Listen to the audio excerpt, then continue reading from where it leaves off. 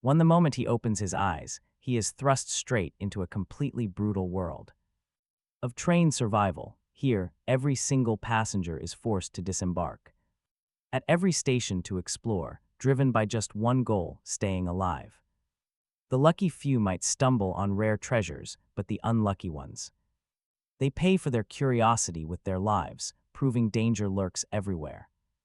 To survive in this nightmare, a person has to gather supplies and upgrade their own carriage, slowly building up a private train world of their own. But he enters this twisted game with an insane secret advantage: a unique ascension ability. Literally anything he holds in his hands can be evolved to its absolute limit, turning cheap trash into pure gold.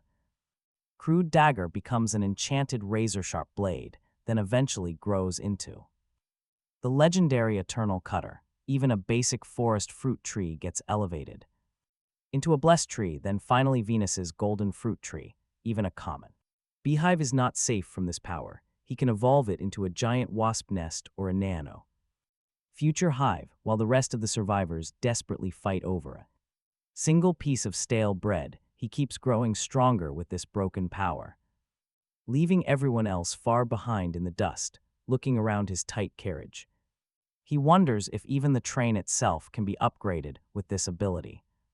It turns out his gut feeling is spot on. Before the first stop, he has already secured a massive, unbelievable lead. A blue screen pulses, telling him the ascension succeeded and that he broke an ancient record, unlocking the rare Destiny Divergence module. Officially registered as the conductor, he is told he can now choose his next destination. He braces himself as the system warns him to sit tight and hold on. The train is finally about to reach its first dangerous stop. Now, if you are enjoying this ride, if you could hit that subscribe button to follow his wild journey, it really means a lot. Now, let's step back a few hours earlier. Let's see what happened just a few hours before this. A haunting message echoed through the dark void, wishing him eternal life as the train departed. When he finally opens his eyes, a brutal headache throbbed behind his temples, and he, himself rubbing his temples, staring blankly at a strange, metallic train compartment. He has absolutely no memory of how he ended up here. His very last memory was just staying up late watching some anime, before darkness swallowed him whole, leaving a massive blank space. For a split second, he wonders if he worked himself to death and went straight to hell, but that cold, robotic voice interrupts his dark thoughts.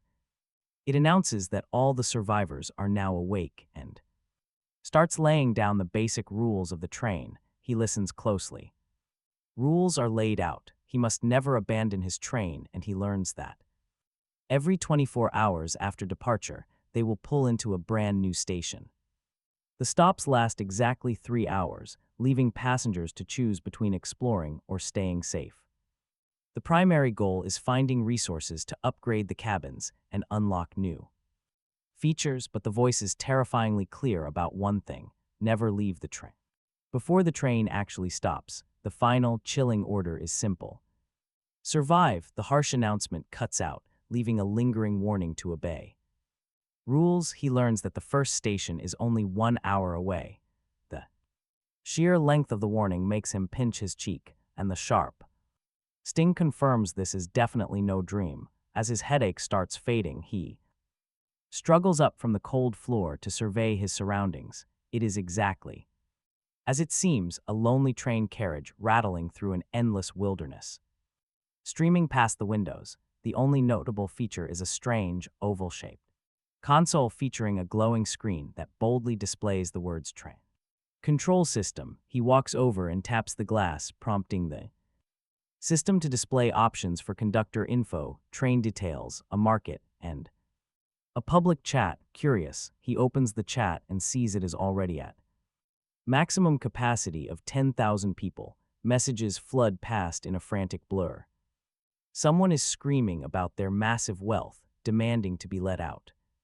Another begs desperately for life-saving medication, while a woman named Shaiwan cries out for her missing husband. Some wonder if they got icegate while one cynical guy actually cheers about never dealing with his boss ever again, but his eyes catch a post from someone claiming they are all just bad actors in a fake reality show. The guy claims he is jumping off right now to prove it, completely ignoring everyone else's warnings. Seconds later, his name vanishes, and the counter drops to 9,999. Talk about a wake-up call. He feels a cold chill, wondering if the guy just died. Deciding to push the thought away, he closes the chat and swipes over to his train. Stats: it is a level 1 train with 0 extra cars, moving at a slow 20 kilometers per hour. It has a basic workbench for recycling and basic structural parts, including simple wheels. Upgrade requirements are steep: 100 kilograms of wood, 150 kilograms of metal, and 50 spare parts. That low speed bothers him. If arrival times are locked at 24-hour intervals, why does speed even matter? Besides, if 10,000 people are arriving at once, the station would have to be absolutely massive. He stares back out at the endless woods with a sudden, terrifying realization. Maybe train speed matters because if he moves too slowly, something dark will eventually catch him. Pushing the dread aside, he opens his personal info screen. His name and I are displayed alongside sanity and stamina, both sitting at a perfect 100. The sanity meter warns of mental decline, from simple fatigue to complete madness, while stamina dictates his physical ability to function. There are 0 active skills listed, but under his talent slot, one word changes everything.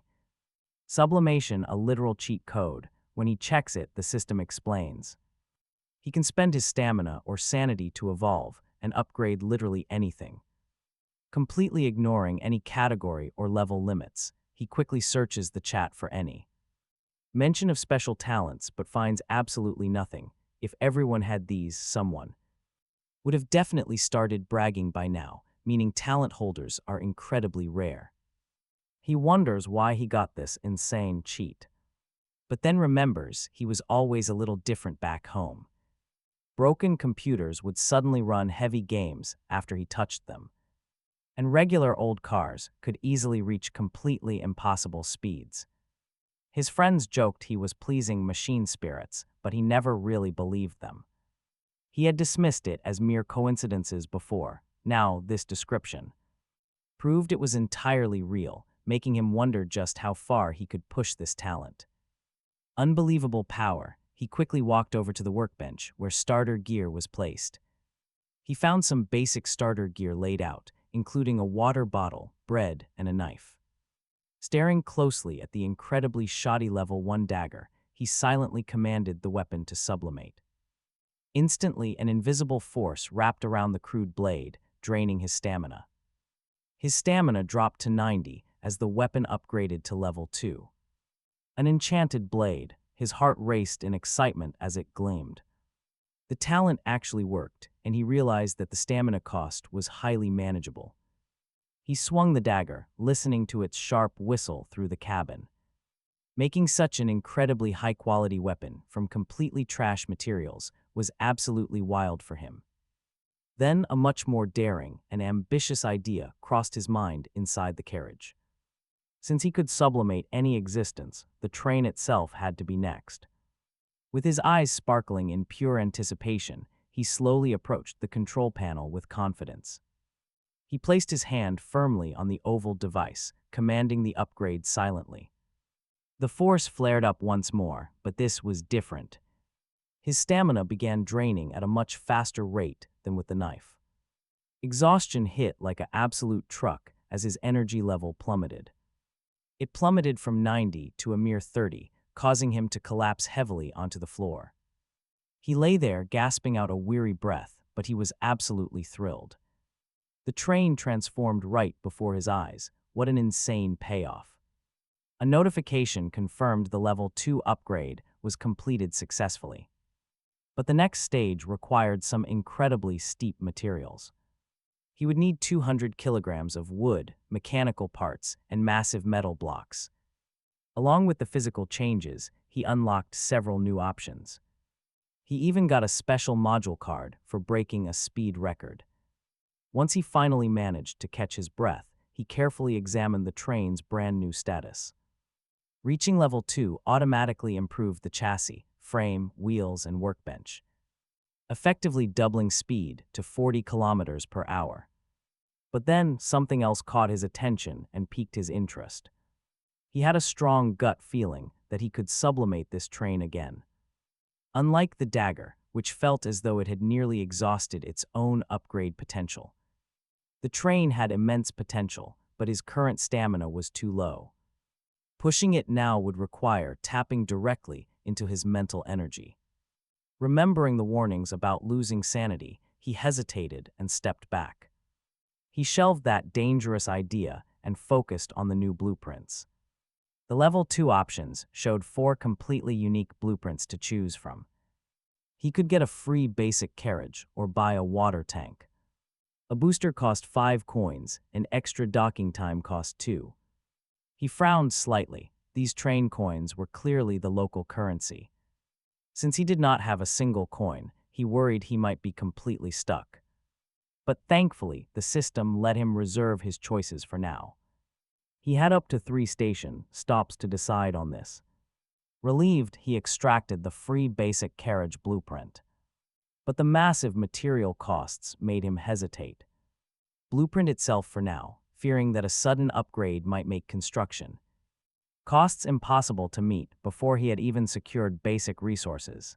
He shifted his focus to the special module card, which materialized as a diamond-shaped card wreathed in pale blue particles above his palm.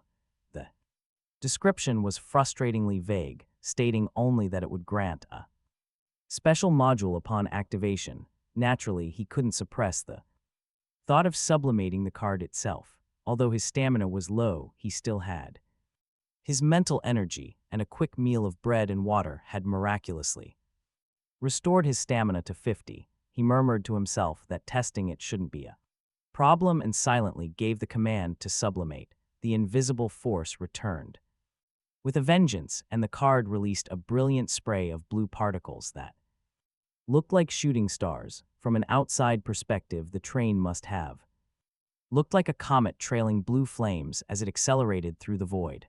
When the light finally faded, he felt a heavy lethargy settle into his bones. His stamina had dropped to 20, and his mental energy sat at 60, triggering a mental fatigue status. Despite the high cost of 70 total points, the result was worth it. Talk about a massive power-up. This exclusive module card was totally worth it. He lay on the floor examining the card, wondering what mental fatigue actually entailed. Since he didn't feel particularly different, perhaps his physical exhaustion was simply masking the mental strain. He offered a quick scattered prayer to every deity he could think of, from the ancients to the god emperor. Before finally activating the card, azure light enveloped him as the system congratulated him on obtaining a unique conductor module called the Crossroads of Fate. Its effect was simple yet profound. His path would always present a second choice, and different choices would lead to different destinies.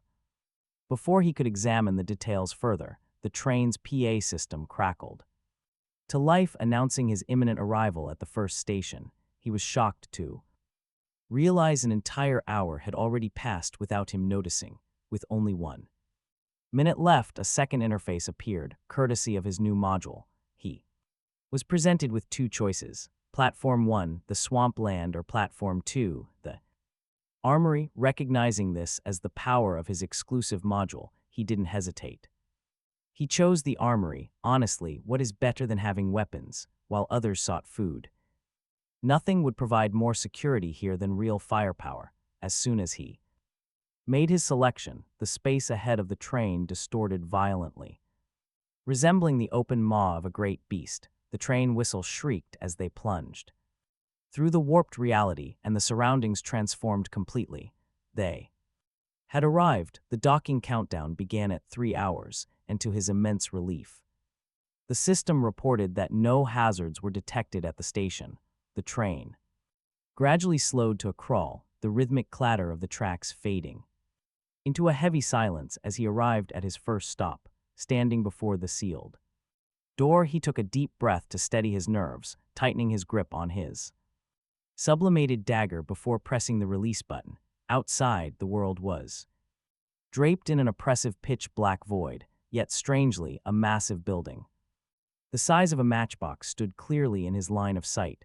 Looking up, he realized there was no sun in the sky, yet the road beneath him and the structure ahead were clearly visible. It hit him right then that space travel is truly an insane power. It completely explained why the trains shared the exact same arrival times despite the distance. He stepped off, reaching the entrance in barely 10 steps. The massive doors were shut tight, but he managed to pry a gap open using his dagger. As the heavy doors swung wide, a wave of rotten stench hit him square in the face. He walked inside to find rows of neatly arranged wooden crates, the clear source of that decaying odor.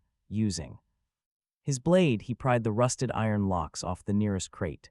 Inside, two bolt-action rifles lay half buried in wood shavings. The system identified them as low-level marksman rifles, each equipped with 20 low-grade bullets, 2 guns and 40 rounds in just one crate. This was good stuff. He spent the next hour opening several crates in a row, hauling the loot back to the train.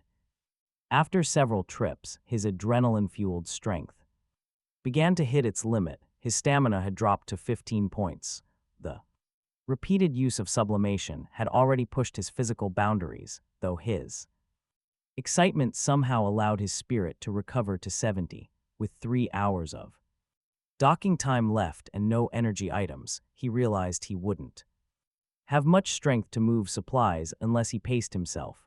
After resting, he shifted from heavy lifting to exploration. In a side room, he spotted several sealed iron boxes on a shelf that reminded him of military supply videos he had seen back home. The markings on the surface were blurred, but he felt a surge of nervous anticipation as he swallowed hard and pried one open. Inside were neatly arranged blocks of compressed biscuits, looking like bars of gold and emitting a faint milky aroma mixed with a fermented tang.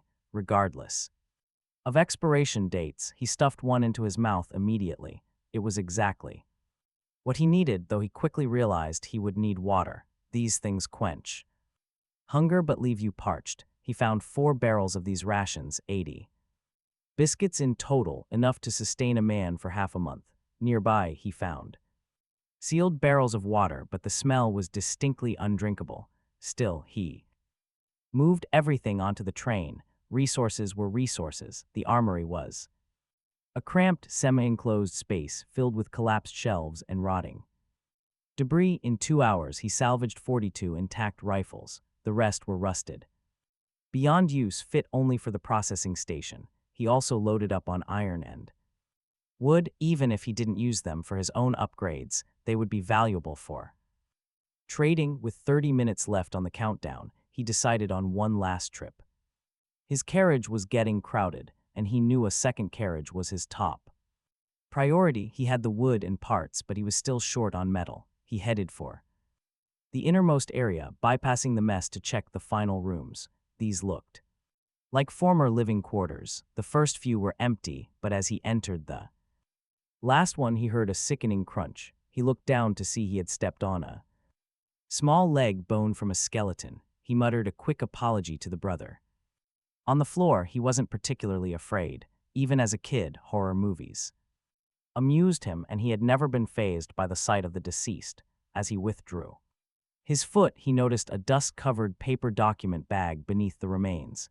It was strange. Iron and wood had rotted to nothing in this place, yet this paper. The bag is completely intact. Intrigued, he grabs it and runs back to the train to run a systems appraisal, specifically to make sure there are no traps. To his surprise and delight, the screen identifies it as a level 1 treasure chest. He laughs, thanking the old bone brother and promising him a proper burial later, but as he prepares to open it, he pauses. If he can sublimate the train, surely he can sublimate this too. His stats are 30 stamina and 80 Spirit, he reasons that such a tiny bag will not drain his energy too much, and he can always eat a biscuit to recover. Once he is convinced the decision is practically made, he whispers the command to sublimate. His stats immediately begin to drain. A red system warning flashes that his spirit has dropped dangerously below 50, immediately plunging him into a state of self-doubt. He collapses onto the floor like a fish out of water, staring blankly at the swaying ceiling lamp. A pause, then he sits up. His stamina down to 20 and spirit at 50. Honestly, it does not feel like a major deal. Aside from the heavy physical fatigue, the self-doubt state does not seem to block him. The cost to reach level 2 is 40 points, higher than he expected, but the folder is now a level 2 treasure chest. It seems it cannot be pushed any further, perhaps lacking the potential or being capped by some hidden system rule he does not understand. He rubs his hands and opens the folder. The rewards flash before him: 4 train coins, a Colt M19-1 pistol, and a level 2 blueprint for an external garbage collector, reflecting on the. And just like that, the grind pays off. He realizes this is the absolute primary way to obtain local currency. He opens his train details and sees that the options that appeared right after the level 2 upgrade are still active at the top of the interface. Without much hesitation, he spends 3 of those train coins to purchase the basic water tank blueprint and an additional hour of docking time, leaving him with only a single coin to his name. If he can manage to find another treasure chest at the next station, he might just gather enough to meet the requirements for that acceleration device. He notices the departure countdown has already shifted to just an hour and 15 minutes, so he turns his attention toward the physical rewards from the chest. The Colt M1911 feels substantial in his hand, compared to the mass-produced firearms he had salvaged from the dusty armory. Its craftsmanship is so refined, it could easily be considered a work of art. He quickly deduces that the firearms in this world likely share a universal bullet type. Because of this, he loads a full magazine of low-grade ammunition to test it out. Aiming at a wooden box outside the carriage, he pulls the trigger and watches as the crate instantly shatters into tiny splinters. The sheer power of the shot takes him by surprise, and he rubs his slightly sore palm where the recoil had bitten into the webbing of his hand. Although this handgun uses the exact same cheap bullets as the ones from the armory, it is clearly twice as powerful. The thought of what it might become if he sublimated it crosses his mind. No, he shakes his head, dismissing the dangerous idea. Now is not the time for such gambles, especially since his physical and mental reserves are currently hovering very near their absolute limits. It is far wiser to wait until he has recovered. After putting the pistol away, he uses the control system to examine the 2 blueprints he has acquired. The basic water tank will. This module lets him store water without it spoiling for 10 days, requiring only 10 kilograms of metal and 20 mechanical parts. Next, the garbage collector was even cooler. It automatically gathers and stores all trash from the platforms before departure, requiring 30 kilograms of metal and 100 mechanical parts, with an optional upgrade costing 300 extra parts to let the workbench automatically recycle all that waste into usable materials. Checking his inventory of 210 kilograms of wood, 60 of metal, and 220 mechanical parts, he knew he could easily afford to build both, but doing that meant putting his first additional carriage on hold for now. He decided not to rush since the extra docking time he bought gave him the luxury of a proper rest. When the countdown entered its final hour, he opened the trading platform to scout the market. The rules were weird. Conductors could only list items for sale after leaving a station, but those still docked were completely free to buy anything already available. It felt like a clear attempt to prevent station-to-station supply transfers. Yet, it did absolutely nothing to stop private trades or purchases by those currently docked. It was a massive loophole, one that made him wonder if the system behind this train's survival was subtly hinting that they could ignore the rules to some extent. He focused his efforts on trading. For metal, scanning his pile of low-grade rifles and compressed biscuits. In a world like this, security and food are everything, but as he refreshed the platform, he saw that while some had posted metal, the quantities were tiny and the prices were insanely high. It was pretty clear that most people were just testing the waters instead of looking for fair trades. Turning to the chat room, he saw it scrolling wildly with messages from conductors who had already moved on from their first stops. One guy complained about finding nothing but scrap tires at a garbage station, while another complained about arriving at a stinking grassland filled with black mud, when a few pointed out that black soil could be used to grow vegetables. Others mocked the idea, pointing out the total lack of space on the train. The chat shifted when someone posted a blueprint for a basic mechanical fishing rod, sparking a mix of envy and confusion. It was obvious that many passengers had not found any blueprints at all. People quickly started haggling, offering their starting bread and water rations for mechanical parts.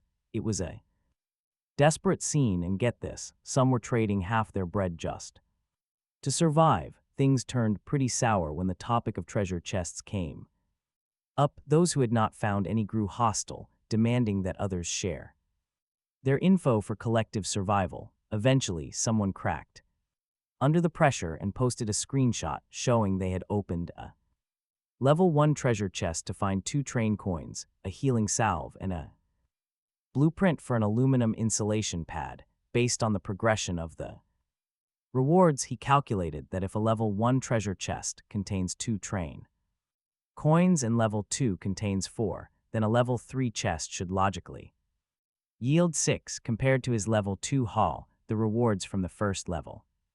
Though he knew that medicine was a precious commodity in this harsh world, where every single coin meant a massive step forward, suddenly, a message in the public chat suddenly caught his eye. A user named Lai Zio Shan was asking if anyone wanted metal, stating he had some available for trade and was giving priority to weapons. The fact that he chose armaments over food suggested he was capable. Our guy preferred dealing with capable individuals rather than those who could not even fill their own stomachs yet, so he decided to reach out to him. A line of text soon appeared in their private chat as Lai Zio Shan asked if he was looking to trade for metal. Our guy countered by asking how much he had, to which he cautiously asked how much was needed. It was clear he was being extremely guarded, but his response confirmed he possessed a substantial amount. When he asked for 150 kilograms of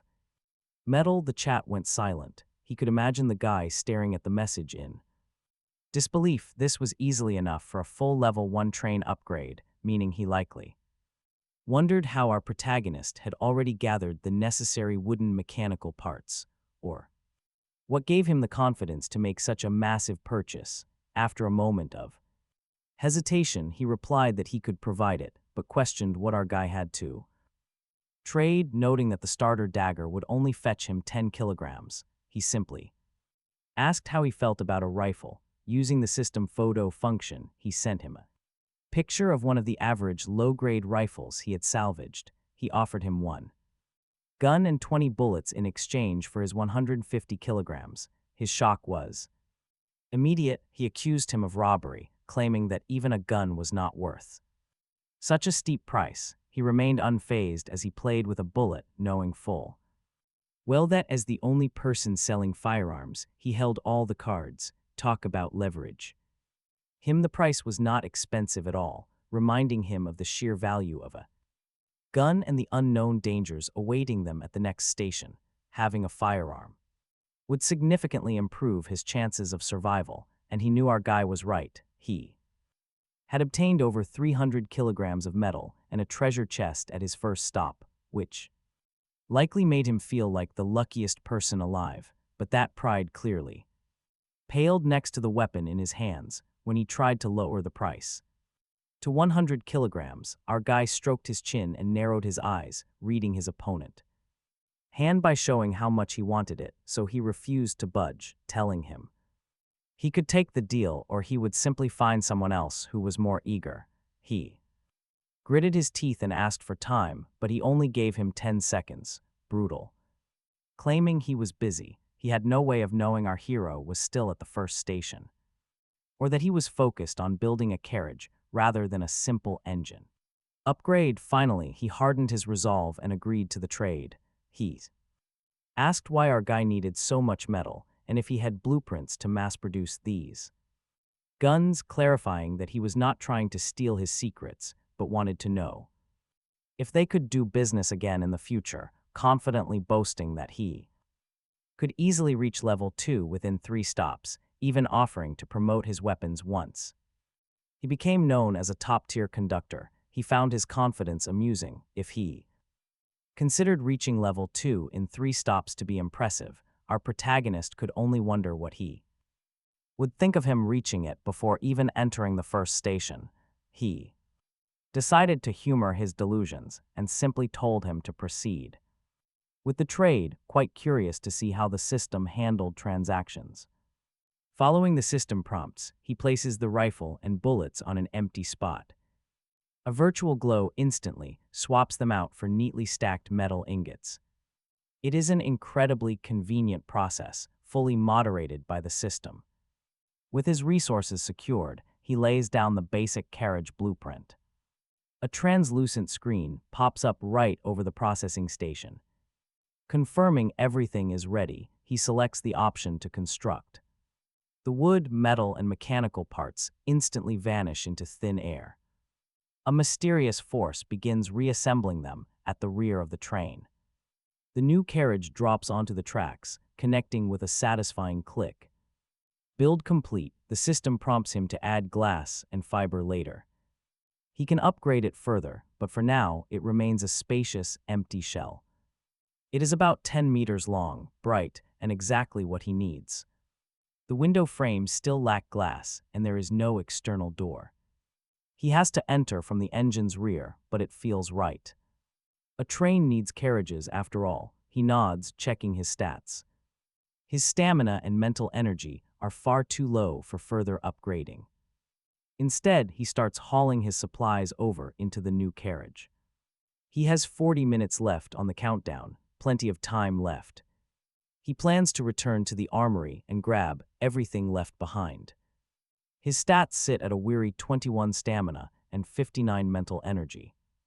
Total exhaustion, he collapses on the floor, flat as a dead fish. He has no strength left to move, but during those final moments he pushed. He drained his remaining energy, making 2 final trips back to the armory. Still, he kept his promise despite the immense physical strain. He grabbed a shovel and dug a proper grave for those skeletal remains. He even erected a simple, unmarked tombstone as a final gesture of respect. This finally marks the end of his massive harvest at this station. Countdown 0, the heavy train slowly groans. The engine slowly lurches forward. Those familiar spatial distortions appear once again. The train accelerates, cutting clean through the spatial boundary.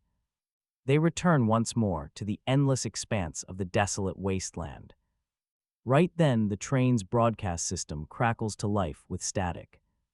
It announces that all conductors have left, offering a hollow congratulations. Congratulations to the 9,892 survivors. They survived the first novice station, but then a chilling warning sounds. They have officially exited the safety period for new arrivals. From the second station onward, safe zones are no longer guaranteed. This grim announcement triggers an immediate uproar. Can you blame them? Some question the timing, wondering why they left an hour late. A delayed departure. The other players quickly piece together why. Someone must have stayed an extra hour, holding everyone else back. Angry players call him a cheater, while others regret not staying longer. They had no idea the first station was actually a safe zone. Some share horror stories about spawning in deserts and nearly dying in quicksand. He remains completely unaware of their bickering, far too busy sitting down. He sat on the floor organizing his final haul. His stash was pretty impressive. 49 rifles, 1,100 low-grade bullets, and 150 kilograms of wood, 104 kilograms of metal, and 162 parts. He also secured a variety of usable tools like crowbars, shovels, and screwdrivers. He tossed the broken ones into the automatic processing station for recycling, keeping all the good ones as backups. His blueprints for the water tank and collector required 40 kilograms of metal and 110 parts, which barely made a dent in his massive, fresh stockpile. After placing the blueprints and allocating resources in, the system allowed their installation. He commanded the system to place the water tank inside his carriage, mounting the collector on the left exterior. Once the installation was complete, he walked back to find a solid, fixed metal water tank with wheels occupying a section of his newly built carriage. It could hold 1,000 kilograms of water and featured secure layers to keep clean and contaminated water completely separate, and then he immediately poured in 50 kilograms of polluted water he brought from the armory, feeling a slight pang of disappointment that he didn't yet have a purification system, though he wasn't particularly anxious about it, but he decided it was finally time to test out the market, so he posted his first message in the public chat room, stating that he was buying water, glass, fiber, blueprints, and various other resources, offering firearms and food in exchange. Just as he expected, the mere mention of firearms caused an immediate and massive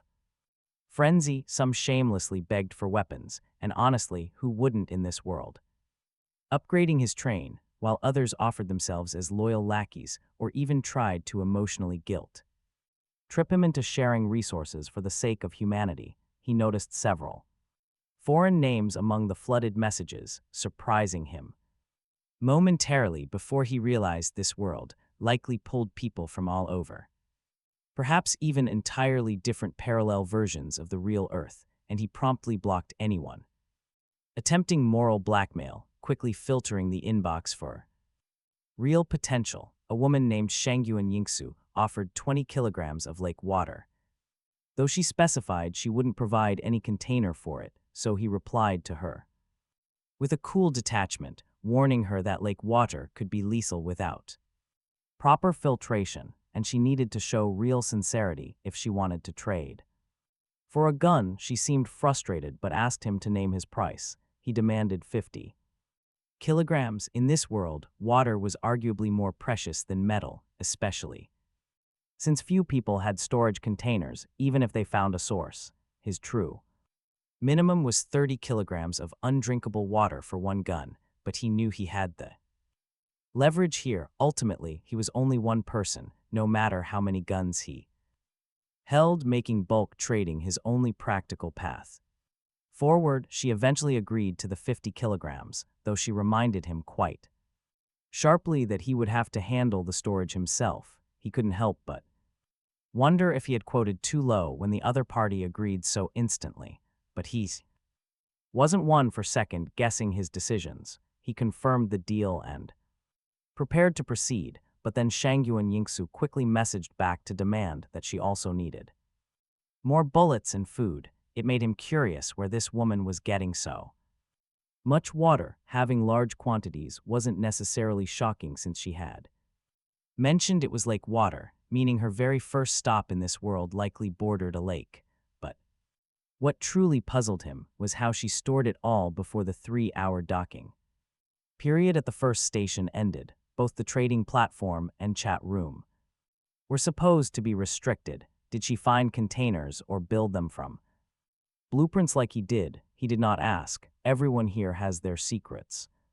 He set his prices clearly: 5 low-grade bullets per kilogram of water. No container required on her end. For food, he offered military compressed biscuits at a rate of 1 biscuit for 5 kilograms of water. She agreed immediately, requesting 100 bullets and 3 biscuits combined with the previous rifle and ammunition that brought the total to 85 kilograms of lake water. When She asked if he had enough containers or if he needed to buy some from her. He told her it was not necessary and initiated the trade. The trading point materialized directly above his water tank as the firearms and bullets vanished. 85 kilograms of water manifested out of thin air, cascading into the reservoir. Between this and his previous trades, he now possessed 135 kilograms. He stared at the clear liquid, resisting the urge to take a drink. It looked clean enough, but he knew drinking unfiltered, unboiled lake water was a death sentence. They finished the transaction with a standard professional sign-off, and she silently sent a friend request, which he accepted without hesitation. Compared to the pretentious Li Xiao Sheng, he preferred her quiet, no-nonsense style. He spent the next several hours successfully selling off numerous rifles and ammunition. In return, he acquired the fiber and glass needed to reinforce his new carriage. Once he applied the upgrades, glass panes appeared in frames, transforming the drafty compartment into a proper room.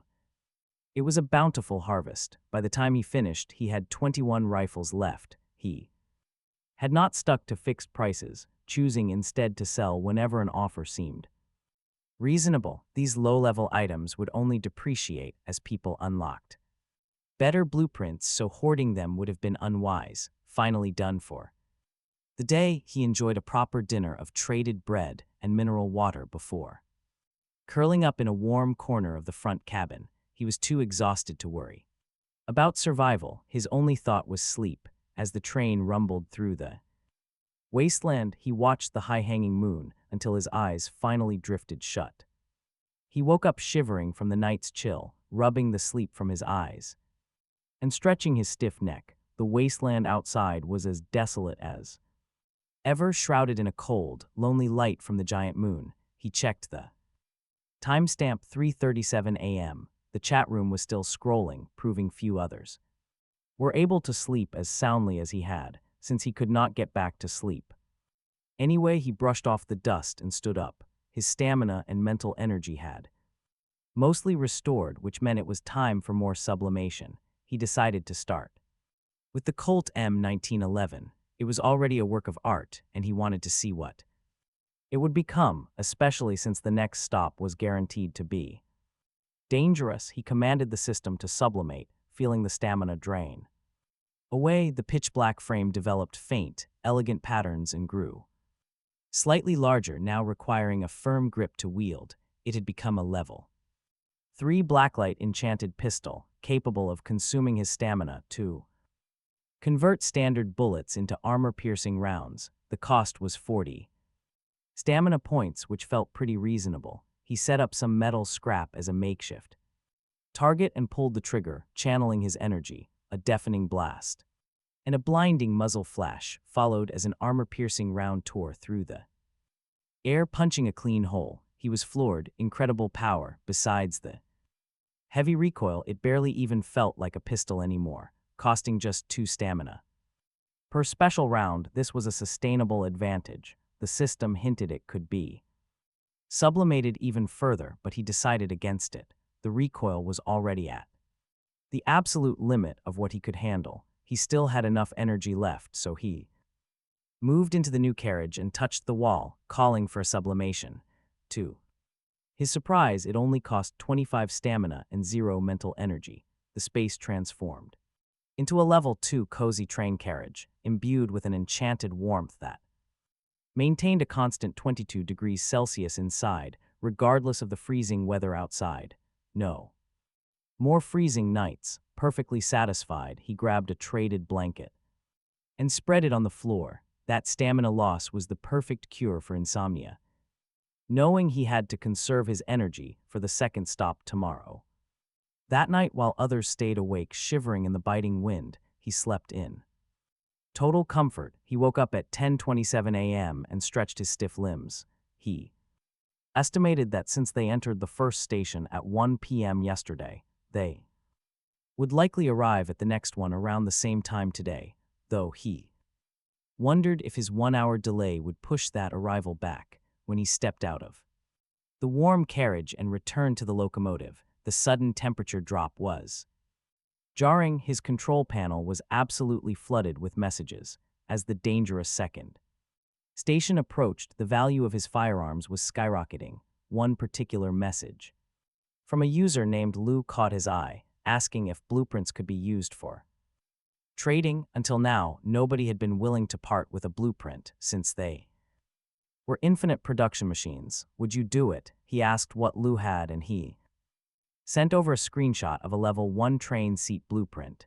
It was just a chair, hardly a top-tier item, but it was a permanent asset. He decided to trade, offering a gun and 10 bullets. He reasoned that while guns were precious, their value was temporary. Blueprints lasted forever.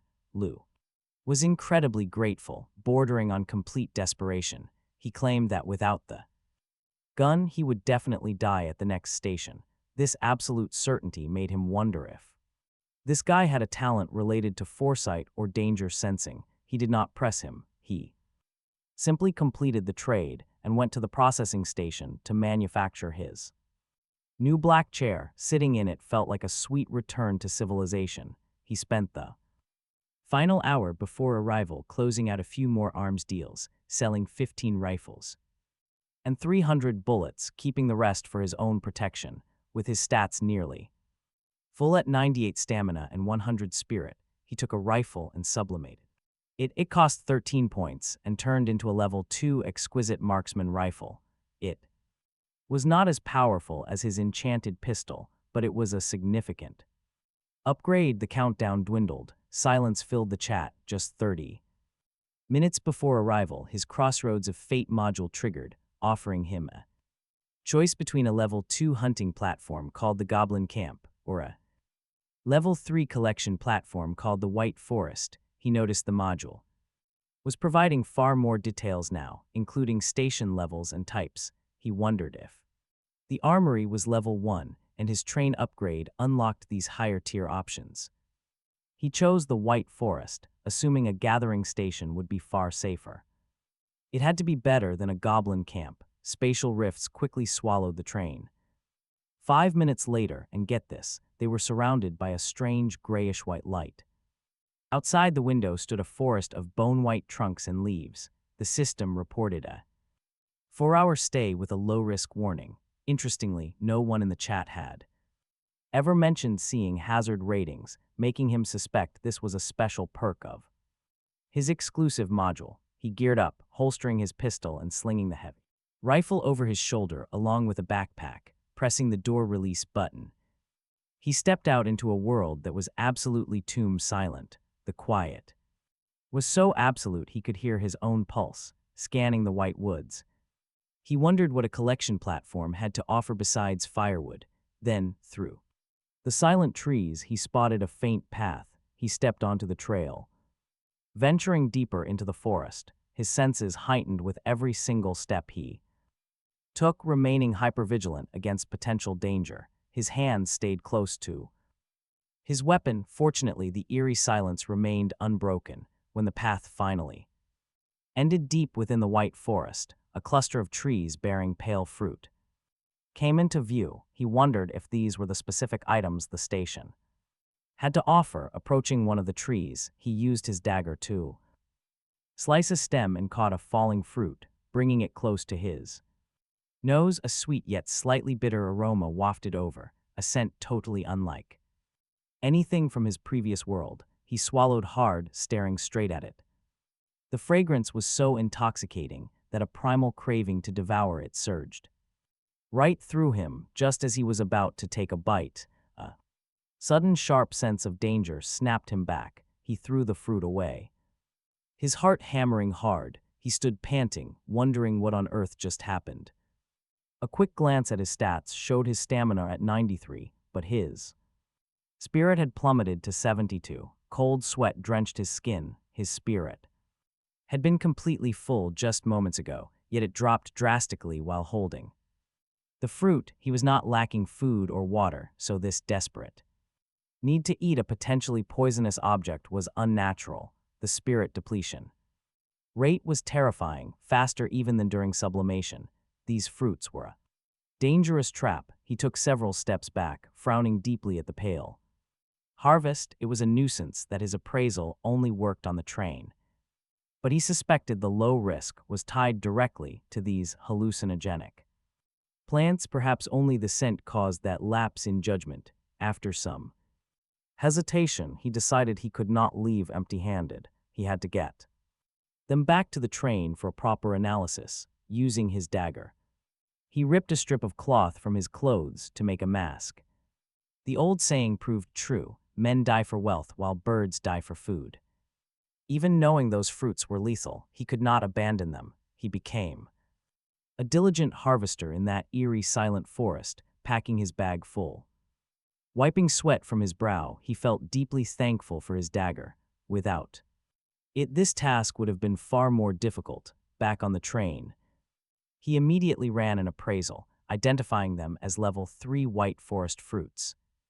In their raw state, they released a hallucinogenic aroma that drained mind power, meaning eating them permanently decreased his maximum spirit. However, soaking them in cold water for 5 minutes changed everything. They would rapidly restore his spirit and slightly increase hallucination resistance. He patted his chest in relief, barely escaping a silent disaster. It was a serious wake-up call. He thought he was careful, but clearly he needed to do better. He dumped his harvest into the water. After 5 minutes of waiting, they transformed from a dull gray to a brilliant, pure white. Taking a bite, an explosion of incredibly sweet juice filled his mouth. It tasted far better than any luxury fruit he had ever encountered in his life. Suddenly, the dry biscuits and bread he had felt like absolute cardboard. Recognizing the absolute, massive value of his find, he quickly emptied his backpack. He grabbed his 2 weapons and dagger, preparing to set out again. Each round trip took 20 minutes, with gathering taking another 10 minutes. With only 4 hours left on the clock, there was absolutely no time to waste. Leaving the train, he saw his trash recycling bot operating. The tiny calf-high cube shuttled back and forth, gathering simple rocks. It seemed pretty useless to him, but since the little machine was already active, he ignored it. He spent the next few hours working like a total whirlwind, frantically stripping every tree. His blade flashed rapidly, stripping tree after tree as the ticking countdown reached. By the final stretch, over 100 pounds of the sweet white fruit was gathered. Leaving this place felt like a massive shame, as he might never taste this again. But he absolutely refused to let greed make him miss the train's final departure. He leaned back, eating his prize while organizing all of his supplies. With 79 biscuits and 21 water bottles, survival was fully guaranteed. Opening the global chat to check on the others, the screen froze him. Only 8,721. Out of 10,000, over 1,000 people were already gone at just the second station. The chat was an absolute chorus of pure misery, full of desperate cries. Others died from bad lake water or suffered brutal beast attacks. Many begged for food or basic medicine. Modern medical luxuries were totally gone. Out here, even a simple scratch could easily become a slow, painful death sentence. While he used his crossroads of fate to secure a completely safe zone, others were being hunted by massive wild beasts or trapped inside toxic, deep mud. As his own countdown ticked down, he remembered his little, cheap recycling robot. He walked back with zero expectations, but get this, only to freeze.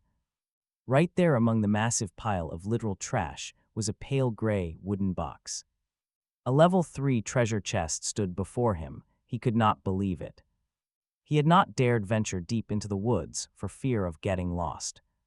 Yet this tiny, simple little machine had wandered off and found exactly what he needed. He patted its square head with deep appreciation, feeling quite guilty for looking down on it. It was worth every resource. He resisted the urge to open it. A level 3 chest, if sublimated, would easily reach level 4. Guaranteeing much better coins and far rarer items. His stats were at 45 stamina and 92 mental energy. He gave the command to sublimate, feeling the familiar drain. It pulled at his soul. Once over, he was spent but mentally soaring. With a loud creak, Chizayo opened the level 4 treasure chest, revealing staggering rewards. Inside lay 8 train coins, an external alert tower system, and rare white forest fruit seeds. There was also a gray paint scheme and an advanced ceramic bulletproof vest. He marveled at the haul, knowing the global chat would be incredibly jealous. Still, he kept his success quiet, knowing that bragging only invites trouble from enemies. Checking his interface, Chizayo realized he could not upgrade these new items further. The energy cost was simply far beyond his current limit, making level 4 a massive threshold.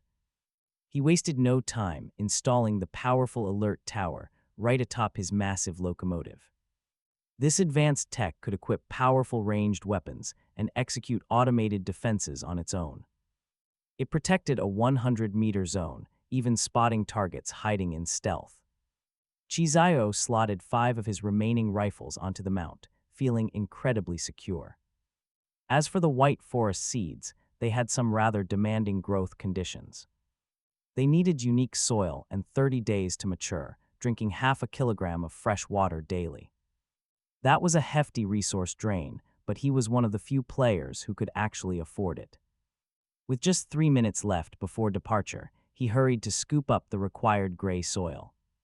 While busy, Chizayo also processed the trash his robot companion had gathered during exploration.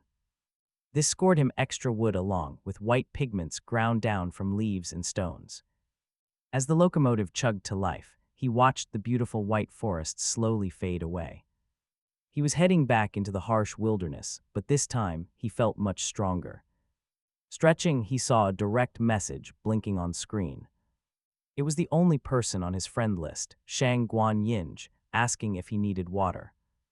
Chizairo typed back immediately, choosing to lay his cards on the table right away. He asked what she wanted, warning her that he had no guns left for trade. He waited a while without any response, assuming she had decided to back out. But as he went to close the chat, a message pinged. She apologized for the delay, explaining she was taking a bath. A bath, he glanced at his own water storage tank, completely and utterly stunned. Just how much surplus water did this woman have to throw it around so extravagantly? He never dreamed of such luxury, talk about a massive flex. He sent a quick reply saying it was fine, then asked what she wanted. He reminded her once more that his supply of firearms was completely tapped out. Meanwhile, inside Shang Guanyin's train, a black-haired girl stood up. Her long, waist-length hair dripped as she stepped from a massive wooden tub. Tying her hair, her light blue eyes remained calm and unreadable. She sent over her specific demands: 32 kilograms of wood, 50 kilograms of metal, and 40 mechanical parts. She added that she was pretty sure he had those lying around. He raised an eyebrow, choosing to avoid answering her directly. He asked why she was so confident and why he would even trade away his upgrade materials. She simply messaged back that she hated dealing with unnecessary trouble. Gathering her own resources was fine, but trading with crowds took time. She had calculated that Chizayo was likely the only player with bulk resources. After all, he had sold over 20 rifles to other players. Aside from basic food and water, he had to be stockpiling resources. She was entirely right, though she did not even know the half of it. Sold over 40, he had the resources she wanted, but trading them for mere water held zero interest for him now. His own reserves were quite sufficient, and he had already noticed survivors discussing how to boil lake water to make it safe, not a method he wanted to rely on unless desperate. Still, it made raw water far less valuable. Shangyuan Yingsha remained quiet for a bit while drying off. Then she sent a stunning screenshot. It changed his mind instantly, a level 1 water purification device.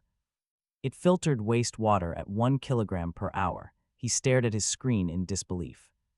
This thing actually existed, it explained her lavish bathing. She could easily filter and recycle everything, given her willingness to trade. He suspected she might even have the blueprint. When he asked her, she did not confirm or deny it, simply stating the device should be Enough to get the materials she wanted. He suppressed his surprise.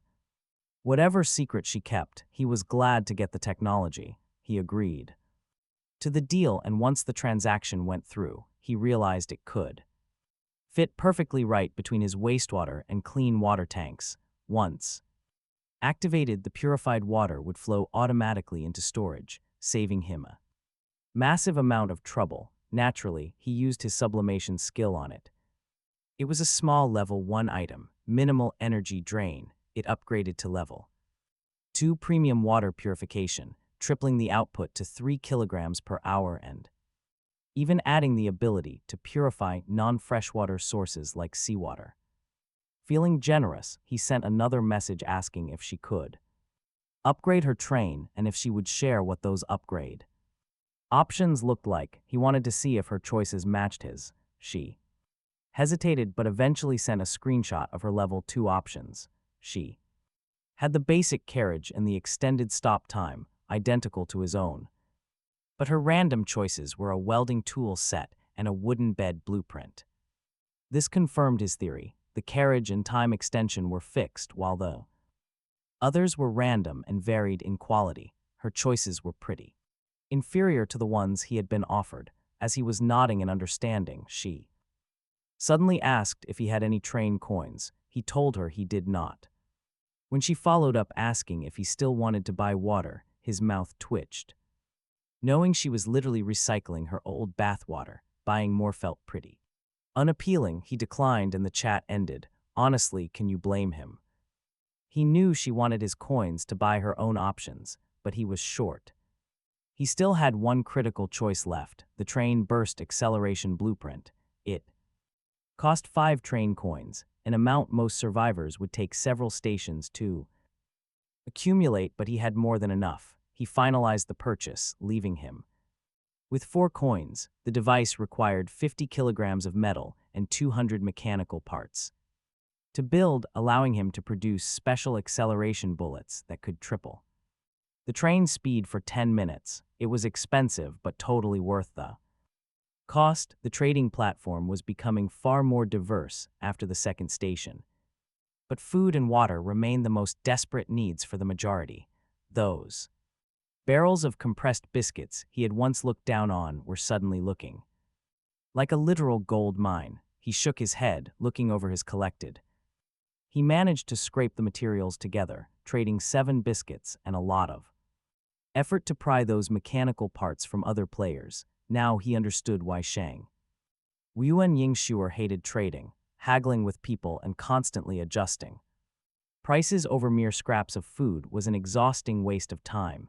He fed the materials into the processing station and the blueprint for the acceleration device began to emit a deep sapphire glow. Before his eyes, metal and machinery fused, coalescing into a complex mechanical heart. The system noted that the train burst acceleration device could only be installed on the main body near the control system. Once integrated, it would produce acceleration bullets limited to 3 uses per day. His heart sank slightly when he saw the cost: 1 kilogram of metal, 20 mechanical parts, and 1 train coin per bullet. Even the ammunition required currency. He wondered what a little sublimation would do to it. With his stamina at 55 and spirit at 70, after few white forest fruits, he figured he had enough for 1 attempt. He poured 30 stamina and 40 spirit into the device, watching it transform into the red triple speed train acceleration device. The maximum capacity increased to 5 bullets per day, though the potential for further sublimation was now exhausted. Following the system prompt, he placed it near the control panel. Silvery light swallowed the device, and a sleek black loading port materialized.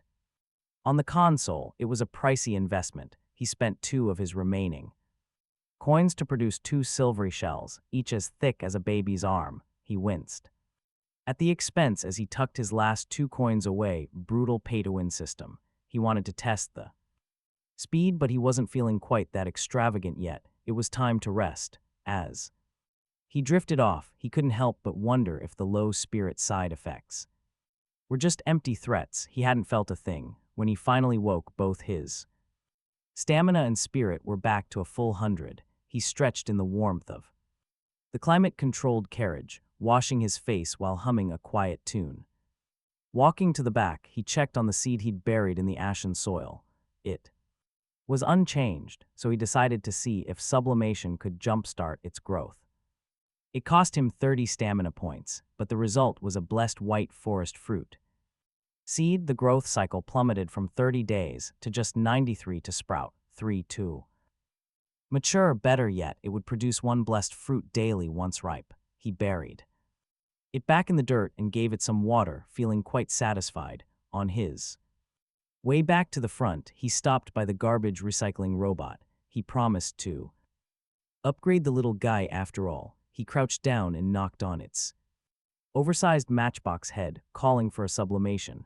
Strangely, the stamina he funneled into it simply vanished with no effect. Frowning at the first failure he had encountered, he tried again, this time using spirit, at the cost of 40 spirit points. A familiar radiance enveloped the machine. It emerged as the GT-1 automatic treasure hunting robot. Its purpose was clear. It would automatically leave the train at stations to locate treasure chests. Mapping out the ones it couldn't carry back, it would cost 1 train coin per use and would forcibly return before the train departed. Camel-like eyes emerged from the box, rotating 360 degrees before locking onto his face to confirm his ID. It asked for a name, and he couldn't help but think of an old world. He named the little bot Wally, which immediately entered sleep mode, waiting for a coin to wake up at the next station. Between the acceleration bullets and the robot, he felt like he was heading straight for financial ruin. Honestly, most survivors at this stage probably did not understand the true value of train coins yet. They were still just trying to find enough bread to see tomorrow. He quickly checked the chat room and saw he was right. People were opening chests and wondering if the coins were just some future station currency. Seizing the opportunity, he listed a trade of 1 compressed biscuit and 1 water bottle for a single train coin. If someone took the bait, great. If not, no loss. By 12:30 p.m., the familiar crossroads of fate prompt appeared. He had to choose between the level 2 Goblin Village, a hunting station, or Doomsday Town, a level 2 mission station. To him, a mission station sounded like a new opportunity, far better than the mindless trouble of slaying goblins. He chose and felt the train lurch into an acceleration. The world ahead dissolved into white noise, and when the countdown hit 0, the transformation was total. He looked out at Doomsday Town. The docking countdown began its 4-hour crawl, but the system's final warning sat heavy in the air. This station was not low risk anymore. It was dangerously red. Dangerous. The train hissed to a halt, and he peered through the glass to survey his new surroundings. This station was a stark contrast to the oppressive darkness of the previous 2. Instead, a harsh sun hung high in the sky, casting a brilliant but unforgiving light over the whole area. The view was haunting.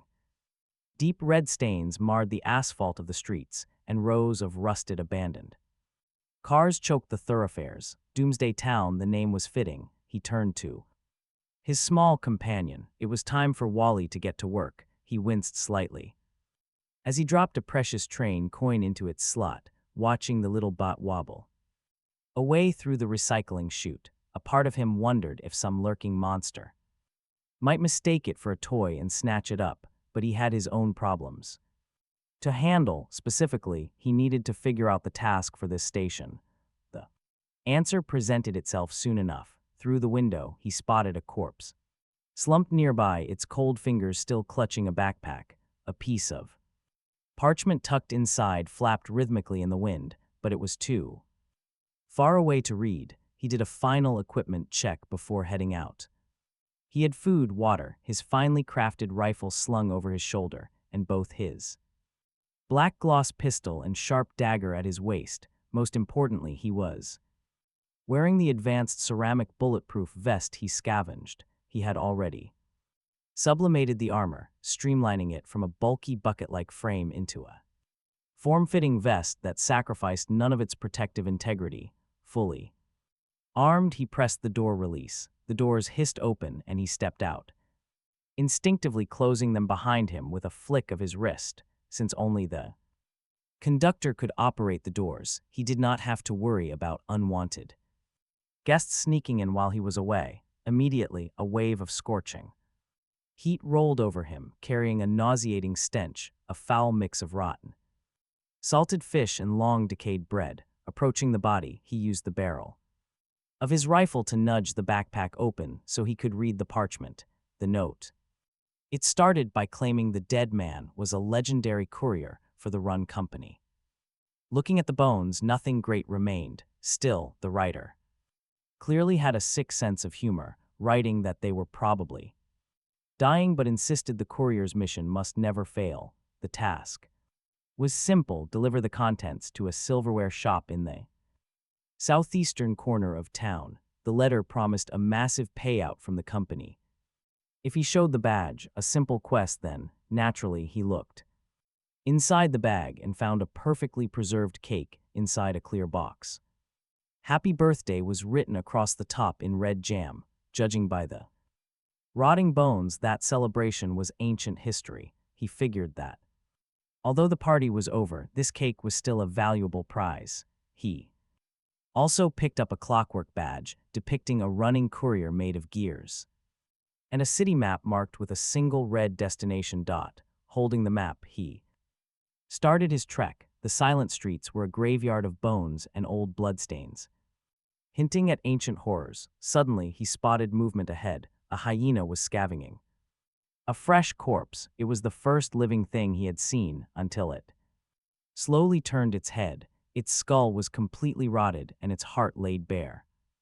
No ordinary dog. This beast was a rotting zombie, growling viciously as it lunged straight at him. He forced himself to stay calm, swallowing down his panic, and raised his pistol. He squeezed the trigger repeatedly. He was no marksman, but at this point-blank range, one bullet connected. The force of the shot was massive enough to blow the beast apart. He had to move fast. That loud gunshot was basically a dinner bell for every monster nearby. Taking a quick detour, he reached the silverware shop with no further trouble. Strangely, the street was dead quiet. He stood before a tightly shut metal shutter, wondering if a living soul remained to take this bizarre delivery.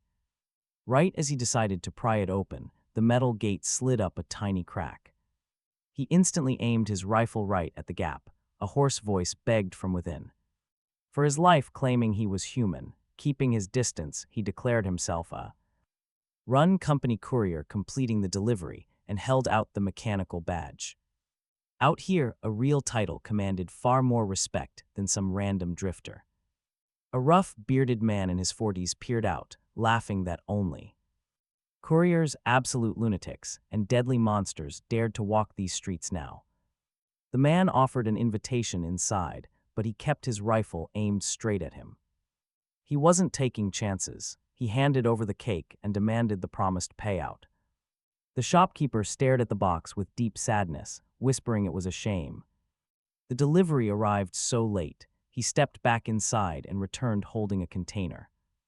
Inside lay 3 heavy train coins, confirming the traveler's suspicion about the currency. These tokens were the universal currency here, but as he reached to take them, but look closely, the man's expression twists instantly as he lunges for the traveler's rifle with lethal intent. No hesitation, the traveler squeezed the trigger. A gunshot roared. A bloody hand flew as the heavy metal gate collapsed. The shopkeeper was no longer human. He was mutating into a colossal, grotesque beast, his face contorted in absolute agony and fury. He screamed about his daughter only wanting a birthday cake, cursing the useless, late couriers with his. He took a deep breath, calmed his nerves, and kept firing. 3 shots hit home, but the creature's tough hide shrugged off the upgraded rifles. Power, the beast slammed a fist into his chest, sending him flying. He gritted his teeth and forced himself up, his stomach churning, if not for his enhanced vest. That single hit would have ended him. The monster shrieked and charged again. He fired another shot. The beast laughed, claiming the bullets did not scare him. He smirked and told the beast to look down. It paused, seeing its body riddled with holes it had not even felt. He did not give it a second chance. He drew his black, light enchanted pistol, which throbbed with an eerie glow, converting his stamina into armor-piercing rounds. He stepped close and pressed the muzzle to its forehead. One final bang and it was over. The silence returned, he realized. Why no other monsters were nearby. This was the big boss's territory. After catching his breath, he retrieved the cake and the 3 train coins. Feeling a flicker of regret for the waste of it all, he opened the shutter fully to find a clean silverware shop filled with silver crossbow bolts and spearheads.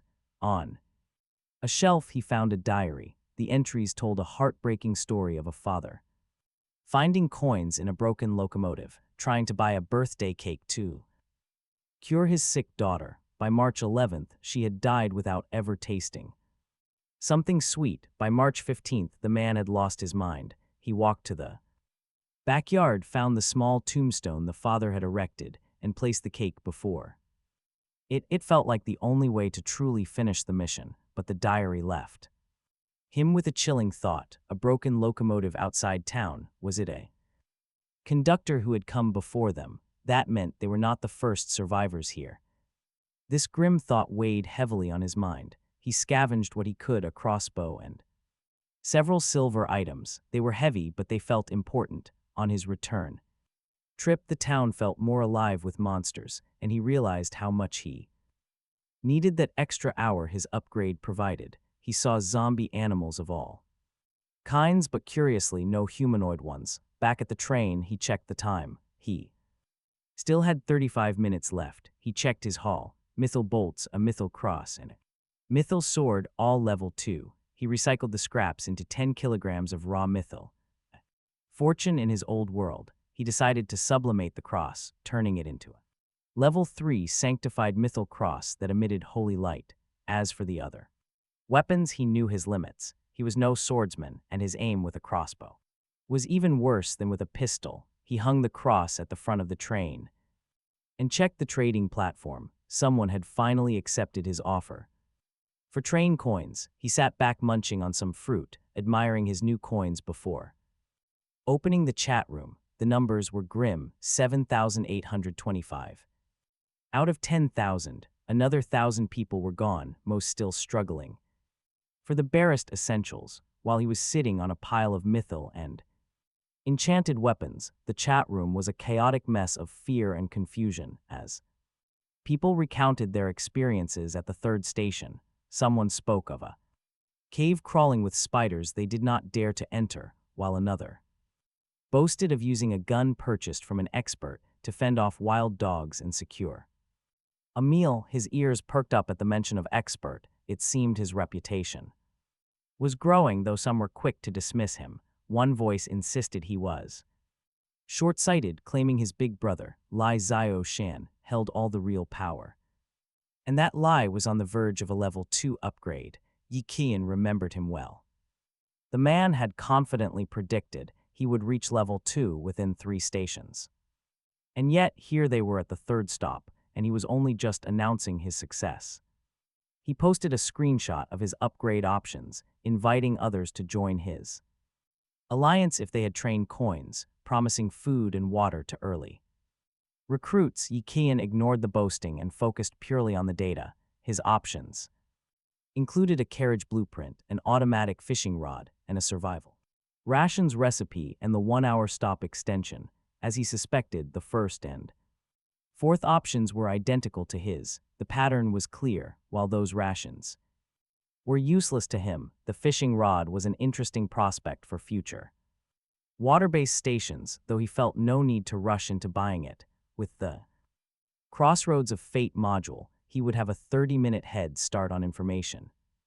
Anyway, it was time to consider another train sublimation he had been holding off to recover his stamina and accumulate more train coins. Between the silverware shop's bounty and his previous holdings, he had 4 coins. If Wally found a chest here, he would be in an even stronger position. Just as he prepared to begin, the rhythmic clanking of treads outside caught his attention. He looked out to sea. Wally wobbling back through the recycling chute, clutching a candy box. Stained with dark red marks, the little robot was covered in deep bite marks. Clearly the work of something far more vicious than a normal animal. He followed its trail with his eyes and saw dozens of zombie dogs circling the train, followed by lumbering mutated humanoids, similar to the shop owner he had killed. He gave Wally's metal head a helpless tap, noting that it had led the monsters straight to his door. Still, it had brought back a level 2 treasure chest.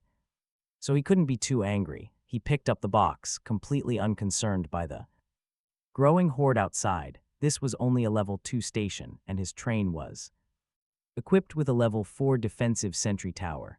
Now watch as the monsters crossed the 100-meter perimeter. The red orb atop the tower locked on, crimson circles painted the ground beneath their feet as long rifle barrels extended from the shadows. The air filled with the steady crack of gunfire, each shot finding a lethal weak point. In less than 10 seconds, the clearing was littered with corpses. He watched the scene with a detached calm, munching on a white forest fruit as more monsters swarmed in, only to have their skulls shattered by the sentry's superior marksmanship. When the countdown hit 0, the train lurched forward. They slipped into the void, leaving the ruins of Doomsday Town behind for the familiar endless wilderness. The onboard broadcast chimed, announcing that the newbie protection period was over. Survival mode was now active, and the voice warned them to be cautious at night.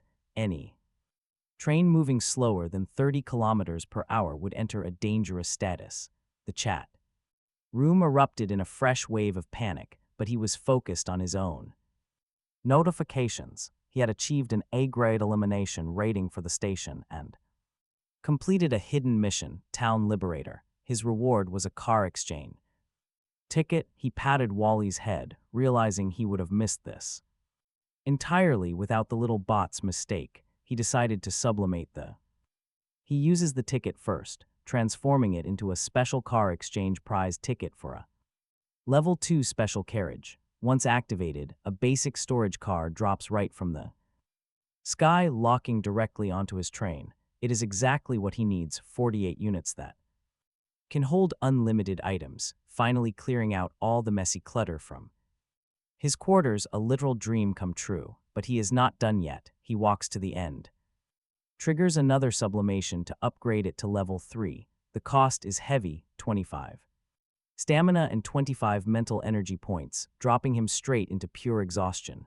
But the payoff is a storage car that keeps food from spoiling, while also offering 3 special slots accessible from anywhere. It is basically a portable inventory. To test it out, he tosses some fruit inside and instantly summons a fresh piece right into his hand inside the locomotive.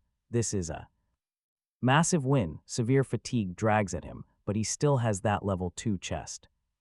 Wall-E retrieved. Fighting through the brain fog, he burns 45 mental energy points to upgrade it into a level 3 chest. System warnings for mental collapse flash crimson in his vision, but he feels nothing but a thick, numbing exhaustion. He cracks the box open to find 6 train coins, a heavy chainsaw sword, 3 virus serums, and a windproof lighter, boasting 10 train coins now.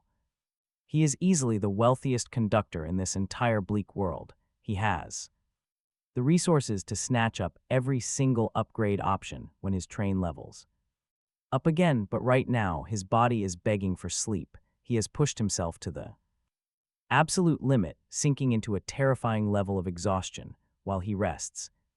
The rest of the world is desperately scrambling. Other conductors are struggling to trade for metal and parts to upgrade their trains, hoping to hit 30 kilometers per hour safety threshold, even if it completely ruins their long-term plans.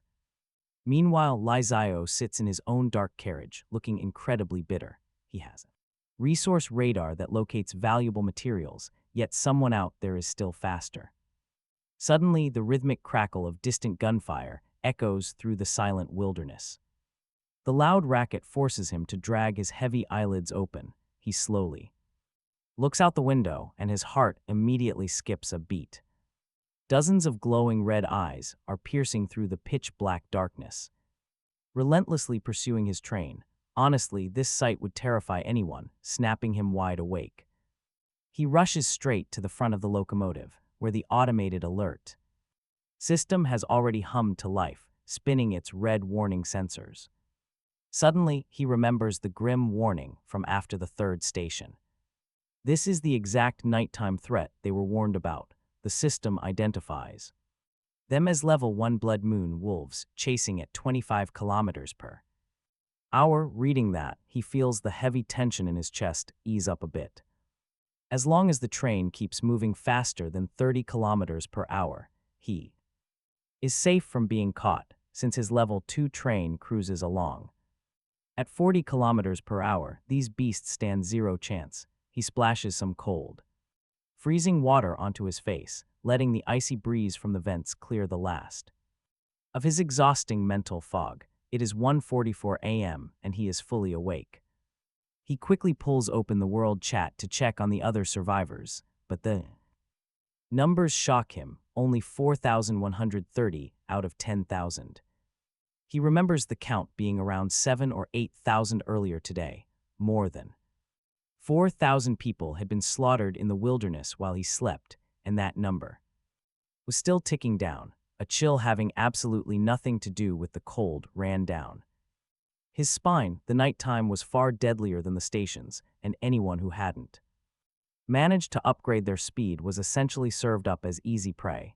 Only those surviving this night of absolute terror could truly call themselves survivors. And it was clear the days of hiding inside the train were over. To live, they had to explore, harvest, and upgrade, or die. A private notification blinked on his chat screen. It was Shangyuan Yingshuer asking if he was still alive. He told her he had just woken up and asked if she wanted to trade. She was looking for bullets, but he had to turn her down. Between the third station massacre and the alert tower's defense system, he had burned through over 70 rounds. He only had about 300 left and could not risk selling his own safety. She asked if he had a bullet blueprint, and when he told her he did not, she offered a typically decisive goodbye. Their brief exchange was refreshingly simple. He sat back and checked his personal stats, noticing something completely impossible. His spirit had recovered to 110. He rubbed his eyes, pinching himself to ensure he was not dreaming, but the sharp sting was real. His spirit cap had actually increased. He could not recall doing anything special before sleeping, aside from total exhaustion.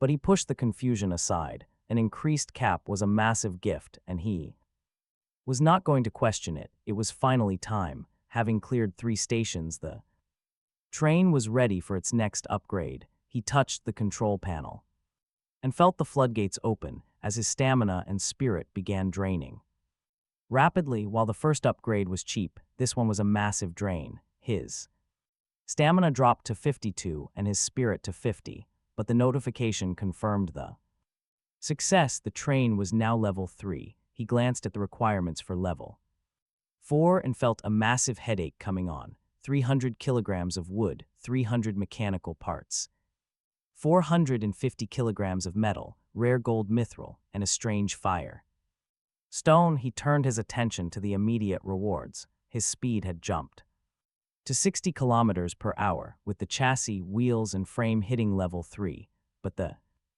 real prizes were the upgrade options and the record-breaking module card he just earned. He opened the options to find a conductor module card for early departure, a level 3 bullet blueprint, and a level 3 power generator blueprint. It was absolutely perfect timing. He desperately needed bullets, and the generator would be vital later. Even with his 10 coins, he could not afford everything, so he had to play it smart. He spent 8 coins on early departure privileges, the bullet blueprint, and some extra docking time.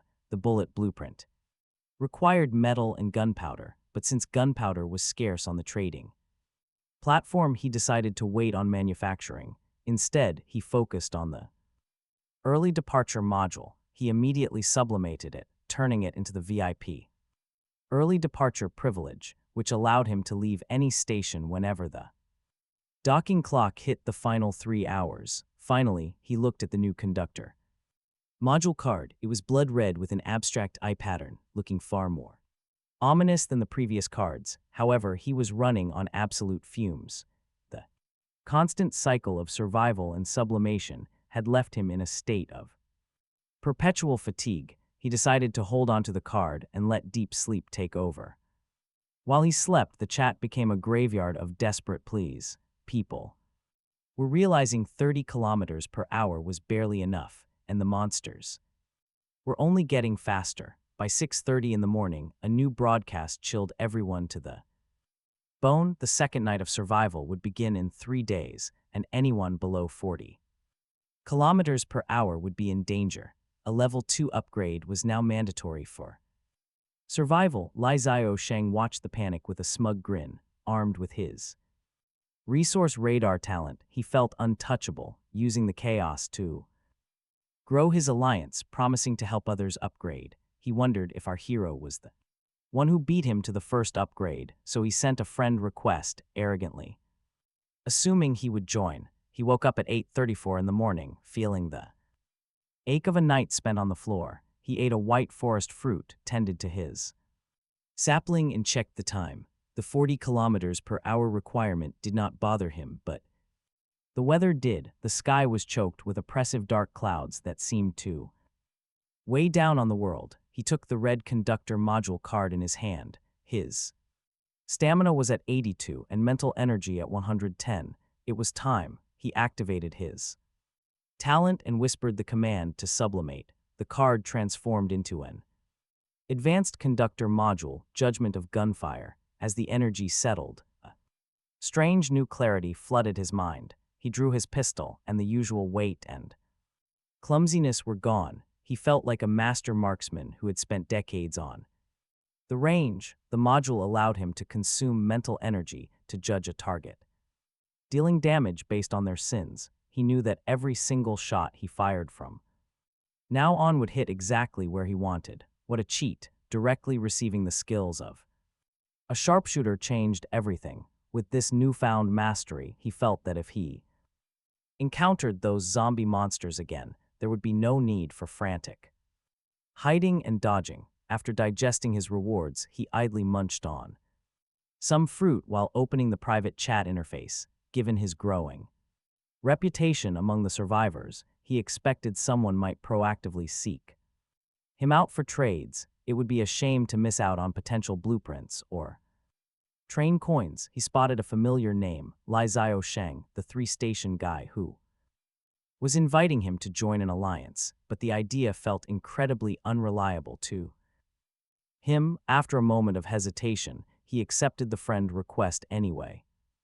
Though they were not cut from the same cloth, he figured the guy likely had some train coins, and trading was fine as long as he did not get too involved. On the other side, Lai Xiaosheng was busy competing for fishing rod sales when he noticed the acceptance. He seemed to think the young man finally decided to reach out to him out of necessity. He cut straight to the point, asking if he was finished making those fishing rods. Lai Xiaosheng dodged the question at first, asking if he completed his demand for the price. He offered to give one for free, provided he joined the alliance. The terms were a contribution of 5 kilos of wood or 1 train coin in exchange for daily rations and a rod.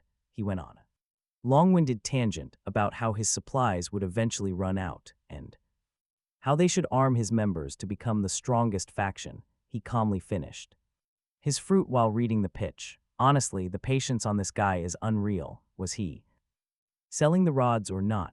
Lai Xiaosheng was not the only source. Someone else had found a mechanical fishing rod blueprint at the first station, and when since the first trader stopped responding, he did not waste time. He found another seller instead. This man was named Xiaolin, and their trade was quick. For 20 mechanical parts and 1 biscuit, he acquired a fully automated mechanical fishing rod. It was miles better than any wooden rod. He immediately initiated a sublimation, transforming it into an alluring, upgraded mechanical fishing rod. That required no bait and was incredibly effective at attracting fish, as he set. The rod aside, he noticed Jalen had sent him a friend request, which he accepted. At 12:30 p.m., a thunderous roar split the gloomy sky. From the comfort of his climate-controlled carriage, he watched oppressive black clouds choke the atmosphere. Then a single raindrop fell, a torrential downpour followed. The PA system crackled, declaring a storm day, and warning passengers that the next station would likely share these conditions. It was strange how wasteland weather could affect these stations. They felt like entirely different worlds. He checked his crossroads of fate for the fourth station. His options were the level 3 Thunderstrike Goblin Tribe, a hunting station, or the level 3 Mist Vale Manor, a mission station. The levels were rising fast, and the recurring presence of goblins made him feel like he had some bizarre connection to them. However, he had no intention of entering a hunting station that reeked of danger. He chose the manor, even though the last mission station, Doomsday Town, was fraught with peril. The train accelerated and space dissolved as darkness and thunder swallowed the locomotive. When he arrived, the docking countdown began at 5 hours, accompanied by a heavy warning, hazardous. Looking out, he saw they were on a broken mountain highway in a relentless storm, lightning illuminated a police car billowing smoke nearby. Surrounded by uniformed corpses, he hoped he was not facing zombies again, but prepared for the worst. He activated Wally, inserting one of his last 2 train coins, and watched the little machine wobble out into the rain. He made his final preparations, checking his special storage units for fruits, bullets, and his blessed virus serums, which now acted as powerful health potions. Armed with his pistol, rifle, dagger, vest, and the Mythal Cross, and clad in a traded raincoat, he stepped out into the storm. He searched the wrecked police car and the nearby corpses. They were not turning, which was a relief. Beside one officer, he found a voice recorder. The recording mentioned a tycoon named Ravi who had died at Rainville Villa on Davo Mountain. The police seemed reluctant to investigate the remote location, but were motivated by the tycoon's daughter and her potential funding. They even discussed pinning the murder on a maid if they could not find the real killer. It seemed like a surface-level mission. He found 2 pistols and some low-grade ammo in the car, which he tossed back into the train since they were of little use to him. Taking the police chief's identification and badge, he headed up the winding road. In 15 minutes, he reached the iron gates of a massive black estate. A nervous guard rushed over, and his disguised identity was enough to convince him to let him in. He begged him to find the real killer, insisting the maid was responsible for his master's death. The guard explained that Ravi had died 4 nights ago, but thanks to a massive storm, they couldn't even call for help until 3 days ago. It sounded like a classic locked room mystery, but he doubted a level 3 station could be this mundane. As they approached the castle, a piercing, high-pitched scream suddenly cut the dark. A woman's body plummeted from the heights and crashed violently onto the lawn. In a sudden flash of lightning, he caught a glimpse of a shadow that definitely was not human, and the Mythal Cross on his chest began burning with sudden heat. The guard shrieked that the maid was dead. An elderly butler hurried out to meet them, and the terrified guard bolted into the dark, screaming that the old butler was the killer. The butler sighed, calling him chief, and mentioning how young he seemed for the job. He casually hoisted the maid's corpse and tossed it into one of 5 pre-dug graves. 3 of those graves were already occupied. The old man invited him inside, but the chilling sensation of being watched made his skin crawl. Once inside, he asked for hot water and pressed the butler for answers. The old man explained that after the master died 4 days ago, the children immediately fell into arguments. The daughter was found dead the very next morning, driving the mansion's guard completely mad. By the 3rd day, the young master had died too. The butler admitted he expected to die soon, which was why he had prepared all those graves. He warned him that the entire estate was cursed, and that he should leave immediately. But his bloodshot eyes looked incredibly unsettling under the dim candlelight. The investigation had officially crossed into supernatural territory. Things were getting weird. He gripped his cross, knowing he would have fled long ago. Why was the butler still here? The old man gave a sad, hollow smile, explaining that escape was impossible because the gates refused to let him leave. He had warned the guard not to let the chief inside, but it was too late. With a sigh, he apologized, adding that if the chief couldn't leave either, he would gladly dig a grave for him as well. But what did this curse actually mean? The old butler stood frozen in shock, his eyes locked onto the young chief's face. Despite his youth, there was not a single trace of the fear the butler expected to see. The butler asked in utter disbelief if the young chief felt no fear. He simply stood up, eyes following the massive wooden staircase spiraling up into the dark heights of the castle. The chief calmly shared a detail he had forgotten to mention. Aside from being a police chief, he also worked part-time as an ordained priest. He declared he would not be leaving anytime soon, pulling the mythal sanctuary cross. From his inner chest pocket, suddenly, a gentle, brilliant holy light surged forth, cutting right through the heavy gloom and wrapping him in a divine, warm glow. He looked like the literal messenger of a god. The old butler's jaw dropped. Rubbing his eyes repeatedly, the old man stared as if looking at a genuine miracle. It took the old man a long time to recover, and the chief finally cleared his throat to snap him back to reality. The butler gasped, crying out to the heavens that they were finally saved, completely relieved by this sudden revelation. Without wasting another second, the old butler began detailing the manor's dark, cursed history. Apparently, the original master was a bloodthirsty lunatic who had once used his maid as a helpless scapegoat for his own horrific crimes, handing her over to a corrupt police officer who tortured and eventually executed the poor girl. After her death, the entire estate was swallowed by an endless, violent storm of thunder and freezing rain. Once the storm broke, everyone inside, including that corrupt chief, had died horribly. Over the next 30 years, the accursed manor continuously changed hands, bringing ruin to everyone. Dozen times, and every single owner met a violent end on a rainy night. Ravi, the current owner, was a complete cheapskate who did not believe in ghosts. He saw a tax-free mansion at a bargain price and simply could not resist. Now the cycle was repeating: the cold rain, the isolation, and the deaths. The butler noted that the only difference this time was that they had successfully reached him, hoping he could finally break the curse. He asked where the first maid had died, and the butler pointed toward the clock tower at the highest point. He already knew his path. This curse was likely a restless spirit bound to stone and soil. As long as his cross could overpower it, this mission was basically solved. He did not dwell on the possibility of failure. That kind of thinking was completely pointless. He took an oil lamp and followed the butler up the stairs. The castle was a symphony of damp echoes and the rhythmic dripping of leaks, but when they reached the clock tower, the cross in his palm began to pulse with a sudden, intense heat. He knew they had arrived. The butler stayed back, paralyzed by fear, so he gritted his teeth and stepped into the tower alone. The moment he crossed the threshold, he felt something lock onto him, rushing through the air. Talk about a warm welcome. He did not panic, simply telling it to get lost as his mythical sanctuary cross unleashed a blinding light.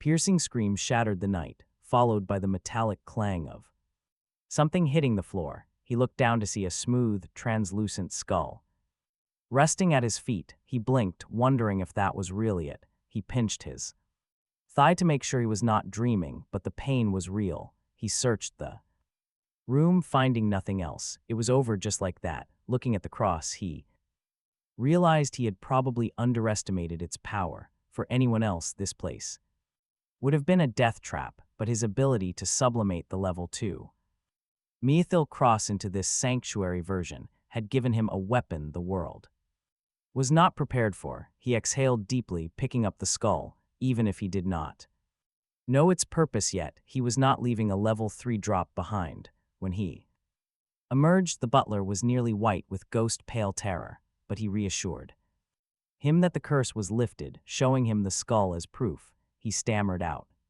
his gratitude, though the thunderstorm outside continued unabated. He knew the spirit had not caused the storm had likely birthed the spirit. Since the manor seal was gone, and he had only been there for an hour, he decided to make the most of his time. This was a wealthy man's home, and while there were no special coins or weapons lying around, it had something far more vital. Real food. He was tired of biscuits and fruit, wanting a real meal. The butler led him to a safe and presented a pure red gemstone, a priceless treasure Ravi had found in his youth. He insisted he take it as a reward, adding that since the master was gone, he was free to take anything else he liked. That was music to his ears. He weighed the cool, smooth gem in his hand, telling him he would be heading down the mountain soon, but first he needed to restock his supplies. He raided the kitchen, finding a fridge full of fresh meat, eggs, and vegetables. He began making round trips to the train every 20 minutes, hauling back as much as he could carry. The butler, busy tying up the crazed security guard, looked startled when he reappeared for the third time, asking if there was a problem with the curse, and he casually told him that the Almighty God was simply hungry.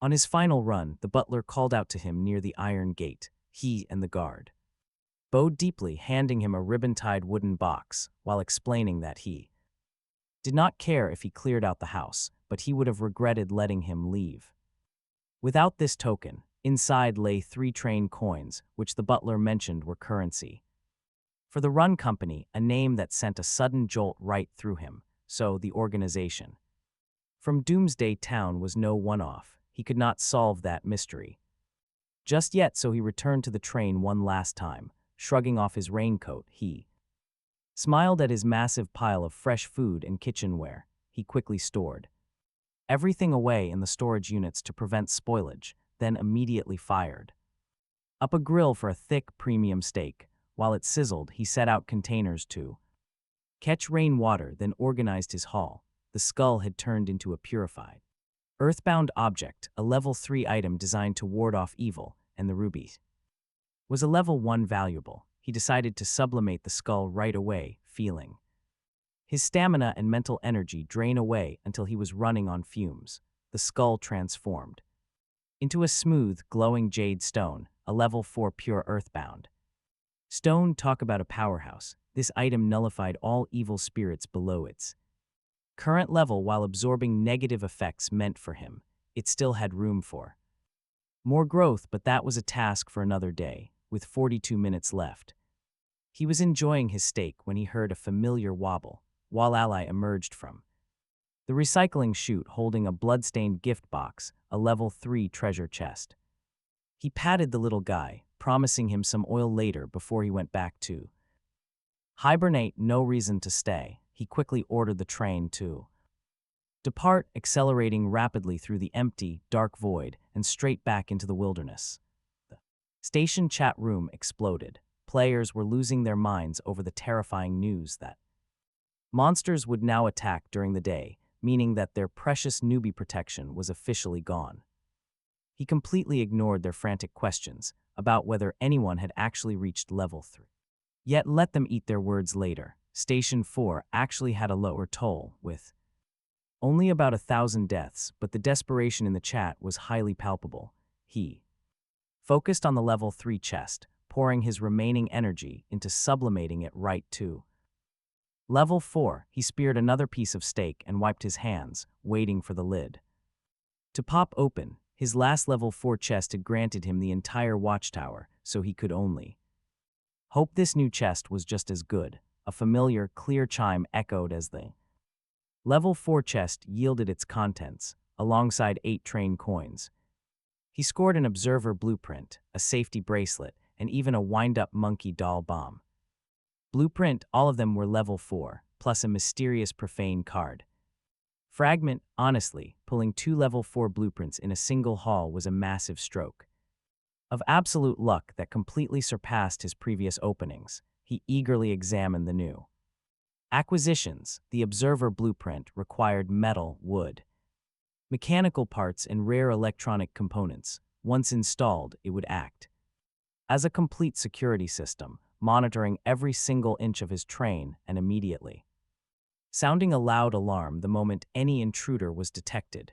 It was an incredible facility, though he would need to scour the trading platform for those electronic components. The safety bracelet was even simpler, but arguably even more vital. Its short description promised to block a single, absorbing a fatal blow before shattering. In this brutal world, survival is everything. And the moment he slides the defense bracelet onto his right wrist, an incredible wave of safety washes over him. The monkey doll bomb, however, poses a major crafting challenge. It demands a serious amount of gunpowder, 400 grams per unit, just 100 regular bullets use. 500 grams. This recipe is incredibly expensive. Shaking his head at having blueprints but zero materials, he decides to take matters into his own hands and buy the supplies. His focus then shifts to the black and gold shard, only 1/3 of a whole, labeled as a profane card fragment.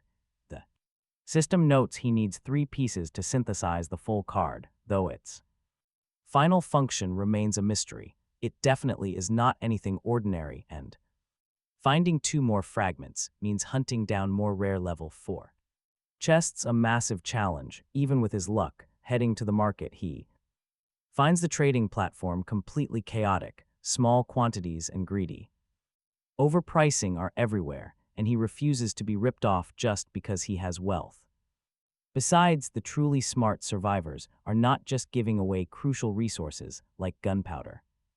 If he wants to get anything done, he needs to make an offer directly to the entire chat. He spends 1 train coin to pin a public message, offering a choice of a biscuit and water or a fresh tomato for every 200 grams of gunpowder. He posts a second request for electronic parts, offering water and a biscuit for every 10 pieces.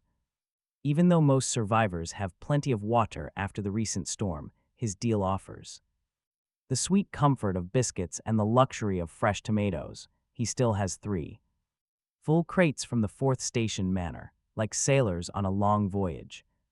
Everyone is stuck on an endless trip where scurvy is a very real danger. The global chat explodes instantly. Shocked survivors panic over his pinned message, while others are completely scandalized that he would waste an entire train coin on simple ad space. Drooling over fresh tomatoes. As expected, some prepared survivors were waiting. Players step forward. In no time at all, he completes 10 quick trades.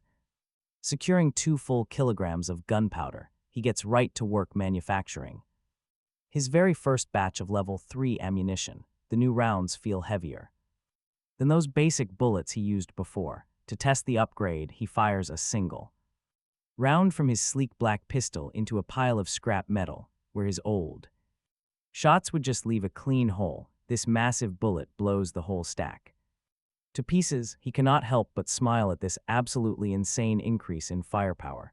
He quickly uses up the remaining powder, storing 999 level 3 high-grade rounds in his special dimensional inventory, letting him grab them even when far from his train car. Right on cue, his private messages start lighting up. 3 different contacts are calling. Lai Zio Shan is rambling with his usual delusional grand plans, pitching an alliance so they can rule the entire railway together. Our hero ignores the spam. Zioin, that reliable fishing rod merchant, wants to buy a gun using actual train coins. Now that is a partner worth keeping. Next is Shangyuan Ying Shuer. She asks about his current train level, but he keeps his answer intentionally vague, saying he only recently upgraded. She respects his privacy, though her focus quickly pivots to his stockpiled gunpowder. She is looking to buy premium ammo, and knowing her as one of the few who can actually afford it, he offers her 40 bullets. For 1 coin, a middle ground price she reluctantly accepts. But he is not done. He offers her an exquisite Tier 2 rifle, 2 coins plus 10 extra bullets. She grits her teeth and agrees, probably realizing he knows her exact coin count. Next up, he asks her to craft a wooden bed using her blueprint. He brings the wood.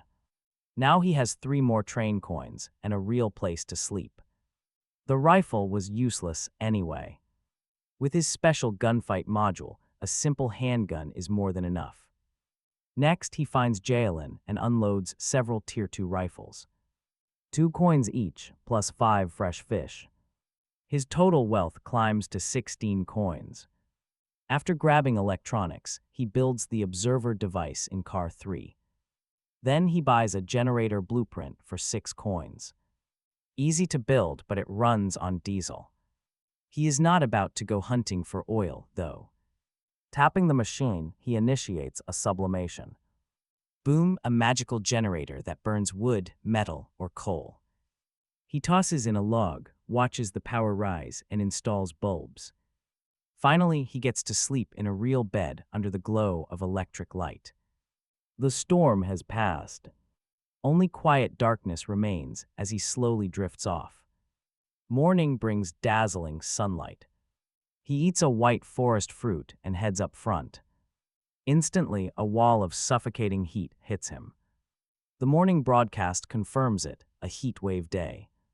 No platform change, but the temperature is getting dangerous. He retreats. Washing his face, he dreads the unbearable heat.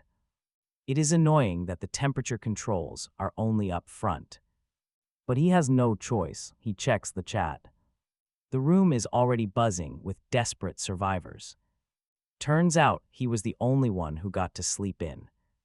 The thick air inside feels like a massive weight. Sweating, he chugs a bottle of water. He does his best to ignore the panic filling the screen. Everyone is losing their minds. 40-degree heat has turned the train into a metal oven. Their physical and mental stats are dropping fast. The fierce heat is driving everyone straight to the absolute brink. But his own interface tells a different story. His physical stats are at 98, but his mental health remains at a solid 110. It seems those white forest fruits are paying off. Then, suddenly, a sharp gunshot suddenly shattered his thoughts, making him spin toward the source. He realized the warning device was already active. Outside, a pack of emaciated hyenas desperately chased the speeding train, their rib cages visible under mangy fur. At his current level 3 speed, they posed no real threat, but it deeply troubled him that the system had not broadcasted this sudden encounter. This was no timed night survival event. It was a random, spontaneous pursuit, a grim reminder of the new normal in this deadly wilderness. A ping from his private chat caught his attention. It was Zhao Lin, the maker of the automatic fishing rods, asking if he had also run into monsters. He confirmed he had, watching the hungry hyenas finally fade into the distance. She sounded completely shaken, explaining that a swarm of birds nearly shattered her windows, and she only survived by pushing her train to 35 kilometers per hour. Desperate for upgrade materials but completely out of train coins, she asked if he would accept fish as payment. Reading the message, he felt cold, logical pragmatism. He had plenty of food, and he had absolutely no interest in running a charity.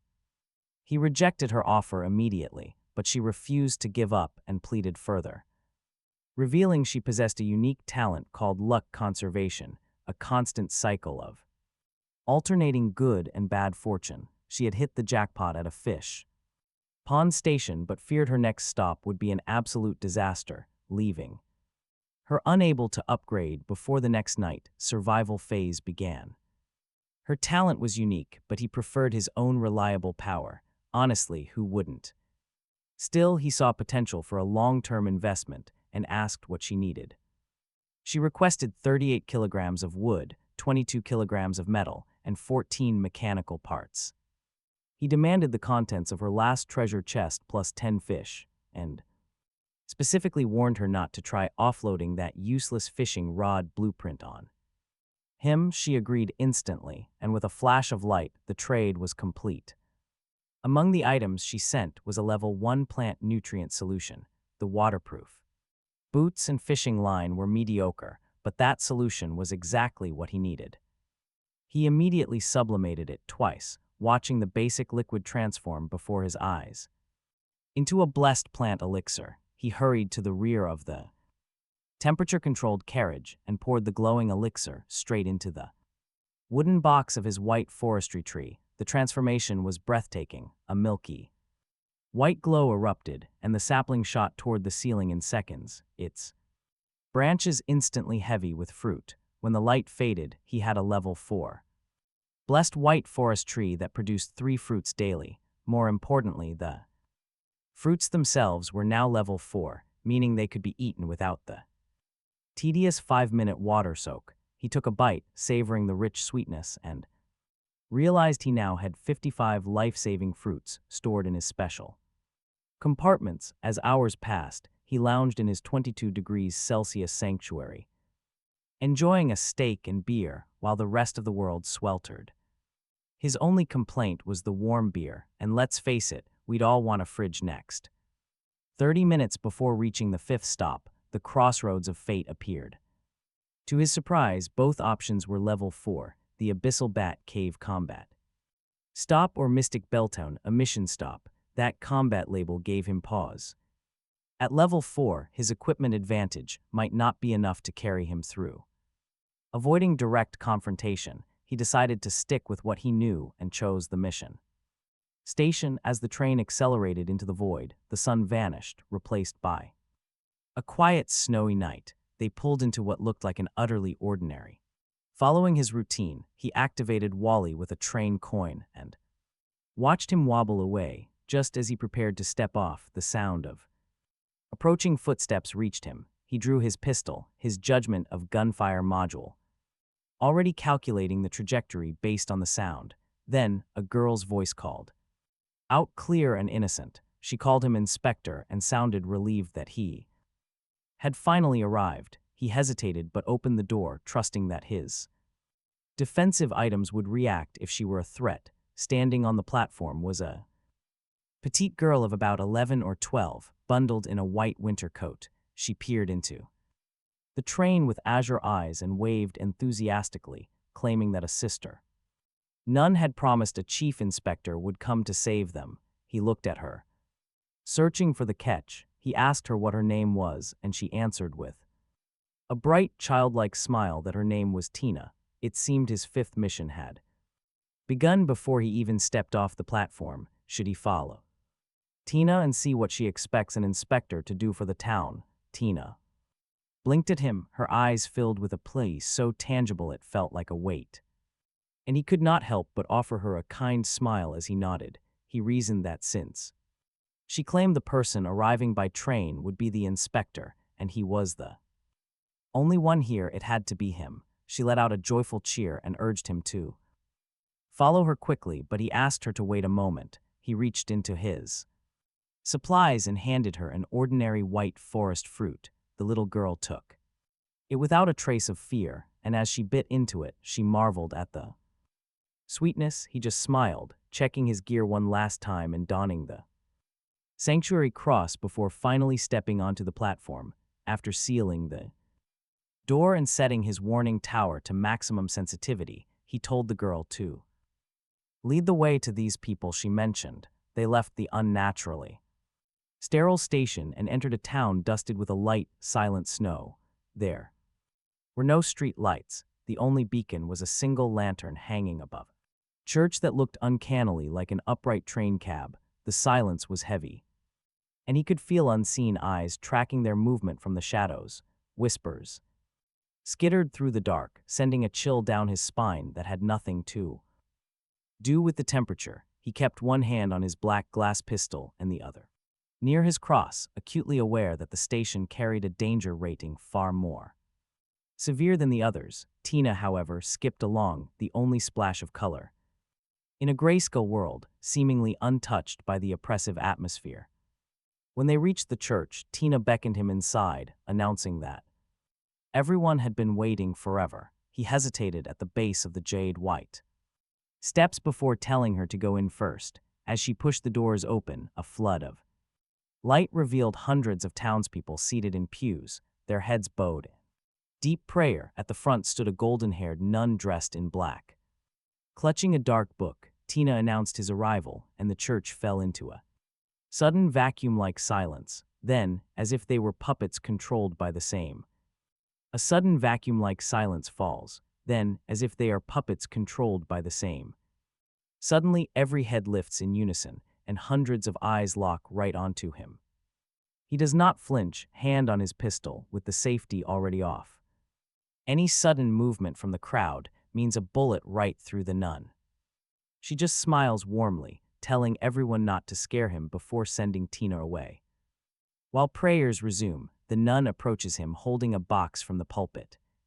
He aims his gun straight at her face, ordering her back and demanding answers. This entire town feels completely wrong, and her calm face only makes it worse. The nun stops, but Nella steps up to place the box down. Resting inside is a black and gold shard, a piece of a blasphemy card. The sister prays over it, her smile wide as she explains the truth. Only those who mock the gods can ever enter this bizarre world. She calls him the inspector, then corrects herself, calling him a blasphemer. She wonders which stop this town is for him. His cross remains silent. Still, he knows he must escape. He lets out a cold laugh, saying only fools stand still. He bolts straight back toward the station as she screams for the townspeople. Instantly they transform. They are now savage, sprinting hunters. Pure, impossible speed. This stop is officially a nightmare. He fires a perfect headshot at the leading monster, but the nun's voice echoes. She mocks his struggle, claiming those physical bullets are completely useless. A mere novice like him has absolutely no chance of winning here. Oh, she definitely did not see this coming. Her smug triumph instantly shatters. His level 3 armor-piercing rounds do the impossible. Thanks to his special gunfire module, aiming becomes completely effortless. He picks them off, gaining ground. He might actually make it. Just as the train comes in sight, a bone-chilling sigh echoes. The nun appears right in his path, barely 100 meters away. She teleports directly in front of him, like she was always there. She admits her surprise that a level 3 train could beat her minions. Right then, his defensive warning tower hums to life, ready to open fire. But black chains lash out, binding the weapon barrels tight. Knowing he is utterly outmatched, he tries to play it cool. He offers her whatever she wants, but she claims she means no harm. He helplessly sits on the ground, accepting that running from her is impossible. This woman controls space and chains. She introduces herself as Shah. She pulls him up, her elegant figure hiding her terrifying strength. Back inside the church, she shoves the blasphemy card into his hands. He tries to reject the dangerous artifact, but she only laughs. How could a gentle, kind nun ever do anything bad, she asks. His doubts only spike when she casually shows what she can do. She easily crushes a puppet skull that took his strongest ammo to pierce. Terrified by her brute strength, he quickly promises to keep the card. Shah asks what his unique talent is, but he remains completely silent. She claims she does not care anyway. She is incredibly unpredictable. She shifts constantly between holy grace and wild, erratic frustration. Annoyed by his silence, she teleports close and effortlessly crushes a stone pillar. She crushed another puppet skull to prove a point, making him hurriedly rattle off a string of questions to satisfy her, but she simply covered his mouth, telling him to choose just one. She eventually sat cross-legged on a bench and revealed that she was a senior survivor who arrived in this world 20 years ago. She explained that she was sealed here by someone who erased the station from the records, making it impossible for high-level trains to find her. Only a low-level train like his could enter, though it shouldn't have been able to reach this platform. She figured his unique talent was the reason he found her. And she warned him never to reveal his abilities or the blasphemy card, too. Anyone, if they found out, his life would be over, and he would end up trapped just like her. He stared at the card in his hand, desperately, wishing she would take it back. Honestly, who would want to hold a literal death sentence? But looking into Shi's eyes, he knew he was stuck. He asked her directly if she was in that first batch of survivors to arrive in this world. Since it seemed she did not actually intend to kill him, his paralyzing fear began to ebb away, deciding he might as well be bold and clarify the details.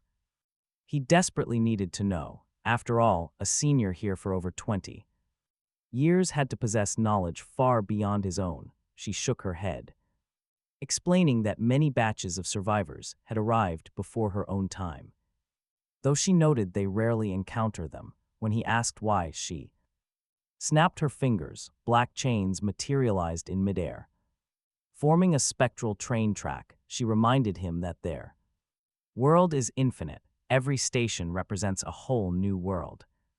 In her era, a powerful man wanted to measure the vastness of the wilderness, uniting the strongest conductors of that age to gather resources and boosting his train's speed to levels even she found hard to imagine.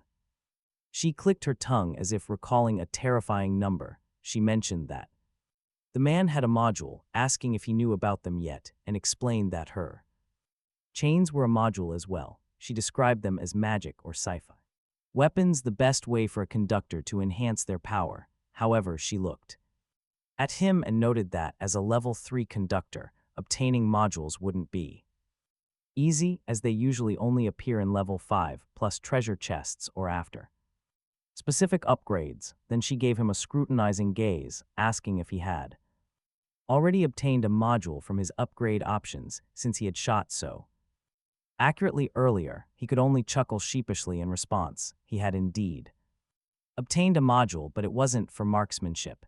It was the early departure privilege. He asked what happened to that man, and if he ever successfully measured the world. She remained silent for a moment before shaking her head. She told him the man died. He had traveled at that unimaginable speed for a full year, without ever encountering another train in the wilderness. One day, his friend's avatar simply grayed out, signaling his death and the destruction of his train. But his death wasn't worthless, she added, because he traveled for a year without finding others. They concluded that the wilderness they travel through holds their own distinct worlds, unless the population in a sector reaches a certain.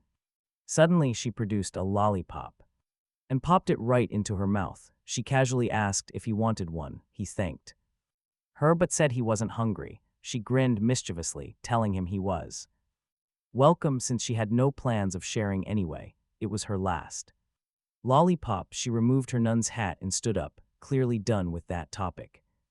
She offered to answer one final question before he would have to find out the rest himself. She warned him that his level was too low, so knowing too much would only lead to overthinking. Then, completely contradicting herself, she produced another lollipop. Without waiting for him to speak, she unwrapped it and stuffed it right into his mouth.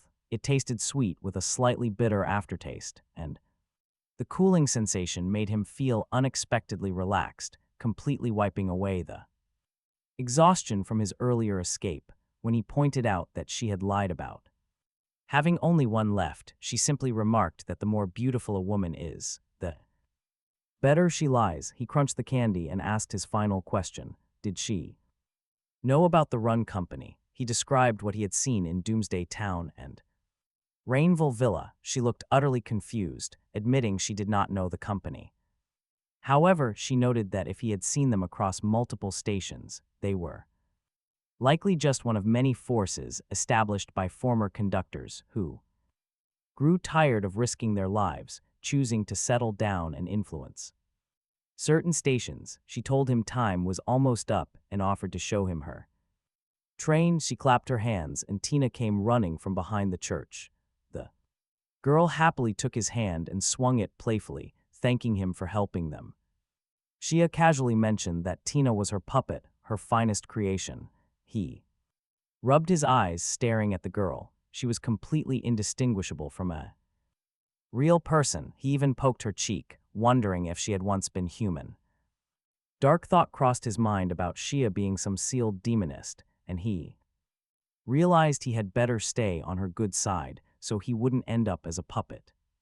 Himself, suddenly the church began to tremble. Shia led Tina to the prayer platform and commanded the system to prepare for departure. He watched in a daze as light screens flashed everywhere. The church itself was actually the locomotive of her train. She tossed him a black box, calling it a reward for helping her open this world and promising it would suit his current level. The church finished its spectacular transformation into a massive locomotive, and black tracks appeared beneath its wheels. In an instant, they were at the station outside town. He was stunned by the speed compared to her. His train moved like a snail. She revealed she was a level 57 conductor, rank considered formidable even in her era. She explained that while conductor levels go high, everything else like platforms, items, and treasure chests maxes out at level 12. As she finished configuring the controls, she poked his cheek and gave him a final warning: never let the blasphemy card leave his possession. He sensed no malice in her voice, only a strange kind of teasing. He promised he wouldn't lose the one she gave him, and she urged him to synthesize his own soon for the tremendous benefits it would bring. She told him it was time for her to go. She could have taken his train with her, she said, but staying aboard forever would be dull. She invited him to enjoy the land until the docking countdown ended and told him he could recycle the houses in town as he.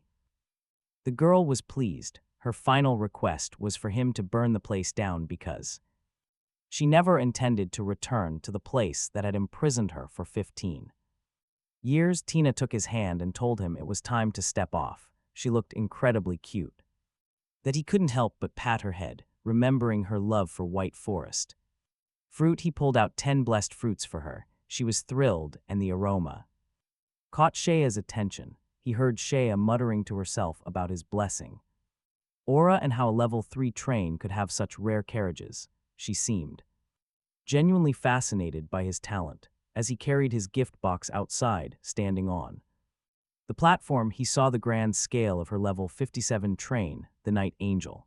It was a black and white masterpiece of 18 carriages, each exuding a luxury that made his own 2-car train look like a wreck. He felt a wave of envy, though he tried to reassure himself that he would surpass her one day. Just watch.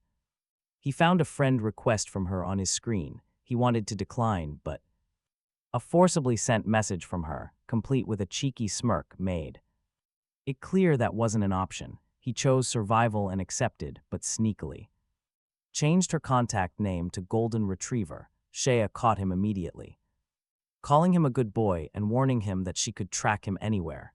He's quickly added the prefix Evil Woman to her contact name, the Night Angels.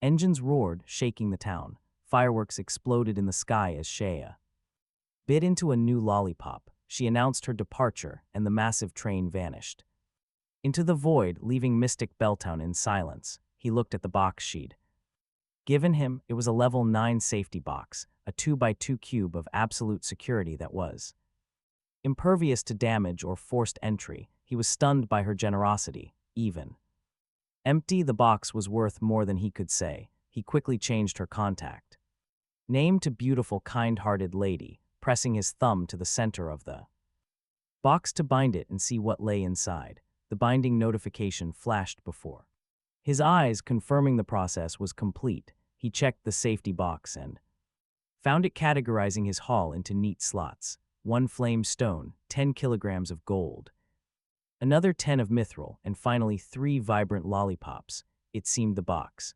operated on a system of quality over quantity, keeping everything perfectly organized. By type, he looked at the materials and felt a wave of calm. These were exactly what he needed to upgrade his train to level 4 without his sublimation talent. Finding a flame stone this early would have been an impossible feat. Shea obviously had no inkling of his true abilities, so her gift was a perfectly calculated strategic boost, but the candy was what truly caught his attention. Upon closer inspection, the system identified them as Shea's.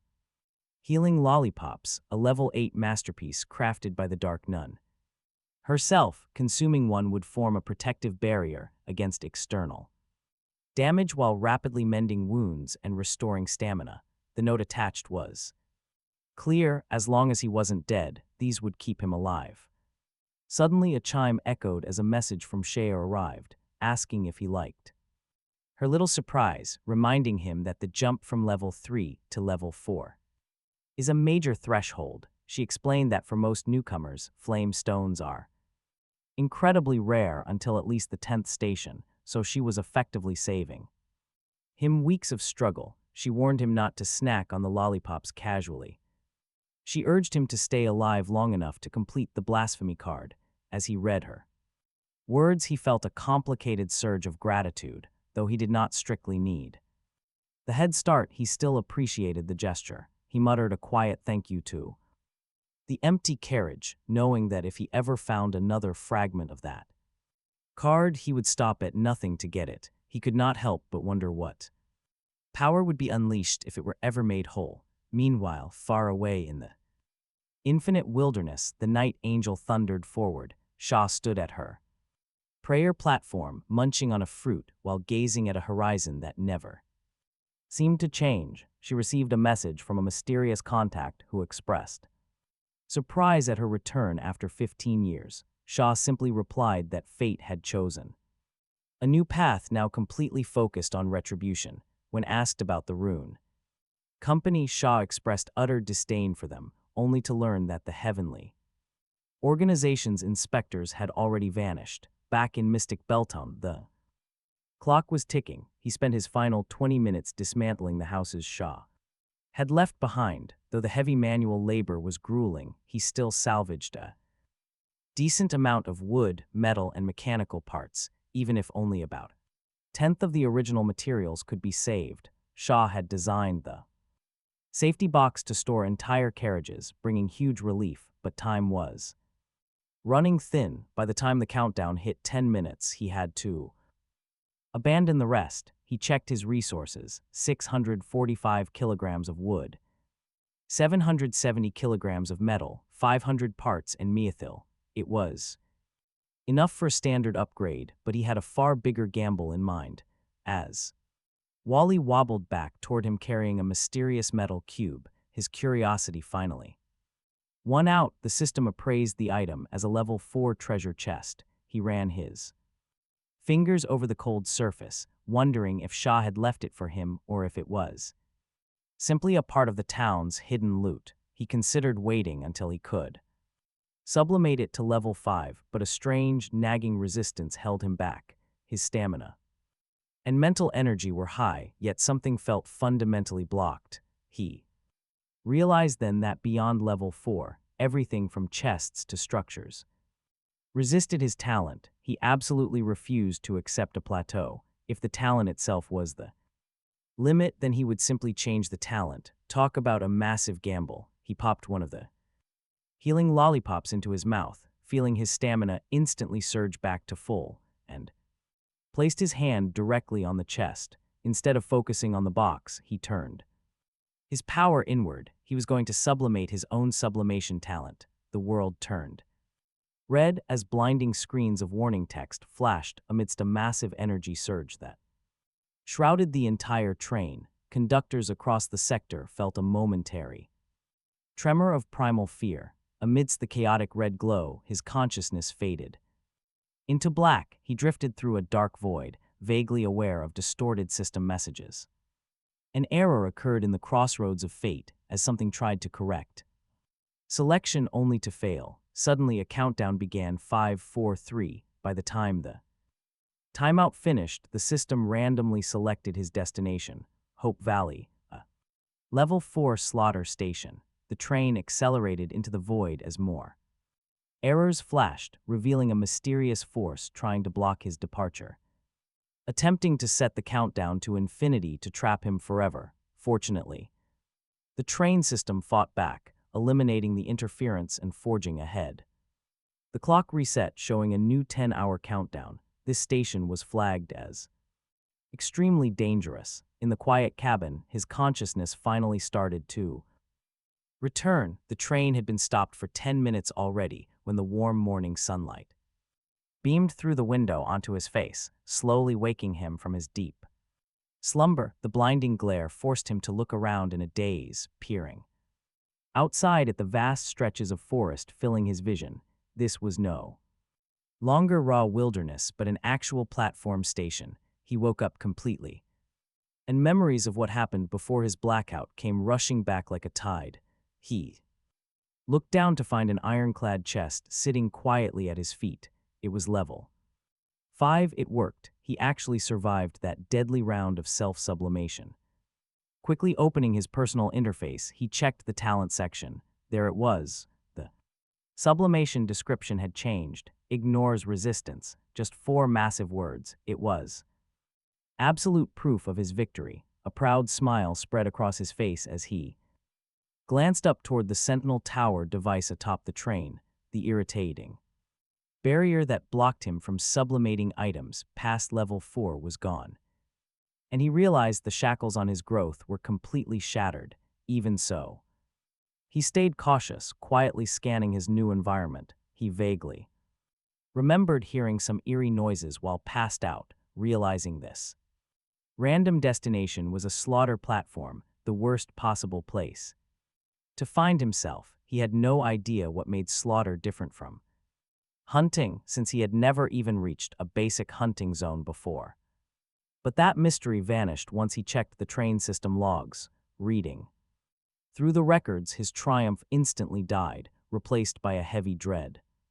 Outside interference was logged. Someone had rigged his docking destination and stopped time, although the system cleared the override, the leftover countdown was terrifying. He rubbed his eyes, hoping he had misread the screen, but the numbers were real. 10 hours, trapped on an extremely dangerous platform. His normal stop limit was only 5 hours, which meant some unseen enemy was actively trying to lock him in this hell forever.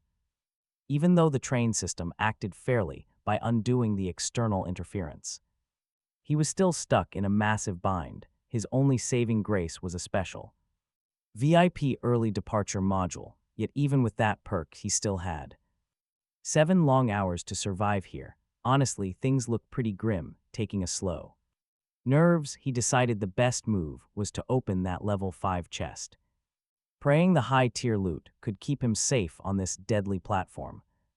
The lid popped open, revealing 10 train coins, 2 modules, and 2 level 5 items. These modules were system bind, and in station launch, he activated both right away, realizing they were virtual upgrades, not physical cards. The system bind tool was incredible, permanently transferring the train's control console operations directly to him. No more wasting precious time running all the way back to the main locomotive to identify items or review stats. The in-station launch module was just as crucial, letting him reposition the train to precise spots inside any active station, charging only 1 train coin per hour. Next, he focused his gaze on station. At the cost of 1 train coin per hour, he turns his attention to. He holds the Golden Strike card, a level 5 item boosting his next attack. It can multiply his attack power by 5 times, but he wants more. Calling on his talent drains his stamina and spirit, but it is worth it. The cost of self-sublimation is lower now, upgrading the card to level 6. A golden critical card, capable of boosting an attack by 50 times. Honestly, unleashing that level of damage on some poor monster sounds incredibly satisfying. He slips the card into his pocket, relieved he is not totally defenseless. He is ready for elite threats. Next, he grabs the ever-accurate pocket watch. A pocket watch seems like a basic reward for a level 5 item, but it is beautiful. Crafted from pure white materials, with ornate golden patterns and gemstone hands. It provides the absolute most precise time in any spacetime. A very handy tool to keep around. Suddenly, a loud bang shatters the quiet. He spins toward the noise, spotting crimson blood pooling in a clearing. The corpse of a dog-like monster, floats up with a dagger in its mouth. It bobs in the blood, caught by the Sentinel Tower's reveal skill. But the death of a single beast is only the beginning. The tower flares bright red, dropping locking rings all over the ground. A relentless wave of monsters begins charging out of the forest toward the train. Gunfire erupts into a constant roar as the Sentinel Tower goes to full power. It targets and shreds every creature entering the 100-meter forbidden zone. He exhales slightly, seeing the line hold, but his chest remains heavy. Without this defense system, he knows things would look completely different. Monsters would have easily breached the train and torn him apart by now. He stands there, wondering about the dark reality of this entire platform. Out here, the line between hunting and slaughter is incredibly thin. Hunting is killing, but slaughter means waiting in despair for your own end. This encirclement was clearly designed by a hidden force to finish him off. They wanted him dead in this forest, but he remains calm inside. He sits in his carriage, staring at the screens with absolute cold resolve. Whoever wants him dead is in for a very rude awakening. He has decided that no matter the danger, this is just a level 4 zone. He is far from helpless. Soon, the initial wave of slaughter finally tapers off. The frantic siege of the beasts finally comes to an end. He climbs up onto the train roof, touching the warm warning device. A level 5 defense system should easily handle a level 4 station. He starts the sublimation, watching his spirit drop from 90 to 40. The massive spirit drain pays off instantly, yielding an incredible upgrade. The device transforms, turning into a highly advanced Sentinel Guard. This beast can now be armed with up to 9 different weapons at once. It can manifest anywhere on the train, extending its deadly reach. Its scanning range now reaches a massive 150 meters. It automatically locks onto threats, instantly destroying any stealth or illusions. It can even detach to chase down enemies. Better yet, he has an ace.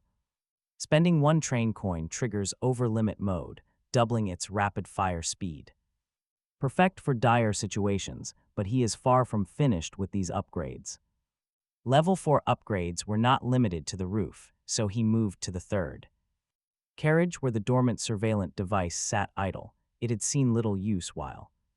The Sentinel handled everything outside, but he knew he had to be ready for the worst. After all, the Sentinel's eyes only watched the outside. If a monster managed to bypass the external detection, the surveillant would be his.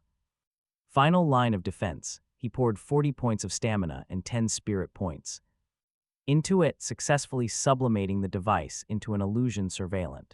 It was now capable of monitoring every corner of the train, sounding alarms and triggering disorienting illusions to trap any intruder. After 3 consecutive sublimations, a heavy exhaustion settled over him, yet he forced himself to keep moving. He returned to the lead carriage to gather the Mythal Cross and the pure earthbound stone, while mechanical sensors handled physical threats. These 2 items would be his shield against anything supernatural.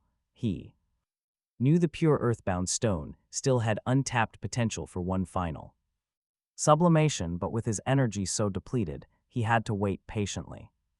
To recover, he donned his bulletproof armor and tightened his grip on his black lost pistol, preparing as thoroughly as possible. He would leave this station alive no matter the cost. Before settling in, he remembered one more thing.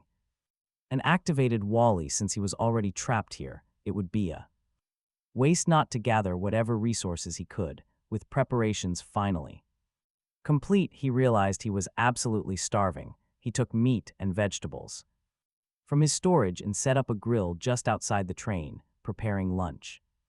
Amidst the occasional sound of distant gunfire, after being unconscious for an entire day, he felt he truly deserved a proper meal. While the food sizzled, he checked the system logs and was surprised to find several new updates.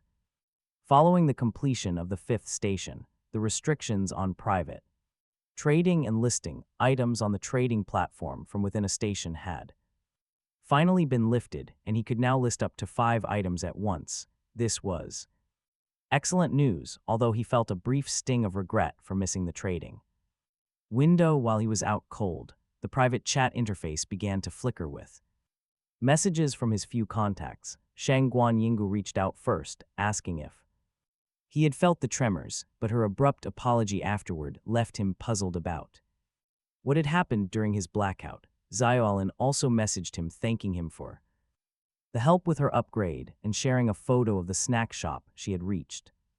For her 6th station, he felt a flicker of envy at her haul of snacks and alcohol, but he remained skeptical of her luck conservation talent. After all, good luck was always shadowed by inevitable misfortune, and for all he knew, she might end up in a place like this next. Finally, he saw a message from Lai Xiao, who was still peddling his empty alliance and claiming he would be the first to reach a level 3 train. He offered future help in exchange for his weapons, but the proposal was nothing more than a hollow promise from a man who acted like a shady corporate boss. Remember that fishing rod scam? He knew this guy was a total joke and instantly deleted him from his friend list. As he scrolled through his contacts, he noticed several names had turned gray, signifying destroyed trains and lost lives, which served as a grim reminder.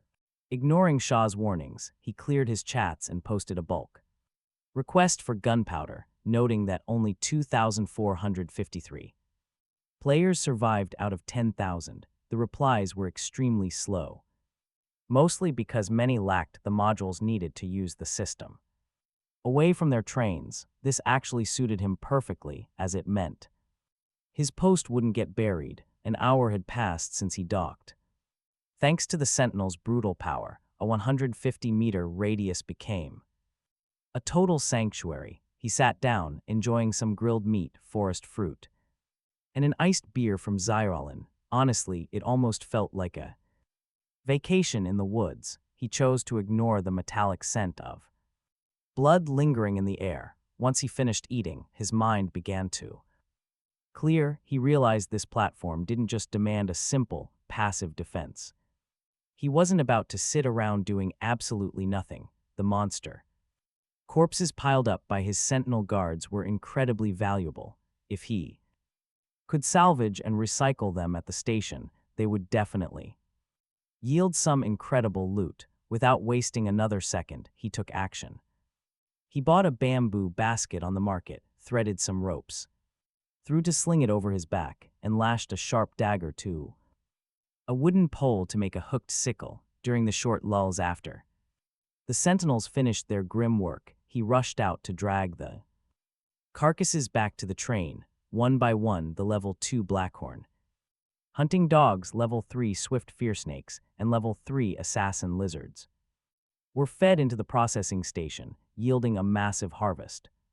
He got 10 portions of hunting dog meat, 5 snake, and 10 lizard meat. Aside from food, he salvaged an assassin lizard skin, which slightly masked his presence when carried, and a corrosive hunting dog dagger. He quickened his pace, moving freely within the 150-meter safe zone, confident that as long as he stayed within targeting range, those monsters couldn't touch him. So far, this platform was proving to be a complete goldmine. His level 5 guards were overwhelmingly dominant against any creature of level 4 or lower. Even when an occasional beast tide tried to swarm his perimeter, a quick activation of over-limit mode effortlessly repelled them.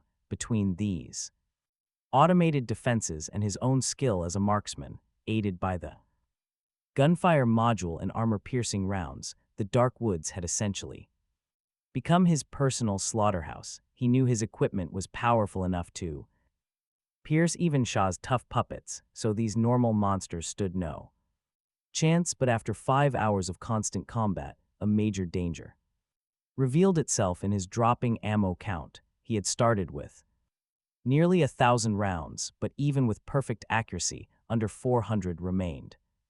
As darkness fell, the monsters seemed to grow more cautious.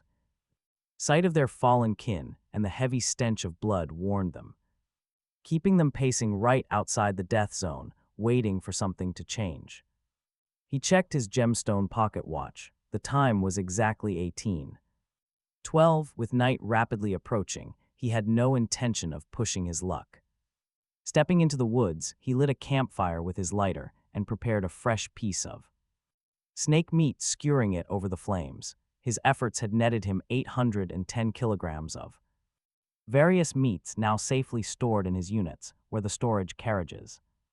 Unique properties would keep them from rotting. As the meat roasted, he pulled up the system light screen to check the chat room. The survivor count had dropped to 2,404. Brutal. The sixth station had claimed many lives. While he was occupied, the chat was a frantic mix of panic and desperation.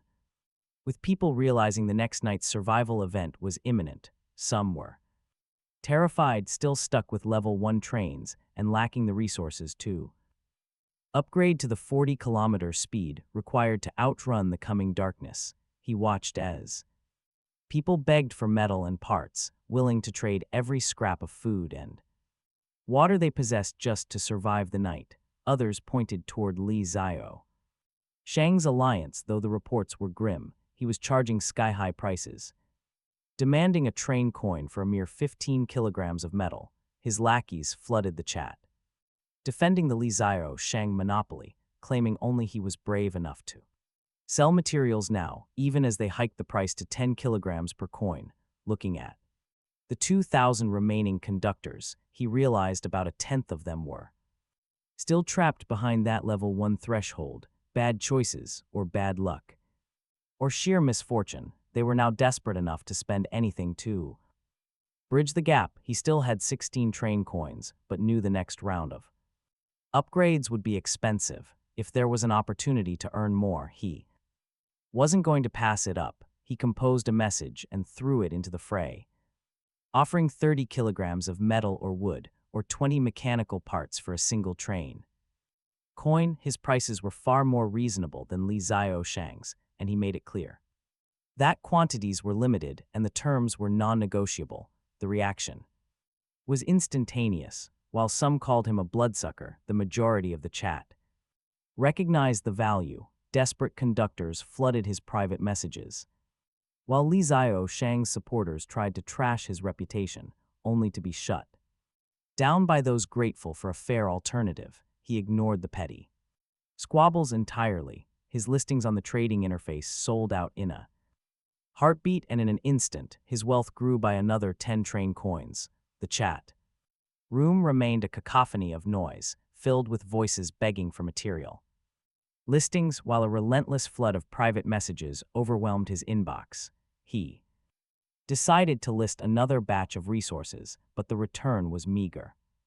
Only 3 train coins. Terrible. It wasn't that demand had vanished, but rather that almost no one actually possessed the coins anymore. Treasure chests were becoming a rare luxury in this world. Reflecting on his own journey, he realized that without Wally's specialized assistance, the only chest he likely would have found was that initial one from the armory. No chests meant no coins, and no coins meant a lack of resources for the upgrades essential to surviving the next night. A death sentence. For many, this cycle was inescapable, but he reminded himself of one simple fact: he was no savior. He couldn't rescue everyone.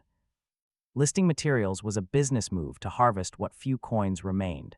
In his eyes, if a conductor couldn't manage their first upgrade after 6 stations, they simply weren't cut out for this environment. As he scanned the desperate browsing the flood of trade requests, Yi Qian notices a sad pattern. None offer anything of real value to prove they are worth his time. Then, a message from a survivor named Pang Wengshuan catches his eye. The desperate man claims to have just one blueprint left, begging for 30 kilograms of metal to keep his train running. Rare blueprint is always worth checking out, though it is quite strange that even a low-tier item has not scored him any resources yet. Yi Qian asks what the item is. The guy replies with frantic gratitude, sending over the design details for a level 1 wooden bow. Suddenly, his initial curiosity completely vanishes. No wonder the guy is struggling to sell it. with guns and crossbows around, who actually knows how to shoot a regular bow. It demands serious skill and physical strength. Unlike the easy point-and-shoot mechanics of a standard firearm, plus, this deal does not even include any arrows. Still, a blueprint is a blueprint, completely useless to most, but it holds massive potential for him. He accepts the deal, and Pang Wengshuan literally weeps with joy, calling him a saintly savior and promising to repay the massive favor. He just shakes his head. A good person. In this world, that feels like an insult.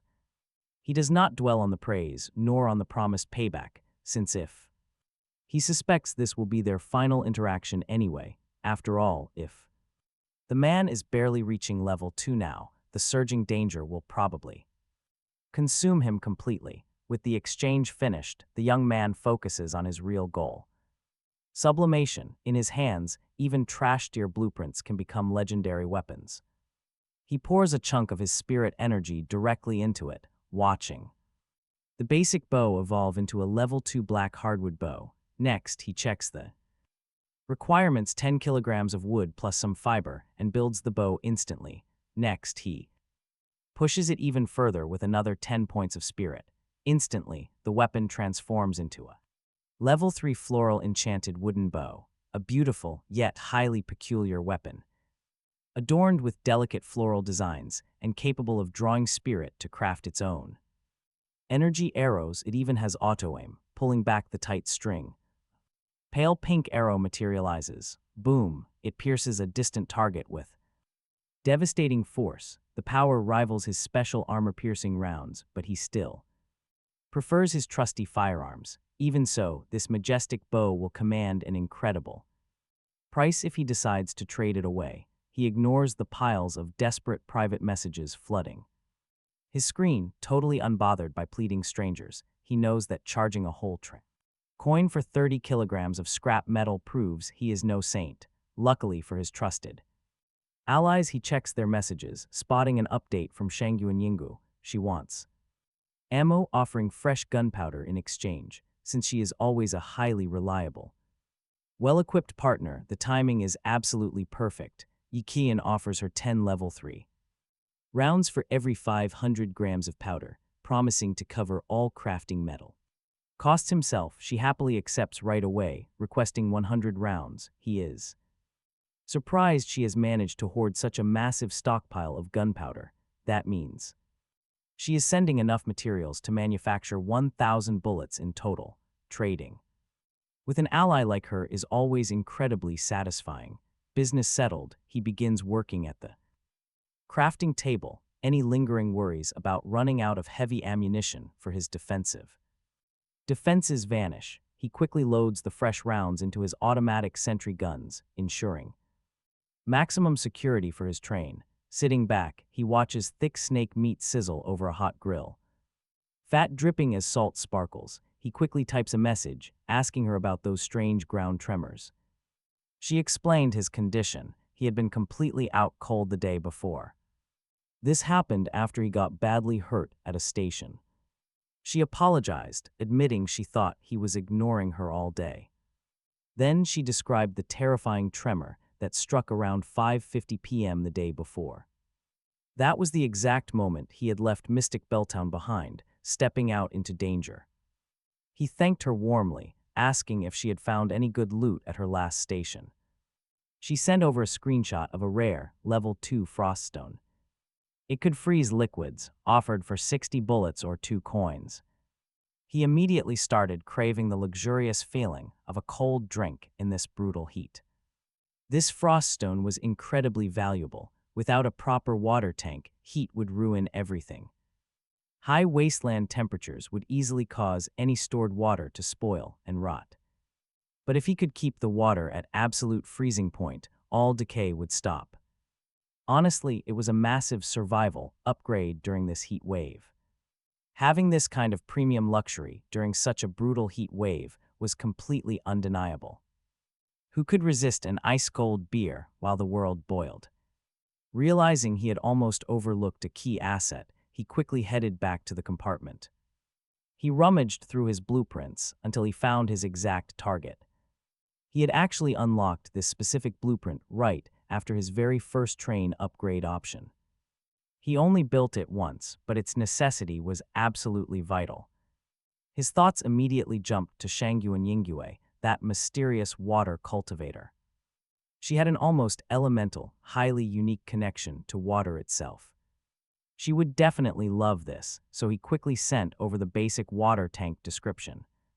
He asked if she wanted to buy, and she was instantly interested. She asked how many coins it cost, and he casually replied 2. She hesitated deeply, protesting that she did not have that many coins, asking for credit.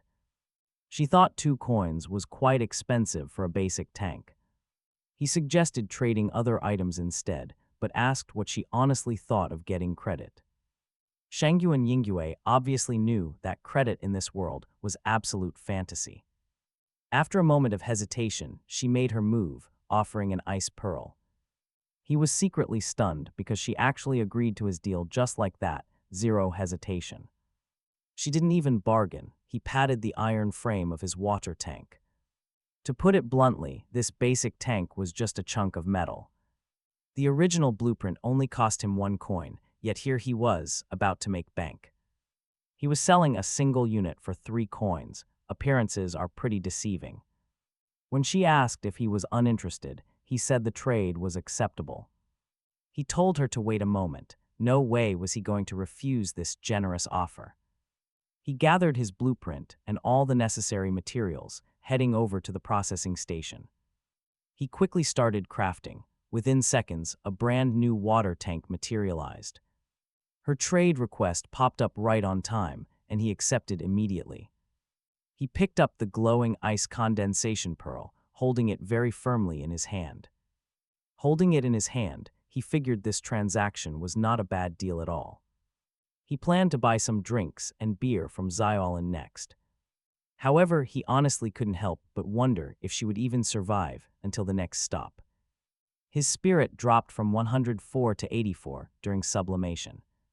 Level 3 can freeze water and reshape ice. He was quite intrigued. If this meant he could finally wield some real power, clearing his throat, he struck. A pose he thought looked suitably impressive, then pointed the ice vein pearl at the water tank, commanding an ice sword to appear, the fresh water inside slowly hummed, condensing into a long sword of pure ice. He reached out to grab the hilt, but the moment his fingers brushed it, the blade shattered into 1,000 useless shards, pure garbage. He had expected to cast actual magic, but this was a total letdown. Still, he did not feel it was a complete loss. He had practically gotten the pearl for free, so there was no real harm done. He checked the chat interface again, his gaze falling upon the floral enchanted wooden bow resting beside him. He hesitated for a second before sending a screenshot of the weapon to Shangyuan Yingxue, offering it for 4 train coins or something of equal value. She seemed to freeze at the offer, replying that she was broke and the price was way too high. He countered confidently, telling her it was not expensive at all for a level 3 weapon that completely outclassed any monster they had encountered so far. He reminded her again that she could trade items of equal value since she lacked coins. She sounded resentful, asking why he had not mentioned the bow earlier, if he had offered it. From the start, she would not have wasted her resources on bullets. He shamelessly maintained the deception, telling her he had only just remembered it and pointing out that she was the one who had asked for bullets first. He told her that if she could not trade, he would just find another buyer. He was still probing her limits. Compared to Xiaolin, Shangyuan Yingxue seemed far luckier. She was, after all, the first conductor besides himself to upgrade her train. She likely had more hidden away. He asked her if she had found anything else in that treasure chest from the last station besides the pearl, adding a casual note that he was not hinting she should trade them. His words must have stung because he could almost feel her urge to delete him from her contacts through the screen. She probably wondered if he really thought she was that desperate. After all, it was just a level 3 weapon. It was not as if she absolutely needed it. Then a screenshot appeared, Level 2 consumes 2 spirit points to predict the next day's weather at noon. She made it clear that if he would not sell for that, she was done. She had truly offered everything she could. It was not out of desperation, but a level 3 weapon was an incredible temptation for someone still navigating with a level 2 train. She had decided that if he refused this time, she would not offer another scrap. He replied immediately, telling her that since they had traded so much already, he would do her a favor and accept the deal. Secretly, he was absolutely beaming with joy. He had struck gold again. He had taken a blueprint obtained for a mere 30 kilograms of scrap and flipped it for what amounted to 3 train coins. He was starting to feel like a complete business genius. The trade went through smoothly. The fresh water filled his tank. A white sunny doll appeared in his hand. It was actually quite cute. He did not wait long before initiating another sublimation. His spirit fell from 84 to 69. Level 3 consumes 1 spirit point to predict today's and tomorrow's weather at any time. The upgrade was perfect. He could now check the weather whenever he wanted, rather than waiting. The item only cost half. Its appearance remained exactly the same, so he hung it up inside his climate-controlled resting compartment. This string of trades had brought him some incredible gains, not a total transformation, but a massive accumulation of wealth. He now had 30 train coins in his possession. He briefly thought about sublimating the train again, but decided it was better to wait until he left the station. It was not safe there. Having made up his mind, he stepped out of the compartment, only to be hit by a sudden pungent odor. He sniffed the air and his face twisted in pure horror. His meal was ruined. The snake meat he was roasting was completely charred and inedible. He sighed, realizing he would have to start over. As he prepared to relight the grill, he realized Wally still had not returned after all this time. He could not help but wonder if the little robot was dead out there. He could feel it, pure fury radiating from Lai Zio Shan as the chat room remained in an uproar. The man was beyond furious, probably wearing a face of absolute disgust. Honestly, who wouldn't be mad getting deleted from his friends list? To make things worse, he sold resources cheaper than his rival. Naturally, Lai Zio Shan saw this as a direct challenge to his authority. He probably felt like he swallowed a fly seeing that glaring notification, muttering threats, swearing our guy would regret his choices while sitting surrounded by his horde of basic wood and metal. He laughed, convinced he was the chosen one because he could easily upgrade every 3 stations. Level 3 transition instantly initiated. Level 3, but his massive ego crashed the moment he looked at the new requirements. It was easy to imagine his frown staring at names he did not recognize, like flamestones, gold, and mithril. His talent was powerful, but it clearly had limits. It only pinpointed basic resources, like metal and wood, totally unable to touch the rare materials needed for higher tiers. He was learning the hard way that his path would not be as smooth as he imagined. While he fumed, our hero finally got his chance to eat. During the 6-hour stopover, he spent his time blowing ashes off a piece of snake meat, the rich aroma making his mouth water. Despite only having salt for seasoning, the monsters outside stayed strangely passive during this entire stop. Even when he actively took shots at them with his rifle, they only scattered and retreated back to their 150-meter perimeter.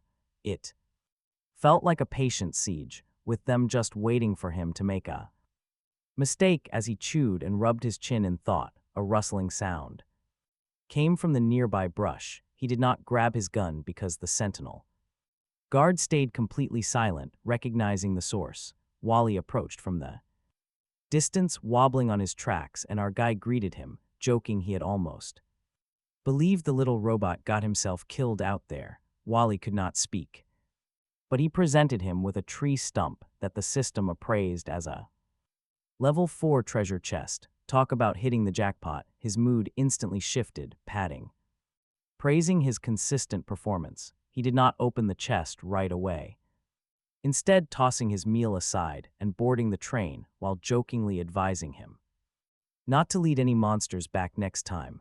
Right on cue, an earth-shaking howl. A giant white wolf, the size of a grown man, suddenly erupted from the dense woods.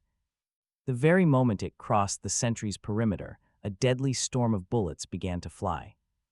Heavy rounds slammed into its body. The automated sentinel guard knew this was no ordinary target. It was identified as a dangerous level 4 lightning beast. The wolf yelped in pain as crackling electricity surged across its fur. Its speed exploded. Activating a lightning armor skill, the beast closed the distance fast. It got within 50 meters of the train in a heartbeat. He didn't hesitate to act. Activating overdrive mode, he dissolved a train coin into golden light to double the sentry's power. The 5 rifles instantly transformed into a deadly minigun, relentlessly shredding the beast. A hail of lead tore through the wolf. Within 3 seconds, the threat was totally neutralized. But the sentry didn't stop. Outside, the waiting monsters began to follow the leader. It seemed they were just waiting for their alpha to breach the defensive line. Now things were about to get incredibly messy. 30 seconds of absolute chaos followed. Hundreds of charging creatures were quickly turned into unrecognizable minced meat. He stared at the massive carnage, feeling some regret over all the ruined fur. Still, he hoped recycling could salvage something as he dragged the bloodied carcass back. Back inside the train, processing the wolf rewarded him with fur, 10 bones, and a fang. This was a pretty solid harvest, even if the meat was completely ruined by gunfire. That giant white wolf had clearly been the ultimate gatekeeper of this station. It had shrugged off 100 meters of constant sentry fire before he used overdrive. Any ordinary level 3 conductor would have been easily torn apart by such a beast. Fortunately for him, he was just a whole lot stronger than the average survivor. Looking silently out the window, he hoped his survival disappointed whoever set this trap. Sorry to disappoint you, he thought. Meanwhile, the station countdown finally ticked lower. Hit the 3-hour mark, and his early departure privilege lit up. The button turned colorful on the display, letting him finally relax. He didn't leave immediately. With the alpha dead, the other monsters kept their distance. This was a perfect opportunity for him to gather some valuable resources. A forested valley was a gold mine for timber, and he wouldn't waste it. Shouldering his axe, he grabbed the spatial safety case Shaw had gifted him. Its special rules meant he could easily store entire trees inside a single slot. He spent the next 2 hours chopping and hauling lumber back to the train. He gathered 500 kilograms of wood before the 30-minute mark. The early departure VIP prompt flashed as a huge button on his screen. With one last glance at the silent forest, he slammed the button. Spatial distortions rippled as the steel tracks extended and the train accelerated forward. They sped through deep darkness until bright moonlight finally streamed inside. It was 10:30 p.m. A sudden global announcement shook the train. All conductors had officially departed from the 6th platform. The broadcast echoed loud. Over 2,000 remaining conductors paused what they were doing to listen. Everyone turned toward the speakers in collective shock and absolute silence. The system voice sounded cold and final as it made a terrifying declaration. Any conductor with a train below level 2 would perish this very night. The lucky survivors would proceed straight to the trading platform at Station 7.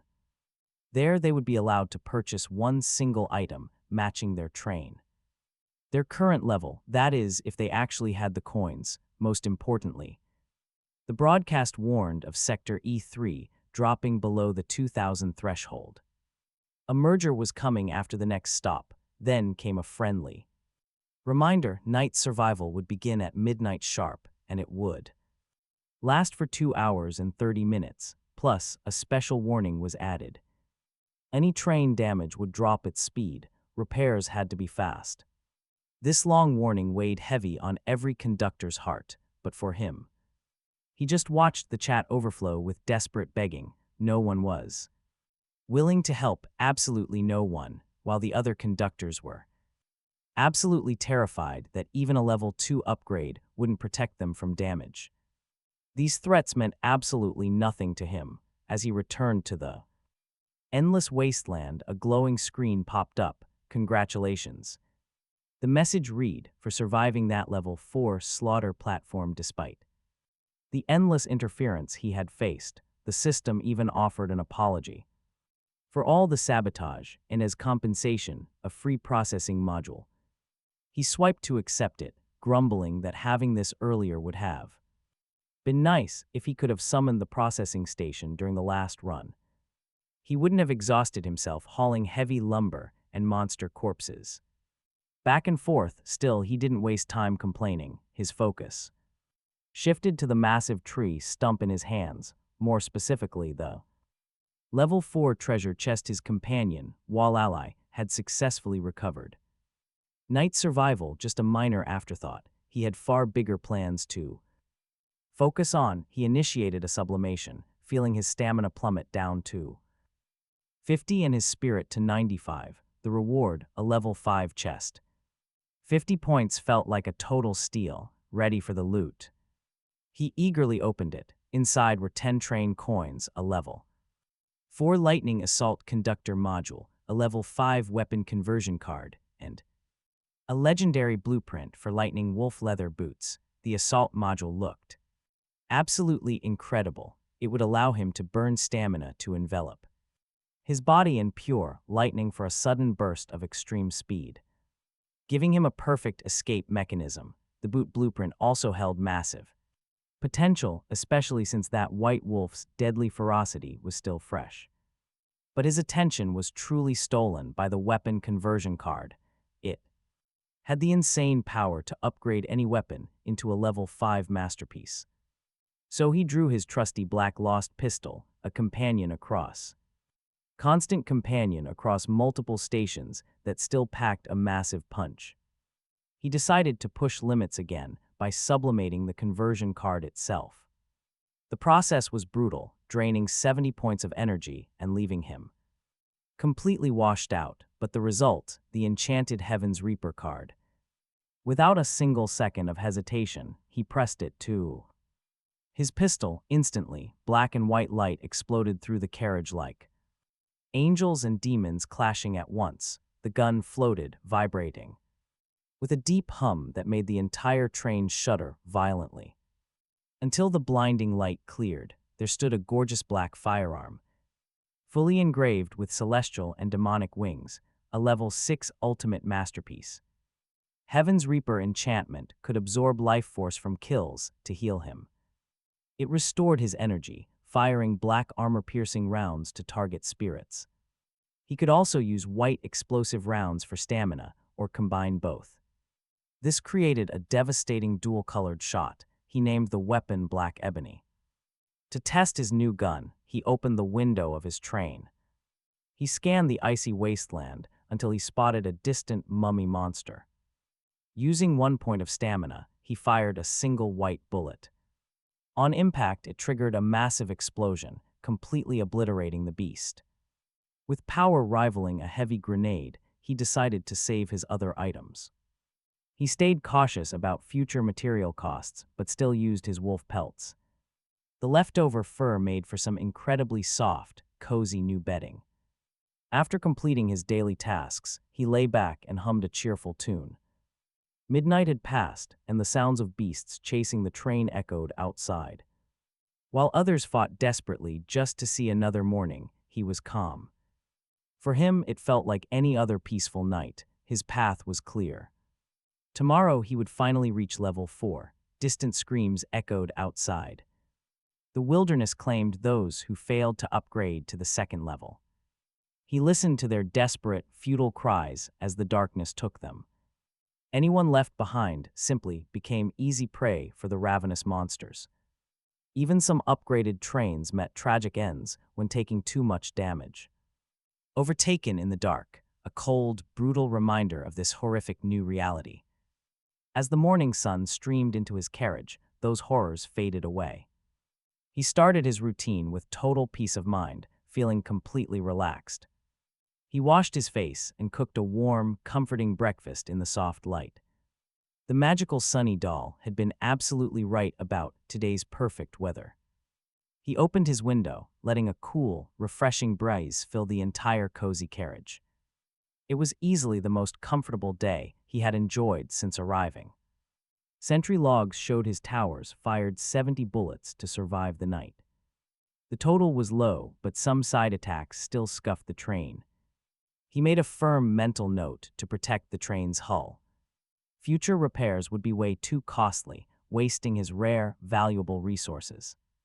His stats were fully restored, boasting a perfect 100 stamina. He had 120 mental energy and finished his white fruit. Anticipation built up as he eagerly rubbed his hands together. He was finally ready to see what the level 4 upgrade had in store.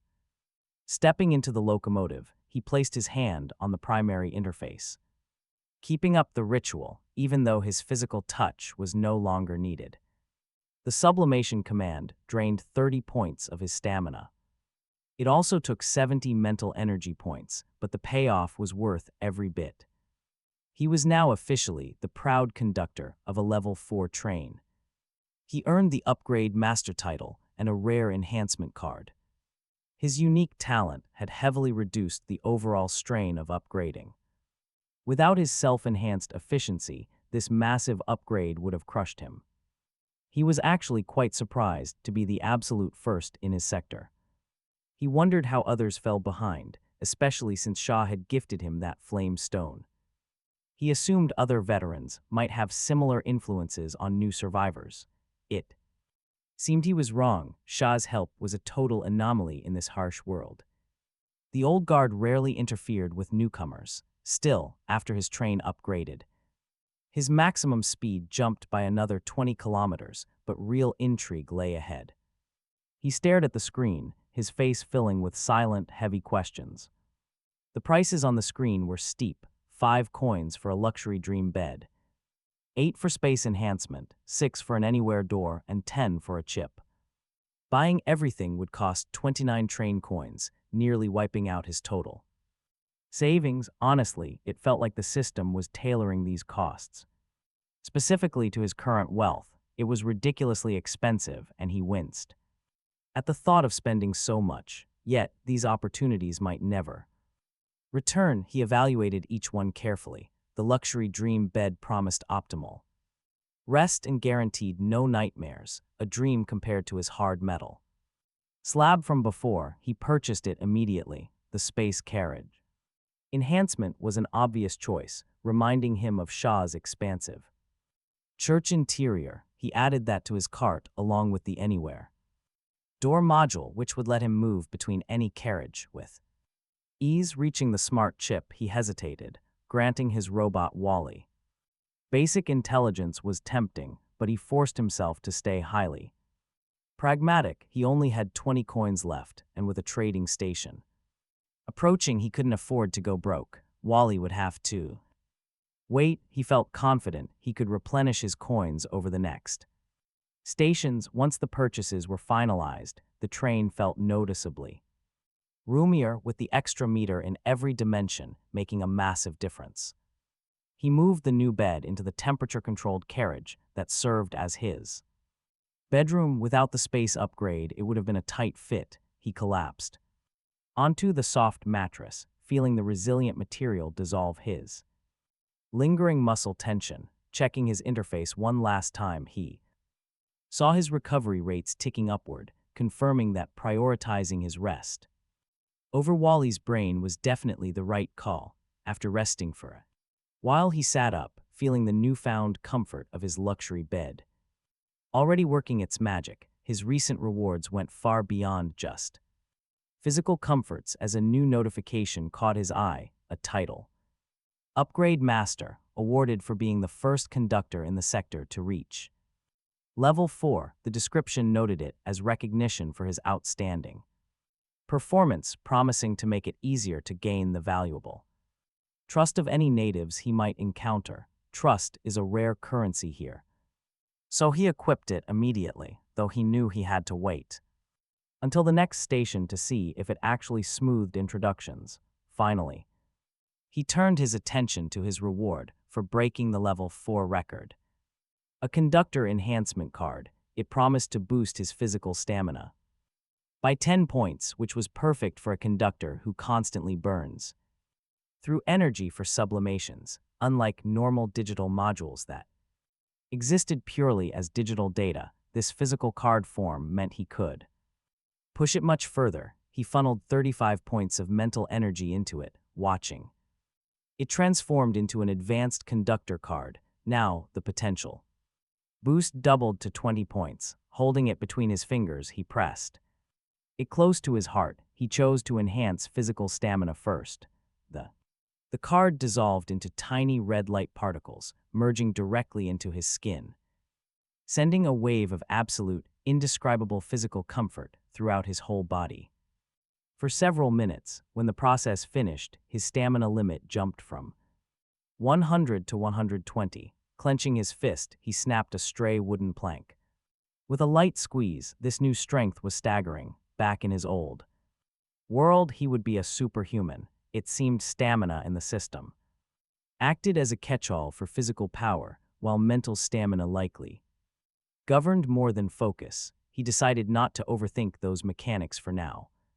Needing to recover his condition before the next stop, the clock struck 1 p.m., the scheduled time for station entry, yet the familiar spatial distortion was nowhere to be found. Leaning against the window, he flicked his fingers, opening the public chat to see the survivor count had dwindled to 1,735, 200 gone in a single night. Talk about a brutal wake-up call. The chat was buzzing with anxiety.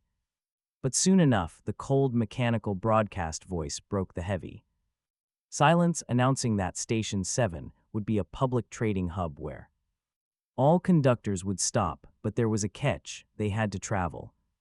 Reach it, and only 20 parking tracks were available. It was first come, first served, and to make matters worse, they were warned to expect monster attacks designed to slow their progress. The chat room exploded instantly as many complained that level 2 trains capped at 40 kilometers stood no chance against Lai Xiaosheng, who bragged about reaching level 3 at 60 kilometers top speed. He watched Lai Xiaosheng bask in the praise of Alliance members, promising to report back once he arrived first. A smirk curved his lips as he did the math. A level 2 train takes 7.5 hours, while Lai Xiaosheng's would take 5. His level 4 train makes it in 3 hours and 45 minutes at its base speed of 80 kilometers, but he had no intention of being that slow. He still had his red triple-speed train acceleration device and a stockpile of bullets he never had a reason to use. He retrieved a silver-white acceleration bullet thick as a baby's arm, using the anywhere door to step directly into the locomotive. Loading the shell, he felt the device rise and initiated the boost. A powerful surge of momentum pushed him back into his seat as the wilderness began to blur. When the monsters mentioned in the broadcast appeared to block his path, they had no time to react. At 240 kilometers an hour, the train simply smashed them into unidentifiable meat patties. In 10 minutes, he had already covered 40 kilometers. Loading a second bullet, he kept the pressure on. Thanks to that sustained burst of speed, it took him only 3 hours to see the massive silhouette of the station rising from the wasteland. Just as he approached, the crossroads of fate flickered to life, offering him a choice between the novice trading zone for levels 1 to 3 or the regular trading zone for levels 4 to 6. He did not hesitate to choose the latter. The train began to slow as he passed through a semi-transparent dome. The tracks shift, steering him toward a much larger, more imposing station. A greeting flashes, identifying him by name and ID to confirm his arrival. He stares at the glowing screen in absolute disbelief. The parking countdown is infinite. The danger level is 0. Infinite docking time with 0 threat. That feels way too good to be true. Once the train halts at the platform, he just stands there staring. That word infinite shines on the screen, making zero sense. Endless docking. Can a dangerous world like this really offer a free escape? A choice to just stop. Honestly, would you believe that for a second? While he is still puzzling over this, a soft knocking sound breaks the silence. He looks up, a mysterious figure stands right outside. The stranger wears a white smiling mask and a black military cap. A wave, since the sentry remains quiet, this must actually be a human. The smiling man tilts his head. Towering at nearly 2 meters, he looks like a mountain. He claps his white-gloved hands together and offers a polite bow. With a soft greeting, he welcomes the respectable train captain. The guide for platform number 2 is at his service. When asked what exactly a guide does, the tall man points behind him. He explains his role is to lead the captain directly into the shopping hall. This way, the station can easily earn some train coins from his pockets.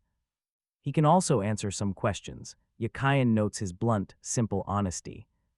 The guide smiles under the mask as Yakayan steps down. He shuts the door, leaving his sentry to guard the carriage. When asked about the price of answers, the guide shrugs it off. Clearing up doubts is just part of a guide's duty. Though spending a few more train coins would certainly make him happier. While walking to the shops, Yakayan asks the one burning question on his mind. Why is this station out here, and what does infinite docking mean? Does it mean he can actually stay forever? The smiling man suddenly pauses. Even beneath the plastic grin, a sharp, playful gaze locks right onto him. The look vanishes. He explains these stations have always existed. There is no deeper reason for it, and yes, the captain really can stay here forever. He can abandon the train and rest forever, but a chill settles.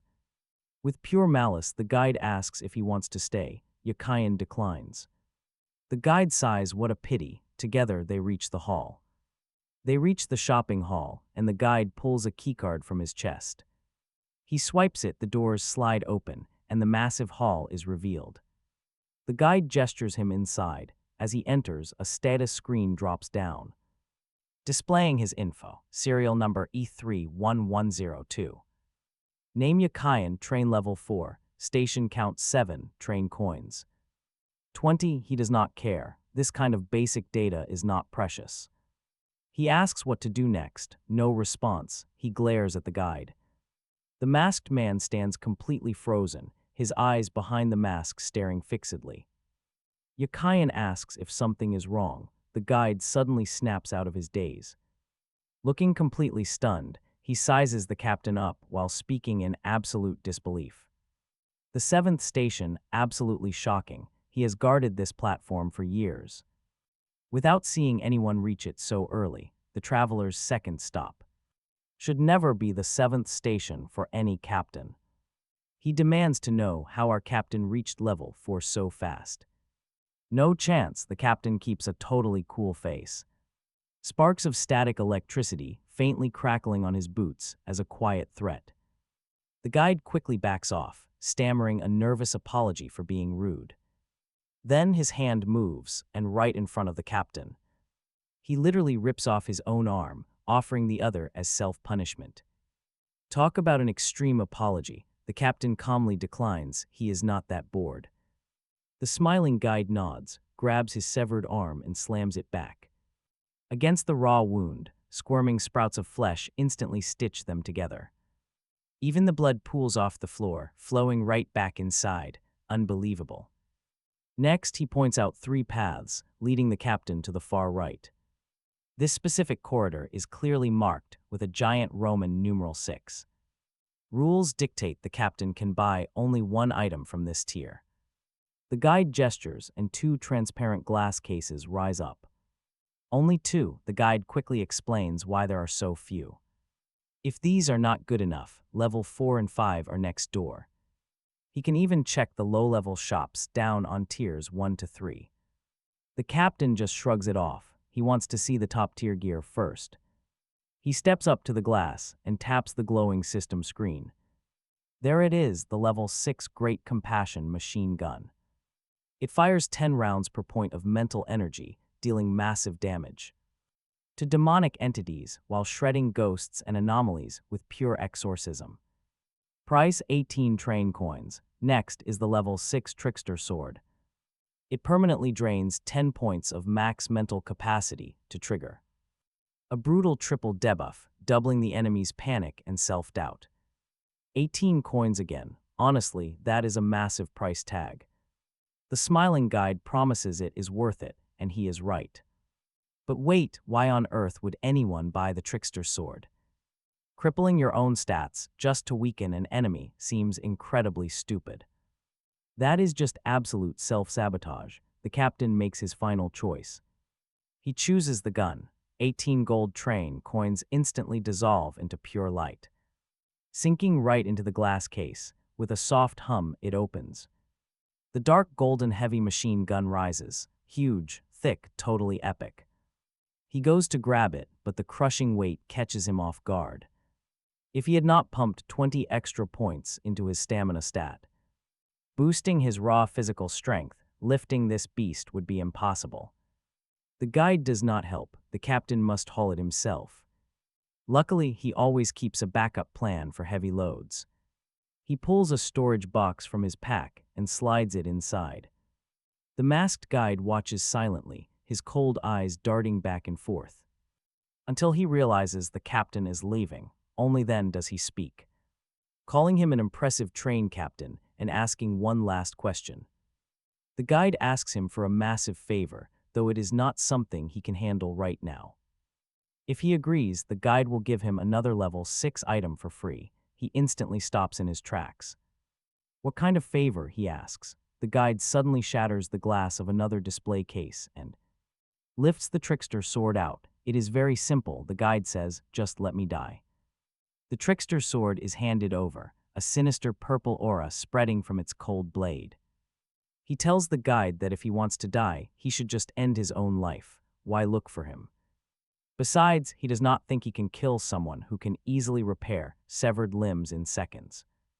The guide slowly shakes his head. It is impossible. He cannot kill himself. No guide can take their own life, but he tells the captain to rest assured. It does not matter if he agrees or not. Either way, he cannot kill him right now. Then why do this, he asks. The guide says he is gambling that the captain will return. He is gambling that the captain will have the power to grant him release. He takes off. His mask, a face covered in twisted, abstract wrinkles, is suddenly exposed to the light. He reveals that he was once a train captain too, but was forced to remain here. This endless duty is the very curse that currently keeps him trapped here. Terrifying right, he slips his mask back on, noting that the weapon is already out. It cannot be returned, meaning the sword belongs to the captain, even if he forgets. About this in the future, he should act like nothing happened. The guide drops the Trickster Sword right at his feet. Should he accept it? Why not? He cannot guarantee he will succeed or when it might happen, but if the guide accepts that, then he agrees. The guide bows in a deep, grateful salute, fully satisfied. He returns to his original posture, declaring that his purchases are officially concluded. But he adds that this dark station also sells delicious food from human society. These items can be bought with train coins, and he asks if he wants some. He begins to wave the offer off, saying he does not need any, but the guide lists mouth-watering hot pot, dumplings, and buns. Everything costs just one single train coin. It is an exclusive benefit, reserved specifically for the first captain to enter the station.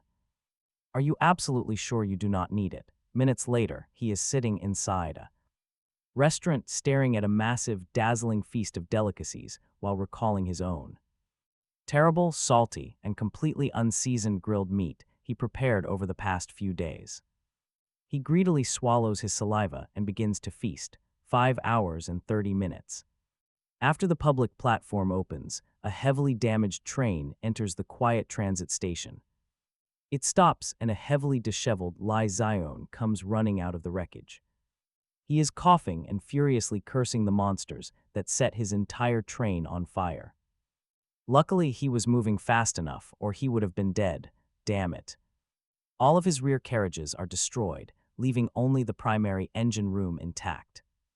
The two cars that held his valuable resources were completely ambushed along the tracks. If he had not been speeding, he would have been blown to absolute pieces. He punches the ground in frustration, taking a moment to calm his racing heart. He looks across the seemingly empty platform, a slow smirk spreading across his face. He proudly declares himself the very first to arrive. This time, he must buy blueprints to craft lethal weapons, then trade them to other captains for valuable flamestones. That way he can keep leading. Stop forever. No way. He is destined for greatness. He is the protagonist of this world. Standing up, he spots the building ahead and strides right over. Little does he know, his every move is already being watched. Someone might be watching. In this ordinary trading zone, only a single train sits on the empty platform while Yi Qian sits on the roof, enjoying a peaceful sunbath. The smiling guide stands silently beside him. Yi Qian asks if he is absolutely sure. The newbies cannot see them from across the tracks. Of course, the guide replies that trading zone levels have incredibly strict regulations. Low-tier zones can never spy on higher-tier zones, so maybe someone is watching them from above right now, Yi Qian muses, but the guide quickly disagrees. Transit stations only have two tiers, novice and ordinary. Yi Qian just nods in understanding. He cracks peanuts, watching Lai Xiao Zan's antics down below. It is pretty amusing to him, so he asks if those rookies have a guide too. The smiling guide shakes his head, then nods. There used to be one, but they died. Honestly, he envies them. Now he is stuck moonlighting as a guide for both zones. He should be helping the rookies right now, but compared to those clueless newbies, Yi Qian is far more important to him. Besides, the novice zone is just a tutorial designed to help new captains grasp this brutal world within their first 10 stations. The ordinary zone was never supposed to unlock yet. Honestly, our guy is just built completely different. The guide stares at Yi Qian with a strange, intense look. He cannot comprehend how someone could upgrade their train to level 4 before reaching 10 stations, let alone barge straight into this zone, and his eyes did not deceive him. What he spotted earlier was a level 9 safety box. That is completely impossible for a rookie to possess. This absolute absurdity is exactly why he hopes Yi Qian might actually end his life. Yi Qian takes that as something to be pretty proud of. Hey, do you want a bite? Yi Qian asks, offering him his last peanut. The guide stays silent and looks away. Ah, right, totally forgot you cannot eat. Yi Qian pops the peanut into his own mouth, dusts his hands, and summons the system interface. Staring the guide down, he points out the infinite stop time. That timer is definitely a glitch, right? The guide remains completely silent. Fair enough, Yi Qian nods. He does not need to press further. He has his answer.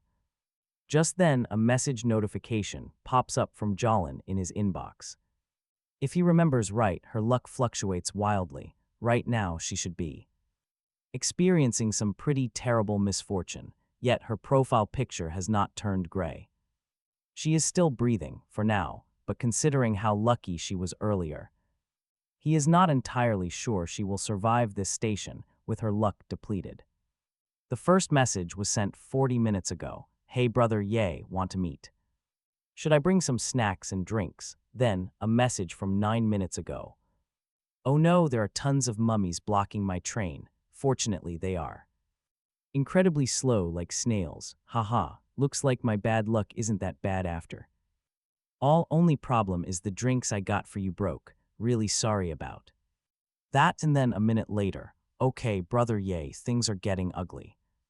The train wheels got jammed on a mummy corpse and we slowed down massively.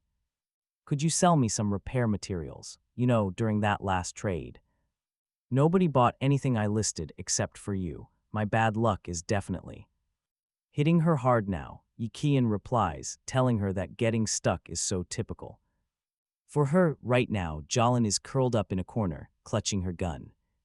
She peeks outside constantly, keeping a sharp eye out for monsters blocking her way. Catching sight of Ye's reply, she eagerly clings to it as if it were her absolute lifeline. She quickly writes back, insisting she never wanted any of this to happen. She was supposed to sell her previous loot for vital resources, but nobody is buying. She has absolutely no idea why, but her terrible luck did not just start here. It actually began the exact second her short-lived run of good luck ran completely dry. Honestly, it is pretty easy to see why nobody bought her snacks. Almost no one left alive has the spare resources to waste on sweet junk food. Ye coldly tells her to deal with it, but she wails in panic. She begs him, offering all her snacks if he will just trade her repair parts. Right behind the message is a hilarious chibai emoji of someone kneeling and crying. It is pretty funny, but Ye has zero intention of playing her savior. He figures she opened a treasure chest earlier, and he wants those rare train coins. He wants those coins in exchange, and the chat instantly goes dead silent. But he is in no rush, and a minute later her reply arrives. Okay, she writes, sending a desperate list of 42 machine parts. Normally, Xiaolin would never trade 2 precious train coins for simple parts. She is completely cornered, weeping at how ruthlessly he is taking advantage of her. She complains she will be totally broke by the time she arrives. Grabbing the parts, she quickly repairs her train to escape the incoming monsters. With a miserable look, she pats her completely empty, sad little wallet. She sighs that she gave him those snacks for nothing, grumbling about his lack of chivalry. Her savings are entirely gone, but then another notification suddenly pops up. Ye decides to offer her a highly valuable tip as a friendly, free gesture of goodwill. Xiaolin is immediately suspicious, calling him a scammer who wants her money. Yet a split second later, curiosity wins out and she begs to hear it. Ye types back a shocking truth: the docking time at this station is actually infinite. The moment Xiaolin reads those words, she stands straight up in pure excitement. Her head smacks violently into a wooden cabinet, sending loose junk spilling all over her. Ignoring the sharp pain, she furiously taps her screen. If she stays here forever, she will never have to continue this deadly adventure. Ye expected this exact response, knowing she probably would have stayed forever without his warning. Her chaotic talent constantly forces her into a brutal cycle of luck and danger. Whenever she hits a run of incredible fortune, she only fears the worst. She lives in constant, terrible dread of the next wave of bad luck heading her way. She quickly asks if this endless station is actually some kind of trap. After all, if there were no danger, Ye would never have gone out of his way to warn her. Taking a slow, deep breath, her brief excitement fades into heavy helplessness. She admits he is right, wondering how this harsh world would ever let them go. Staying there forever would surely mean facing something far worse than the train. If she stayed, she would face things far more terrifying than this train. Especially on a bad luck stop, so she sincerely thanks him for the warning. Xiaolin is incredibly sharp, figuring out the dark truth from just a single sentence. Ye stays completely silent, having only helped because this girl is occasionally useful. Keeping her alive just a little longer will definitely benefit him in the future. If she dies from bad luck in the future, it will be a pity, right then a second. Train rumbles deeply into the station. A woman with smooth, waist-length black hair steps off. She looks around and frowns, slightly seeing only one other train in the station besides her own. She pulls out a light blue flip phone and quickly types a question. Is she not there yet? She is level 3, so is this train not hers? Meanwhile, as he plays Gamoku with the smiling man, a system alert prompt goes off. He looks over, thinking that unlucky girl is in trouble again. But when he pulls up the glowing screen, it is actually Shangyuan Yinj. So that train is hers. She arrived incredibly fast, but how is she messaging him? From outside, a mobile phone. He never expected her to be his daily trading partner.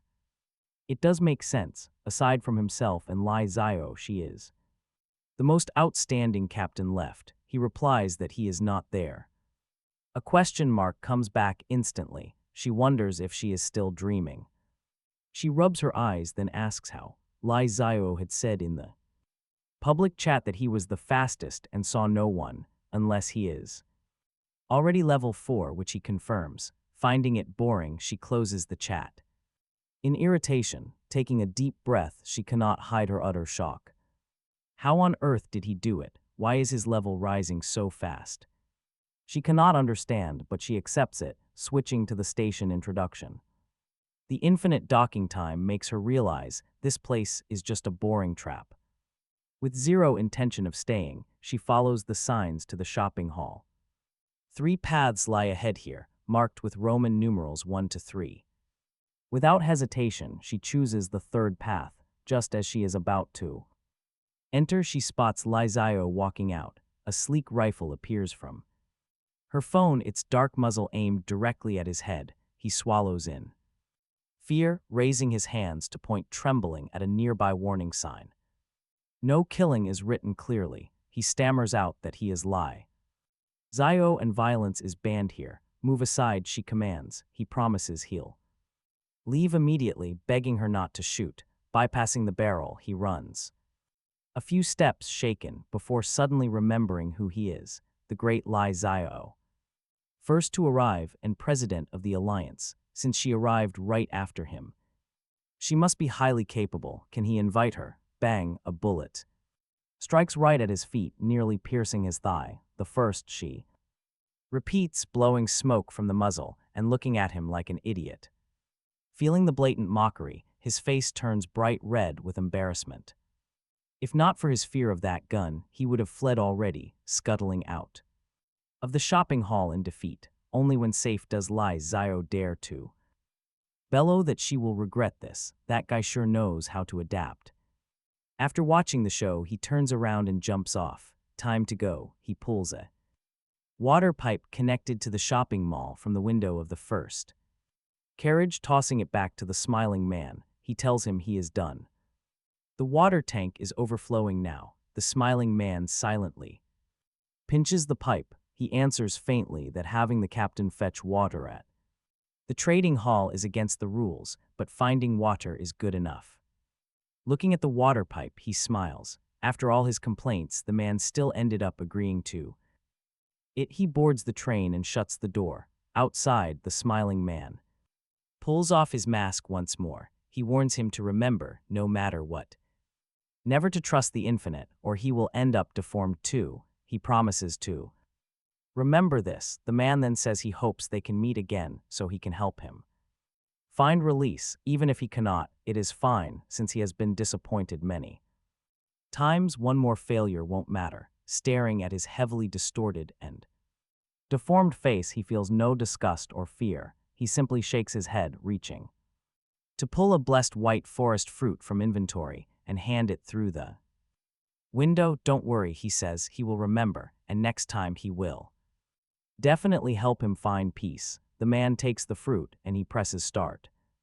With complete freedom over departure times at this station, the train immediately moves forward, passing right through a void-like barrier ahead. Looking back, the station that stood behind him has already vanished into thin air. Though it is a stop in the wilderness, things feel quite different here. There are far too many secrets in this world, and none of them are easy to solve right now. Collapsing onto the soft bed, he opens his system interface and begins to count his latest gains. First are 2 level 6 items, including the Great Compassion Heavy machine gun and the Trickster Sword. The gun definitely needs to be mounted directly onto his Vigilant Sentry. Its 9 slots currently hold 5 exquisite rifles and a mithril crossbow, which easily handles level 4 zones. Adding this heavy machine gun to the mix completely changes the game. Now he can actively patrol level 4 zones, hunting down monsters. As for that Trickster Sword, let's be real, its actual appeal is practically zero. A weapon that constantly drains his mental power limit is utterly useless to him, but since he got it for free, he won't complain. Even if he simply sells it later, it will fetch an absolute fortune. Meanwhile, his water tank is loaded with 1,000 kilograms of fresh water. Even after 7 stations, fresh water remains highly precious. A person can survive 7 days without food. But not 3 without water. He still cannot rest just yet. Leaving the bed, he pulls the massive Great Compassion heavy machine gun from its safety box. Looking at the domineering weapon in front of him, he rubs his hands in excitement. Will sublimation make it even bigger? He begins, dropping his stamina from 120 to 90. Mental power goes from 120 to 100, a mere 50 points. For level 6 item, why is the cost so low? In confusion, he opens identification. The system reads, Enchantment Mental Power Magazine, Great Compassion.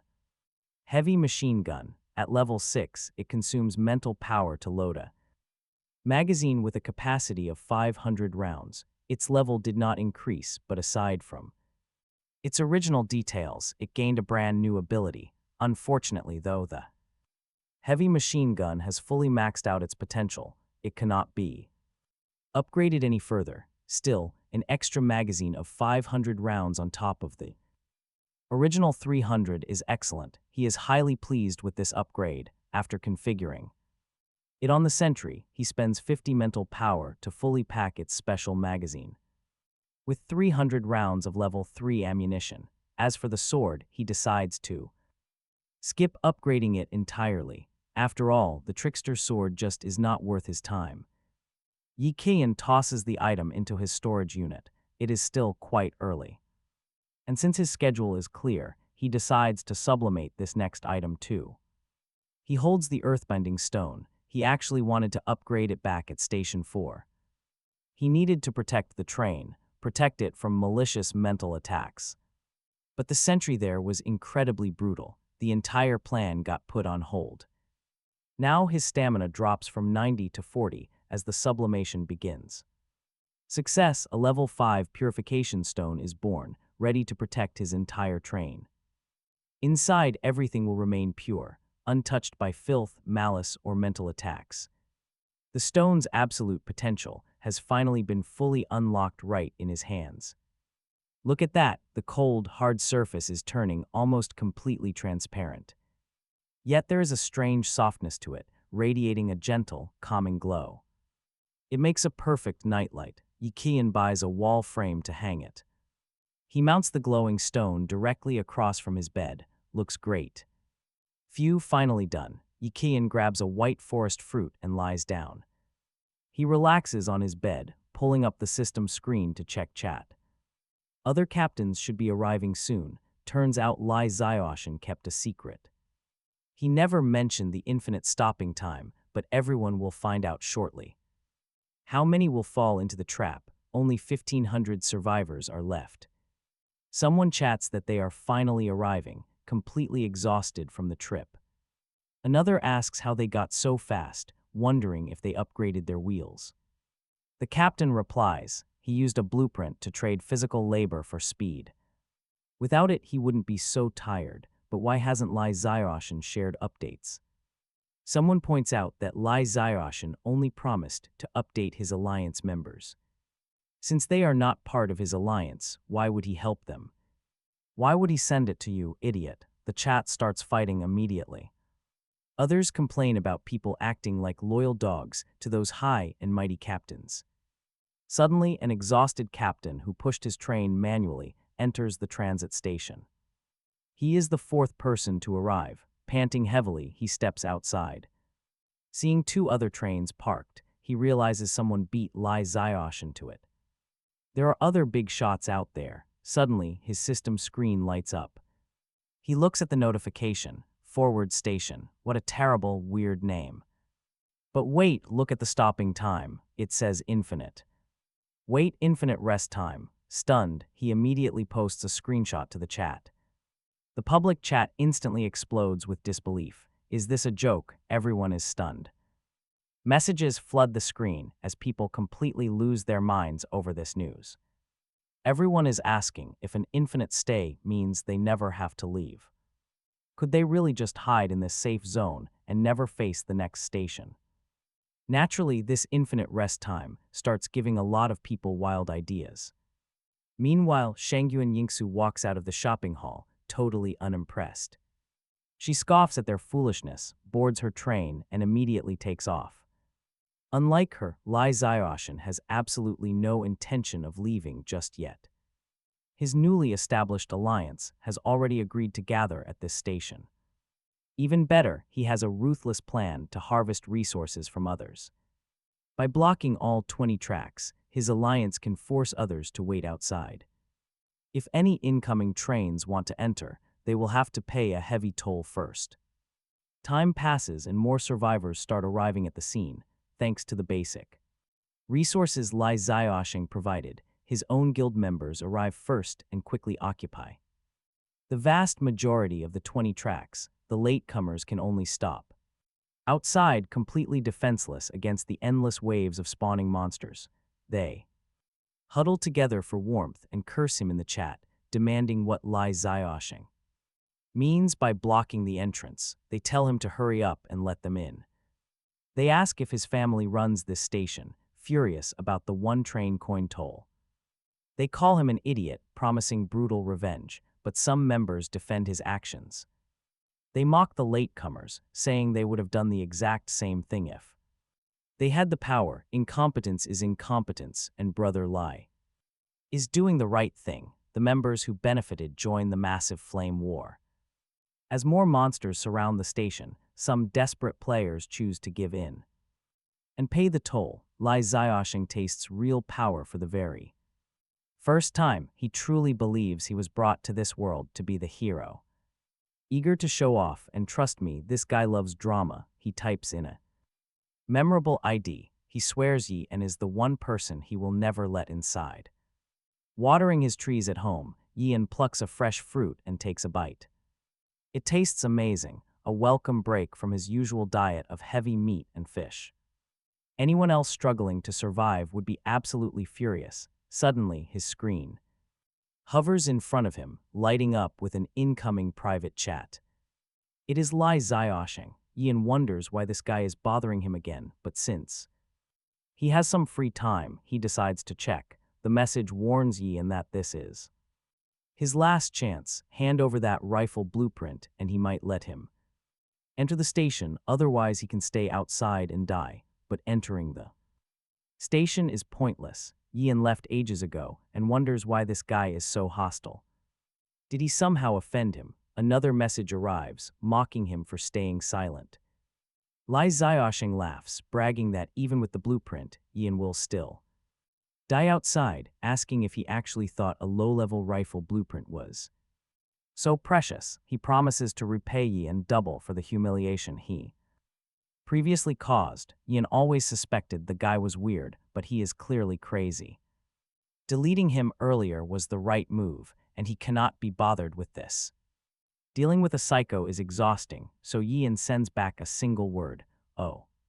Then he blocks and mutes him, cutting him off completely. Back inside the station, Lai Ziaoshing eagerly waits for a reply, but seeing the brief response makes his forehead veins bulge in sheer fury. He frantically taps his screen, trying to send a wall of angry text, but the send button is gray.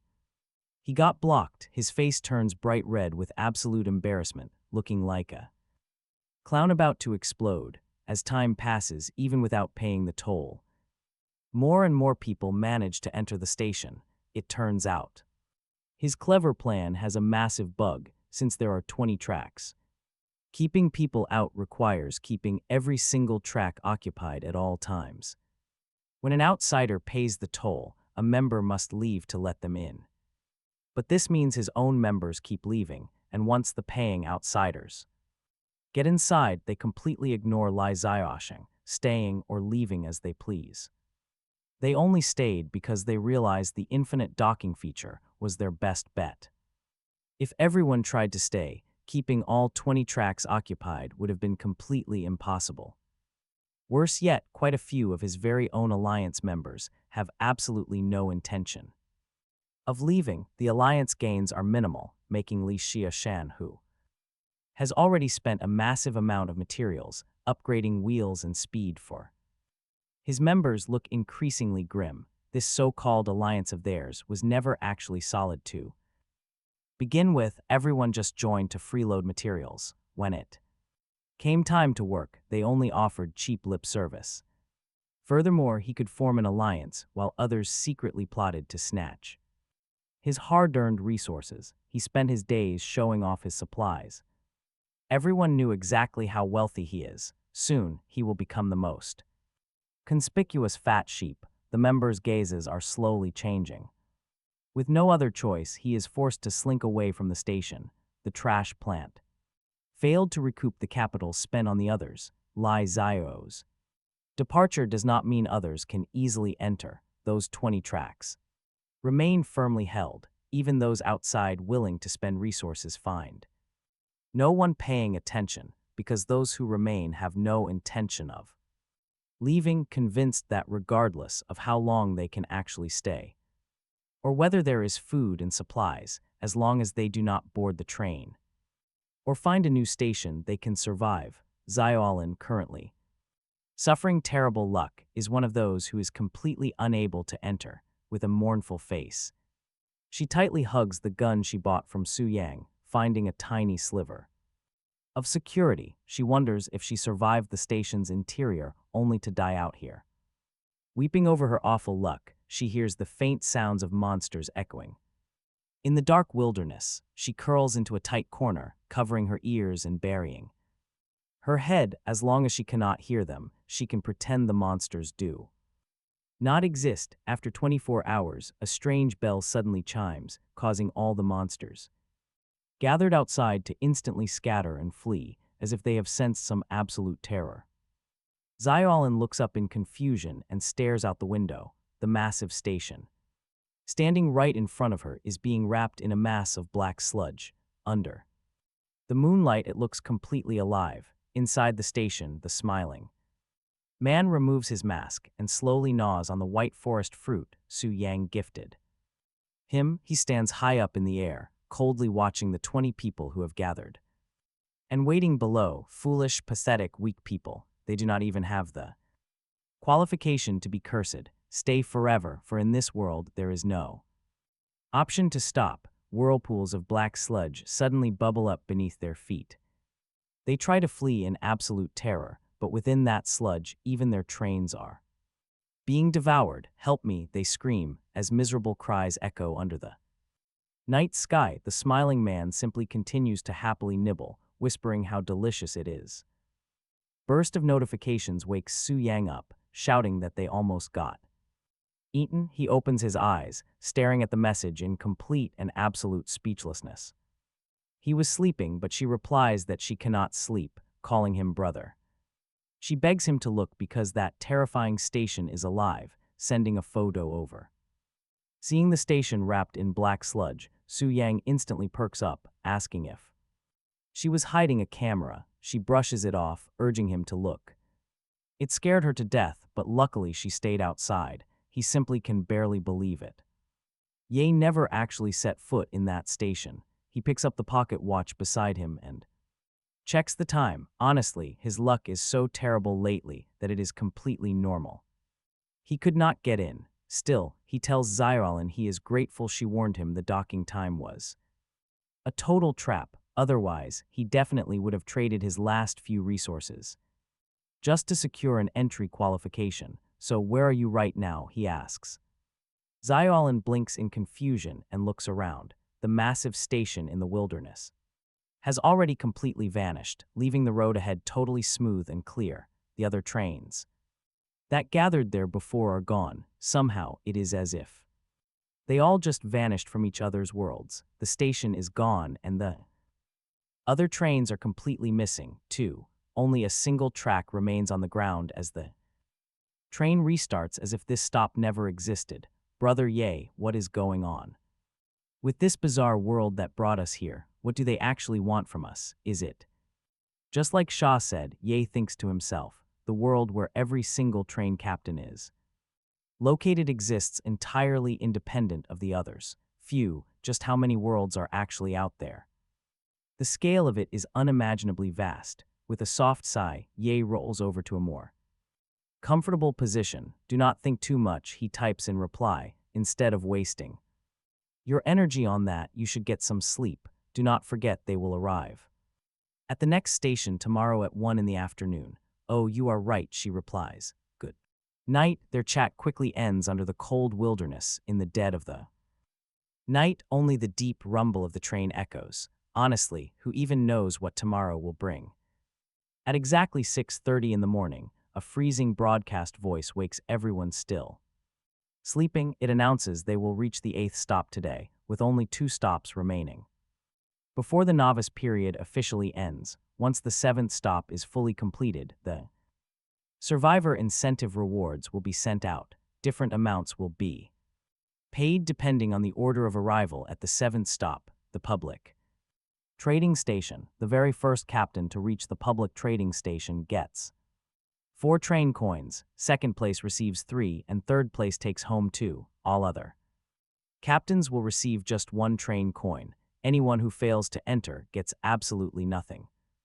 Today's weather is clear skies, and the remaining survival count in the current E3 block is 1204. The block merger happens in 3 hours. He is not sure if it is just his imagination, but the system voice feels a bit livelier than before. Hearing there are actual train coins to collect, his morning bad mood from being woken up early completely vanishes. Ye happily opens up the train system screen. The mail icon flickers with a soft glow. 4 train coins materialize into his palm, and he weighs them lightly. Counting these rewards, he now has 7, still 3 short of buying that upgrade chip. Walking over to the sleeping robot Wally, he leans down and pats its iron head. Keep it up, buddy. As long as they find another treasure chest at the next station, it will be enough to finally buy that smart chip. But unlike his great mood, on the other side of the tracks, Li Ziozan looks furious.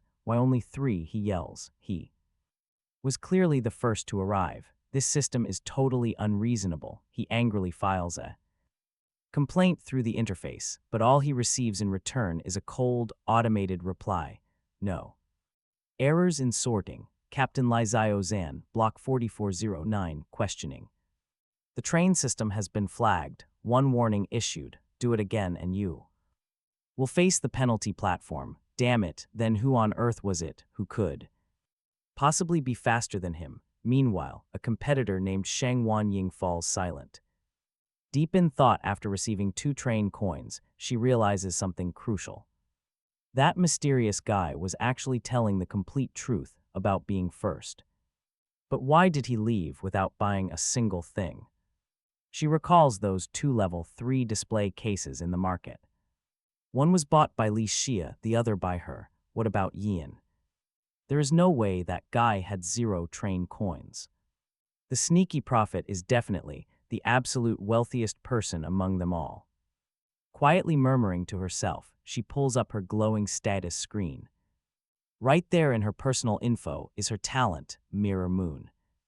It consumes mental energy to randomly summon items below her train level. She pinches her nose, sighing at the sad pile of shriveled balloons. Another failure out of all the actually useful things she has gathered. Over these past few days, there is only the purifier and the phone. Plus, the mental toll of using this ability is completely brutal. Once her pool drops below 50, the terrifying self-doubt kicks in.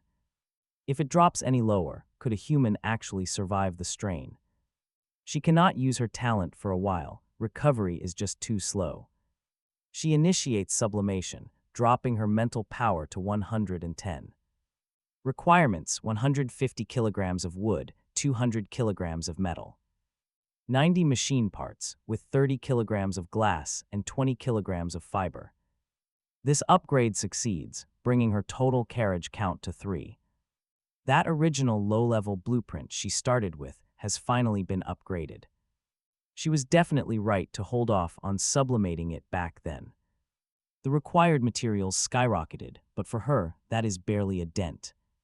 Construction finishes, and she steps inside her brand new space. It is incredibly clean, tidy, and everything inside is completely fresh. The old carriage always looked dirty, no matter how hard she scrubbed it. Constant rust and annoying metallic screeches are gone, but she wants more. Another upgrade drops her mental power down to 95. She transforms the comfortable carriage into a specialized planting room. This zone has built-in temperature controls to accelerate plant growth. She can even install smart chips here to fully automate the work. The system will handle planting, watering, and harvesting, but it requires a steady power source to function. A proper generator must be hooked up before she can use it. This planting room is perfect, especially for moving her white forest tree. As for the generator, she already possesses the blueprint to craft it. She spends resources to build it, then sublimates the finished device. The upgraded model only needs wood and scrap metal to generate power. The planting environment is quite humid, divided into 6 adjustable sections. Each section's temperature and humidity levels can be controlled independently. Instead of cold steel, there is rich black soil beneath her feet. She carefully plants the white forest fruit tree right in the center. An adjustable skylight directly above allows natural sunlight to beam down beautifully. There is still plenty of room left for other crops in here. With some space left, he simply plants the tomatoes he got from Yoyu Manor as well. The growth acceleration in this planting carriage is absolutely massive. They have already taken root and sprouted shortly after hitting the soil. The first batch of tomatoes is expected in 3 days. He also buys watermelon seeds. On the trading platform, leftovers someone tossed away after eating. Tossed onto the market for cheap, which nobody else wanted, his lucky gain. Wiping the sweat from his forehead, he looks at his masterpiece with satisfaction. There is still empty space, so in the future he can keep an eye out for seeds. Any useful crops can easily be transplanted here.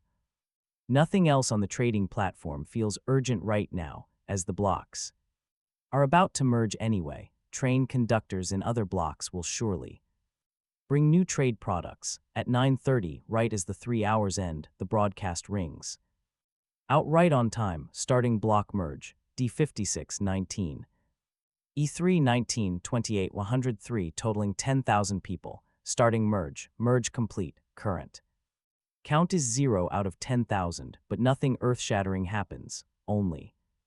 The number of people in the chat keeps climbing until it returns to the initial 10,000. On the public screen, lines of scrolling text make people feel as if they have returned to the day they first arrived in this world. Holy crap, it really merged. Hey, hey, hey, can the brothers in other blocks see this? We can see. Haha, finally someone to chat with again. We only have over 300 people left on our side, almost all dead. How about you guys? A little over 1,000, but just how many blocks are in this world? Damn, there are even 3-digit numbers following the letters now.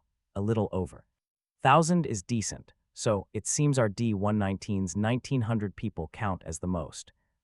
Right, that's right. With Brother Zhou here at the very least, we won't starve to death. Who is Brother Zhou? Is he that awesome? Of course, Brother Zhou is our D19's most awesome powerhouse. He started growing vegetables at the first station. A lot of the food we eat now is bought from him. Plus, Brother Zhou has a level 3 train, so what if it's level 3? So what if he grows vegetables?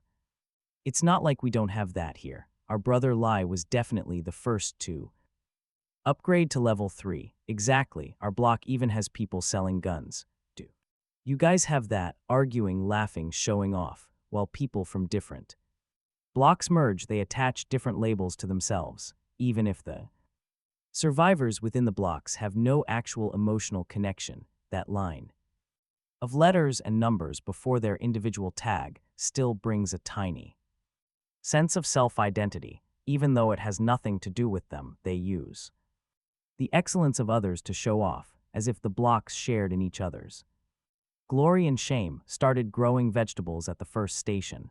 As expected, there are highly capable people among the survivors. Tusk, he is still too weak. It's almost the 8th station, and he has only just started growing vegetables. He is way behind. Shaking his head with a sigh, he takes a bite of a white forest fruit and opens the trading platform he is most concerned about.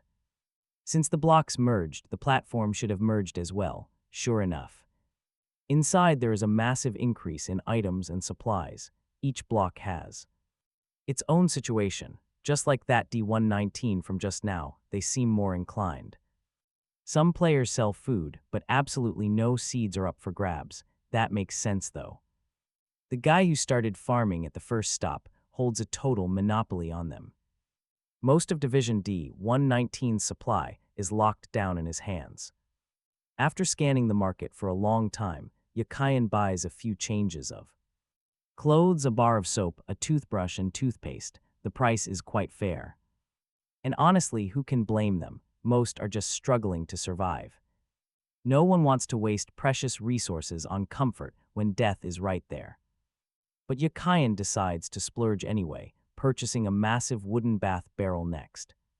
He fills it with clean water, strips down, and jumps right in. The water is freezing cold, but it feels absolutely incredible. He squints his eyes in bliss. His body completely relaxes in the bath. All his heavy exhaustion just vanishes. After bathing and changing into a clean set of clothes, he gets ready to lie on his large, soft bed. He ignores the roaring of the train wheels. Right now, the brutal survival stuff does not matter. It is 12:30. Only 30 minutes remain. Suddenly, fate's crossroads triggers. The system prompts him to choose between two different docking stations. Option 1 is the Level 4 escape station on the Plains of Nights. Option 2 is the mission platform. The escape station is brand new. By the sound of it, this place is actually a massive labyrinth.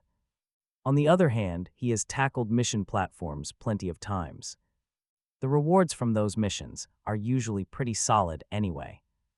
He selects Station 2. The system tells him to hold on. The train hurtles forward, heading straight toward the Plains of Nights. The engine slowly accelerates. A strange spatial distortion appears right ahead. As the pocket watch strikes exactly 1, the entire train plunges forward. It passes through the void. The view outside changes instantly. Current station is Plains of Nights. The available docking countdown is 9 hours and 59 minutes. This station is highly dangerous. What is with that timer? Yakayan rubs his eyes. Surely he must be misreading this screen. But the glowing countdown screen tells him it is totally real. System. Is his docking time not 5 hours? The system broadcast quickly replies. The train captain's docking time is fixed. Once increased, it stays set. Train Captain Yakayan's schedule on train E3-1102 has been interfered with. Furthermore, because his docking time exceeds the limit, the option to increase his docking time will not appear anymore. He will get no extensions when upgrading before Station 10. Is that really how this works? Is the system just screwing him? He is completely speechless. This random extra stopover time is tricky. There are pros and cons. On rich resource platforms, more time is great. But on extremely dangerous platforms, he will be trapped there. He will have to stay 7 full hours before leaving. It is brutal. The broadcast adds that the system has provided some extra compensation. They hope train conductor Yakayan will continue to work hard. Forget it, he will just be more careful next time. Since things have reached this point, he shakes his head and walks. He goes straight to Wally and inserts a coin. As Wally starts up, he taps his iron head, smiling as he wishes Wally luck. If the little robot finds a treasure chest at the station, he promises to install a brain for him. Watching Wally roll out, he presses the door release button, just as he prepares to step outside. The sound of galloping hooves catches his attention. He spots a knight clad in tattered armor riding a gaunt, skeletal old horse and charging toward the train with a rusted spear. Enemies already, but if this is the enemy, it is just too shabby. After thinking for a moment, he stops the sentry gun from opening fire. Experience tells him this is a mission platform where the first person he meets will be tied to the quest. He lets the knight approach, stepping outside to draw his gun and fire. The bullet lands precisely at the old horse's hooves. Startled, the beast immediately flips over and throws its rider off. Ouch! The knight's helmet rolls away, revealing a cardboard core. Inside, incredibly weak. that is his first impression. The man's face is haggard, his skin dark, his sparse gray beard caked in mud, his frail body looks as though a strong gust of wind might blow him away. Yet those eyes, even from afar, he can see the wild fanaticism and persistence burning in them. He asks if the old man is all right, unsure of what else to call him. Judging by his appearance, he seems to be a real human. The old man claims he is fine, then questions if he is human, wondering why he emerged from the belly of a giant dragon. Suddenly, the old man understands, asking if he already killed the dragon. Good heavens, he has conquered it, making him a great dragon knight. Giant dragons, dragon knights, what is all this nonsense? He feels baffled by this madman. A voice suddenly asks if his master is doing fine. From the same direction, a short, chubby man on a gray donkey comes wobbling over. Don Quixote laughs off Sancho's worry, saying he merely offended this great dragon knight. It is fate's arrangement, letting him meet a dragon knight before battling the giants. Sancho, a familiar name, he feels like he has heard it before. Sancho asks Don Quixote what giant dragon he is talking about. Massive black train. Don Quixote insists, asking if he did not hear the roar of this giant dragon descending from the sky. Hearing the name Don Quixote, he immediately realizes who the man in front of him actually is. Don Quixote, the famous knight lost in ideals and illusions, the archetype of all losers in the world. This is actually the world of Don Quixote, meaning the short, fat man beside him must be the most important supporting character from the novel, his faithful servant.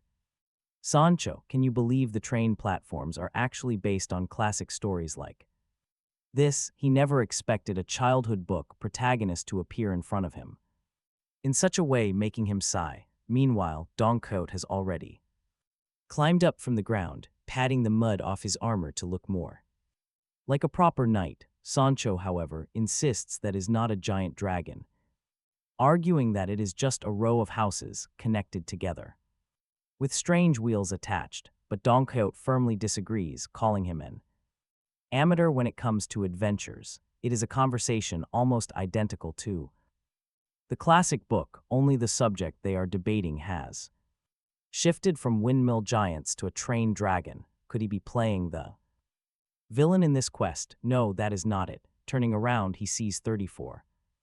A windmill stands ahead in the fields. His sudden appearance totally interrupts Don Quixote's first battle, prompting the eccentric man to apologize immediately. More giants wait ahead. He must go crusade against them immediately. Once they are gone, he promises to return. He mounts his horse. He raises his spear, bypasses the train, and rides toward the field. Sancho screams, "Master, those are not giants, those are only windmills. Those long arms are just blades," but the warning is ignored. The knight charges forward. Our protagonist stands atop the train, watching closely. He expects the old man to crash and fall, typical story logic. But suddenly, the entire world before his eyes begins to change. Windmills? No, massive giants have appeared. He quickly rubs his eyes now. When he looks again, they are only windmills. What is going on? Sensing some immense danger, he quickly retreats back inside the train carriage. The magic purification stone immediately calms the heavy discomfort in his chest. But the horrifying view from the window confirms it. They are not windmills. Gigantic monsters actually stand out there in the field. Don Quixote was correct. How is this possible? He opens up his status menu right away. He checks his stats, discovering an unexpected line under his mental power. His status reads 120, witnessing truth and falsehood.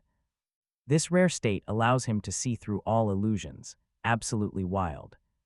He realizes he must never underestimate these trials from now on. Out in the field, a giant casually swats Don Quixote flat onto the dirt. He falls instantly. The monster turns back into a regular windmill. Thank goodness, Sancho cries out, begging him to finally see sense. Only a madman would deny those are wooden blades. Quiet, Sancho. Sancho helps him stand up and remount while they keep bickering. They prepare to leave, heading back down the path they came. As they pass by the train, the Dragon Knight decides to speak. He yells down, asking Don Quixote if he really intends to run away now. Does he not want to become a true knight, a true knight? The question freezes Don Quixote while Sancho stands there utterly speechless. Our protagonist presses on. Look closely, those giants are destroying everything. How can a noble knight choose to walk away from this disaster? He points toward the wheat fields, watching the old warrior closely now. Sure enough, after hearing those words, Don Quixote looks back at the crops. At that exact second, the giant monsters out there begin running completely rampant. Look there, Sancho, those are real giants. The knight is ecstatic. He thanks the great Dragon Knight for bringing him to his senses. Sancho looks between them, utterly confused, wondering if he has gone completely mad. There are only windmills. Where did these monsters come from? Stop. Don Quixote barks, demanding to know why Sancho doubts the Dragon Knight. He eagerly puts his broken helmet back on, his passion reignited. He will not flee from battle, he must fight. He turns his horse. The old horse charges back toward the wheat field once again now. The towering giants grow increasingly solid, reaching out with massive arms. Toward Don Quixote, the giants prepare to strike, facing monsters dozens of times larger. Then himself, he shows no fear, raising his ragged lance to thrust forward. Bang! The moment the tip of the lance touches the giant's arm, the sound of a gunshot rings out simultaneously. The bullet fired by Ebony strikes the giant's palm and Don Quixote's lance simultaneously pierces into the bullet. Whole, the giant lets out a painful howl and then collapses to the ground. Don Quixote rubs his eyes and shouts excitedly, looking at the giants. Corpse, haha, Sancho, did you see? I did it. I killed a giant. Sancho does not speak because he is staring in shock at Yucayan. In his eyes, the windmill has been pierced through by a flash of fire shot from something resembling a black flute. Held by this strange young man, a mage, every bullet Yucayan fires lands exactly where Don Quixote's lance strikes. 34 windmills, 34 giants, 34 charges. He shows no fear. His face is filled with excitement as one giant after another falls. The space in the field becomes increasingly distorted. Even Sancho rubs his eyes, for he too vaguely sees those windmills turn into long-armed giants. Giants, are they really giants just like the windmills? That world is undergoing a change, and the one guiding this change is Don Quixote, as the number of giants dwindles. Even without Yucayan's gunfire, Don Quixote is able to pierce through the giants' bodies with his ragged lance. Why? Because he has already determined in his heart that he could do it, just as he had already determined that what was in the wheat field were giants, not windmills. The perception of this world is changing along with him. Yucayan watches all of this and understands that this is the task for the station. When the last giant falls, Don Quixote, covered in blood, waves excitedly towards Sancho and Yucayan from the field. Haha, your excellency, Dragon Knight, friend Sancho, did you see? I did it. I killed all the giants. I am a true knight. He holds his lance high and his old horse Rosinante inexplicably appears tall and mighty. Friend Sancho, I didn't lie to you, did I? Those were giants, and I am the knight who eliminated the giants. From now on, you must call me the Giant Knight. Oh. And your excellency, Dragon Knight, the Giant Knight thanks you for your help. It was thanks to you that I did not disgrace the name of a knight. I do not yet know your name. My name is Yucayan, he answers, telling him there is no need to thank him. He only did what a knight ought to do. His gaze stays fixed on the field, and he does not pay much attention to his actions. To commemorate the friendship between knights, please accept this. A wooden round shield is offered over, which finally makes Yucayan turn his head in surprise. Then what will you use later? Don Quixote pats his chest, saying he will go and forge another shield. For the sake of our friendship, friend Yucayan, please accept it. And from this day forward, he and Yucayan are in an alliance of knights. If Yucayan ever encounters a problem he cannot solve, Don Quixote will come to help. Yucayan originally does not want to accept But after seeing the information about the shield, he changes his mind. Don Quixote's round shield. Use it when you encounter danger. Your ally Don Quixote will come to help you. Please let him believe that he is facing a powerful monster. As a knight, he will not retreat, witnessing the friendship between the giant knight Don Quixote and the dragon knight Yacayan, Don Quixote and Sancho. They leave to continue their journey. He watches them. Silently, he reflects on the battle. Will Don Quixote really remain the story's loser, or will that flock of sheep truly become a massive enemy army, while the White Moon Knight actually becomes a real hero? Yes, as long as he believes, Don Quixote will charge ahead. How terrifying! Belief creates reality. It seems he has definitely altered the story plot. If the old man possesses this power, he might escape his pathetic fate. What a good deed. He did something decent for once. But wait, does this ridiculous power actually work at other train stations as well? If it does, then his spectacular acting performance was absolutely worth every single second. He strokes his unranked wooden shield, realizing that if this works in other worlds, he simply needs to drag out fights and build up his absolute confidence. This strategy would make him completely invincible. Placing the shield back on the train, he immediately sprints straight toward the wheat field. Time is running out. The 34 giant corpses are reverting to windmills. The power of belief has a strict limit. He noticed this earlier. That is exactly why he kept watching. Now he summons the processing table. Letting these fantasy monsters vanish without a trace would be a tragedy. So he decides to salvage whatever he can before it is too late. Luckily, his arbitrary processing module makes harvesting massive objects incredibly simple. Salvage successful, the system processes the long-armed giant. He gets one giant skeleton, one dream crystal, and meat. Bones and meat make perfect sense, but what is this dream crystal? An illusory crystal. Consuming it allows someone to awaken inside a dream. A lucid dream. What actual practical use does that even have? No time to wonder, he keeps salvaging. Processing one corpse takes 10 minutes, all 34 would take over 5 hours, which is too slow. With the giants turning back into windmills, his total salvage is limited. He ends up with 13 giant skeletons, 5 phantom crystals, and meat. That is his final harvest. If only his recycling table worked faster. He could have gathered every single corpse before they reverted to windmills. But the system is built into the train to upgrade it.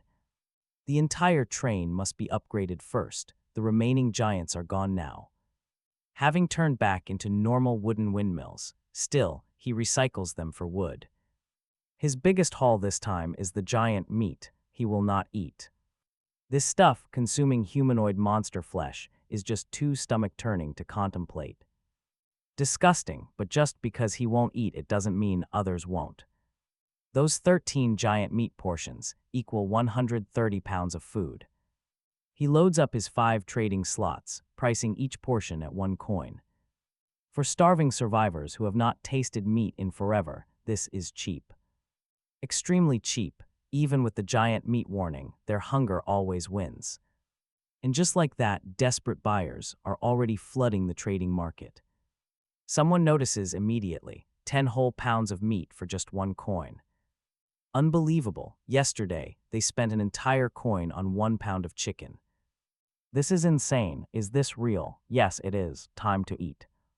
On the chat, one survivor complains they have to buy 10 caddies of meat to roast. Another mentions securing a train coin at the last station, while others refuse to buy. They argue over whether it is right to eat the meat of humanoid monsters. Some call them monsters, demanding to know if they have lost their basic humanity. Others defend it, claiming giants are not human and they are too starving to care. The intense argument quickly escalates into death threats at the next trading station. Someone asks if that raging survivor has a dangerously low mental power score. The survivor fires back, snapping that their 33 remaining points are none of their business. The system confirms they are going mad, Meanwhile, the giant meat starts selling fast. It gets snatched up instantly, as all 10,000 survivors are desperate to eat. These players have cleared the 7th station, and their trains are at least level 2. They also have plenty of train coins to spend, to make things even better, the price. Yikian offered is the absolute lowest on the market, so buyers do not hesitate. They do not care if it is giant meat, he restocks and they sell out instantly. Within minutes, he pockets 10 more train coins, pulling in a very quick profit. He keeps 3 portions, just in case they come in handy later. Listening to the survivors talk, Yikian notices a highly troubling pattern. For ordinary players, once their mental power drops, it is nearly impossible to recover.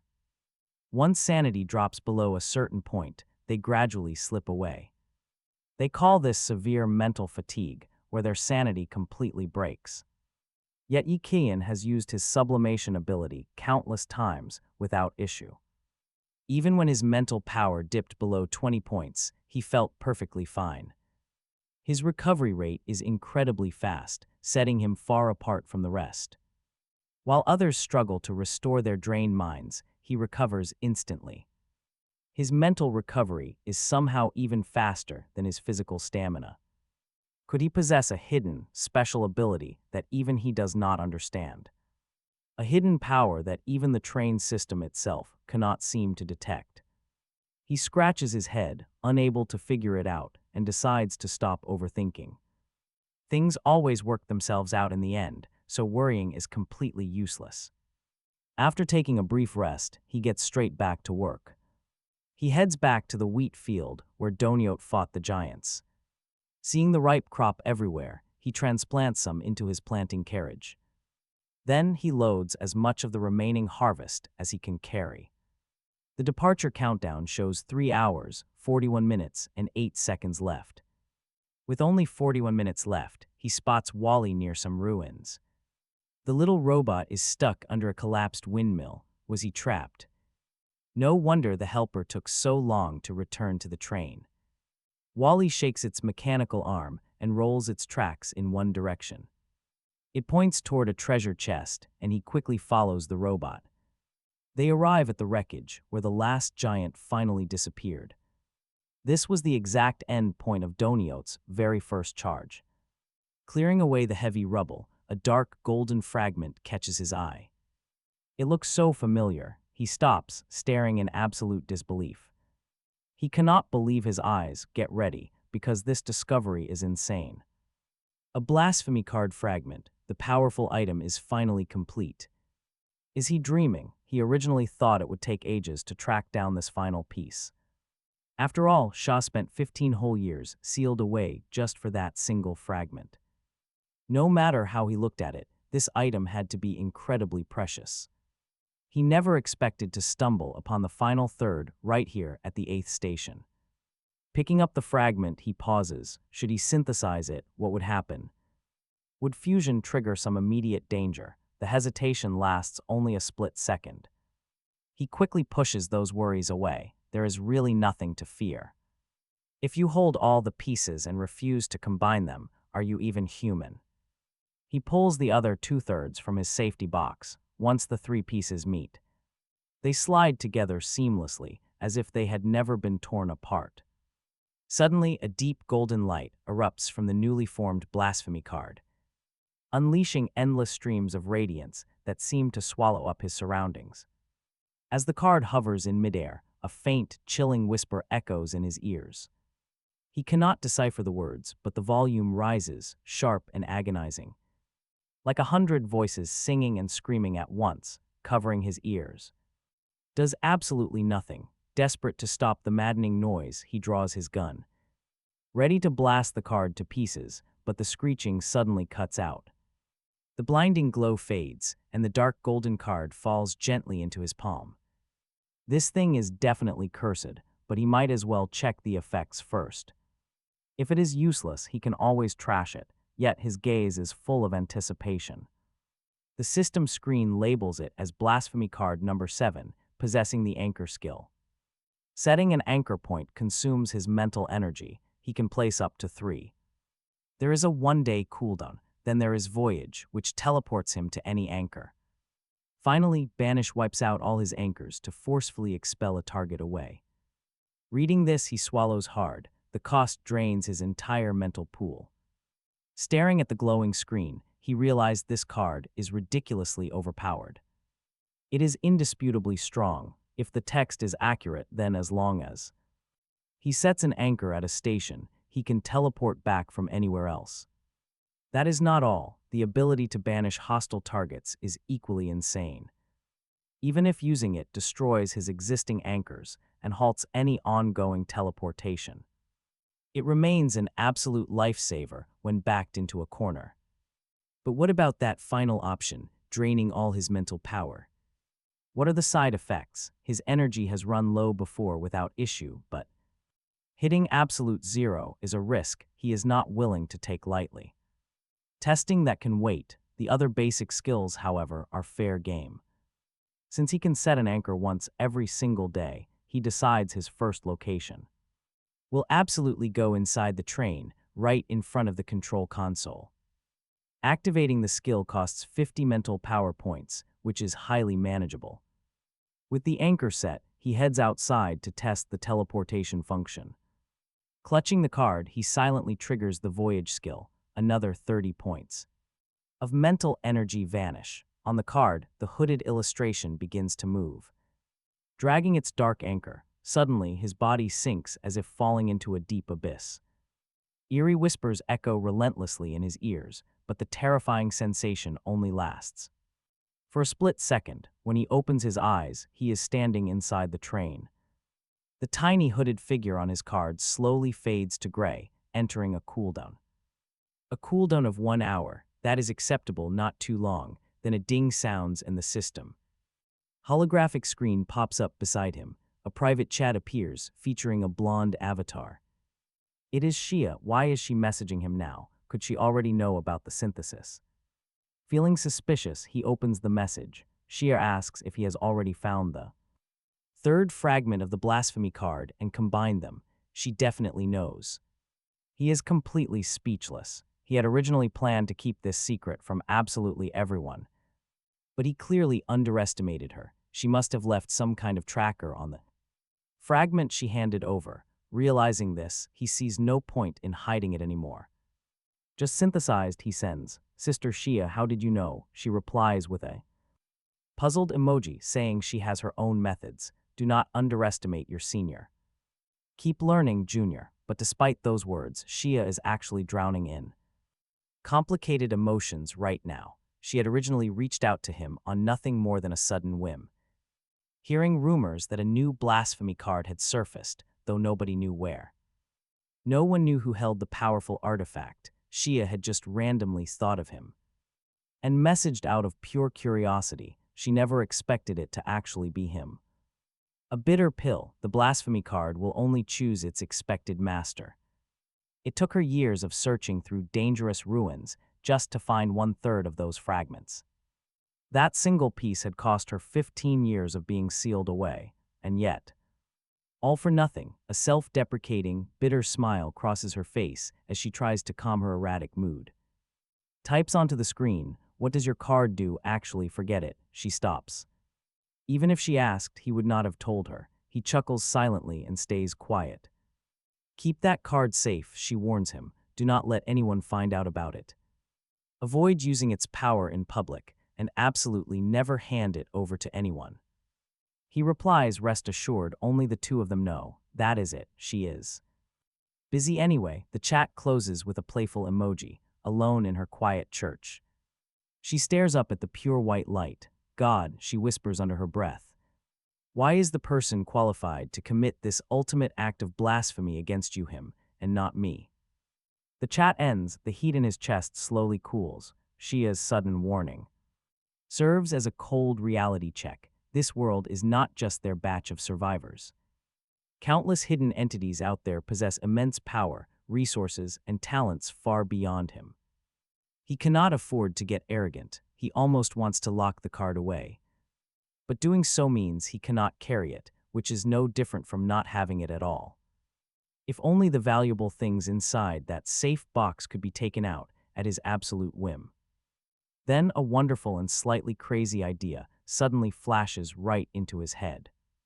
A wild idea. The safe box is also just an item, right? Could he actually store the box inside his storage unit? He cannot wait to try. To the storage carriage to test his theory. He tries. Holy crap. It actually works. The heavy safe box slides right into his special storage slot. Better yet, he can retrieve items from inside the box without taking the box out. He has effectively gained 4 extra slots of mobile storage in the outside world. Talk about absolute genius. This massive haul today has turned out to be incredibly bountiful. He discards the excess safe boxes, keeping just a single one in storage. Beside the blasphemy card, he fills the other slots with the rare items. He packs the blessed virus serum from Doomsday Town, saving the final spot. For the pure purification stone, just like that, 7 powerful items are completely accessible. He checks his gear, blessed white forest fruit, level 3 bullets and virus serum. Plus a purification stone, a blasphemy card, and the safe box. These items will definitely keep him safe from any outside dangers. He has exactly 3 hours left. The final countdown to departure has begun. His special VIP departure privilege turns green. It is time to go. He presses the button. A massive portal opens right in front of him. The tracks shift and a deafening roar echoes as the engine starts accelerating.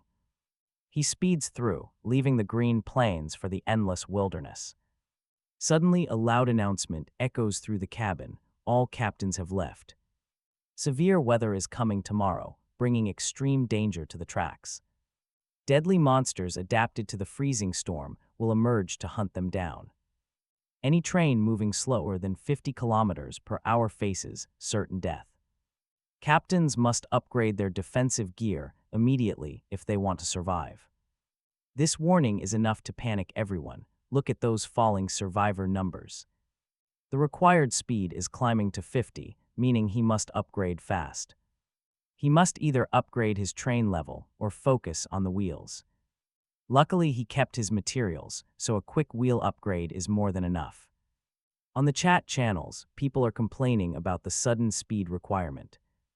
They blame the broadcast instead of admitting they slacked off. Did they even gather resources or trade for food? He wanted to save his train coins, but now he is forced to upgrade early. But looking at the chats, the surviving captains are actually getting stronger. Their overall quality has spiked drastically since the server blocks merged. They no longer panic when facing the threats mentioned in these announcements. Most of the survivors have already prepared themselves for this next big step. They knew they would eventually need to boost their train speed.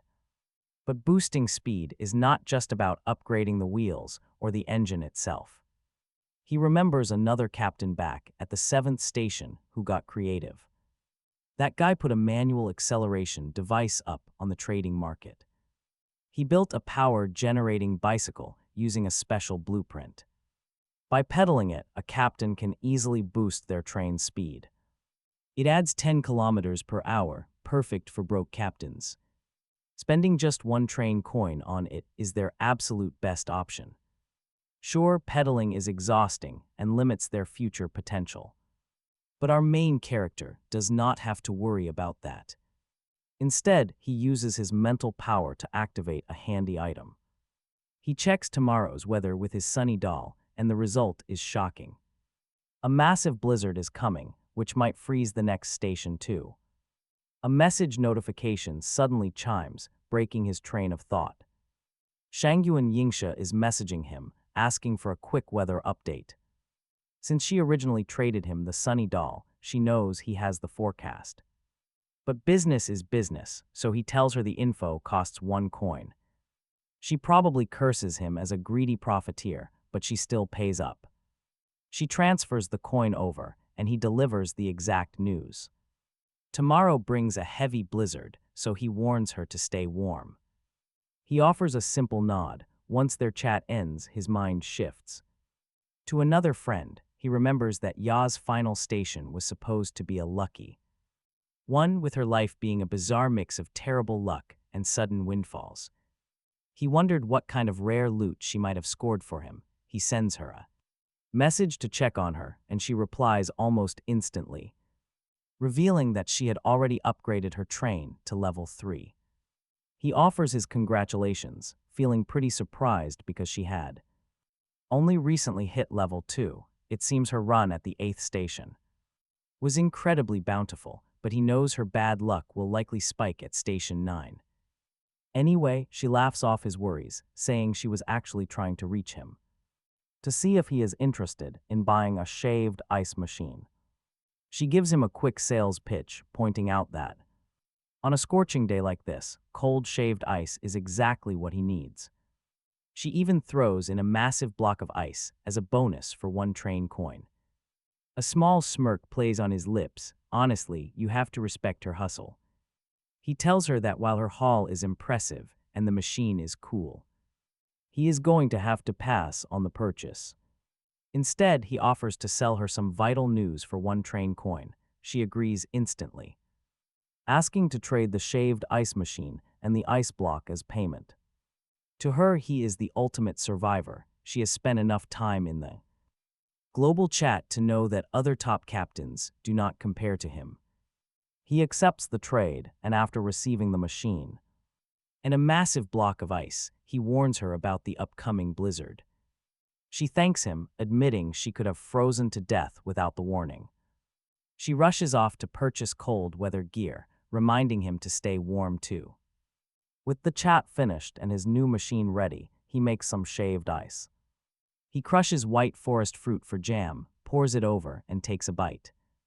That sweet, icy flavor is an absolute winner, but he cannot relax just yet.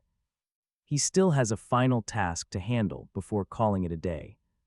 He quickly walks over to the temperature-controlled carriage now. He pulls up the train upgrade details on the glowing screen. The upgrade requirements for a level 4 train still show 1 missing item: a smart chip costing 10 train coins, even though Wally did not find a chest at the last station. His giant meat sales with Shangyuan, Ying Sha brought his balance back up to 17 coins. It is more than enough. He buys it, and the 10 coins dissolve into light.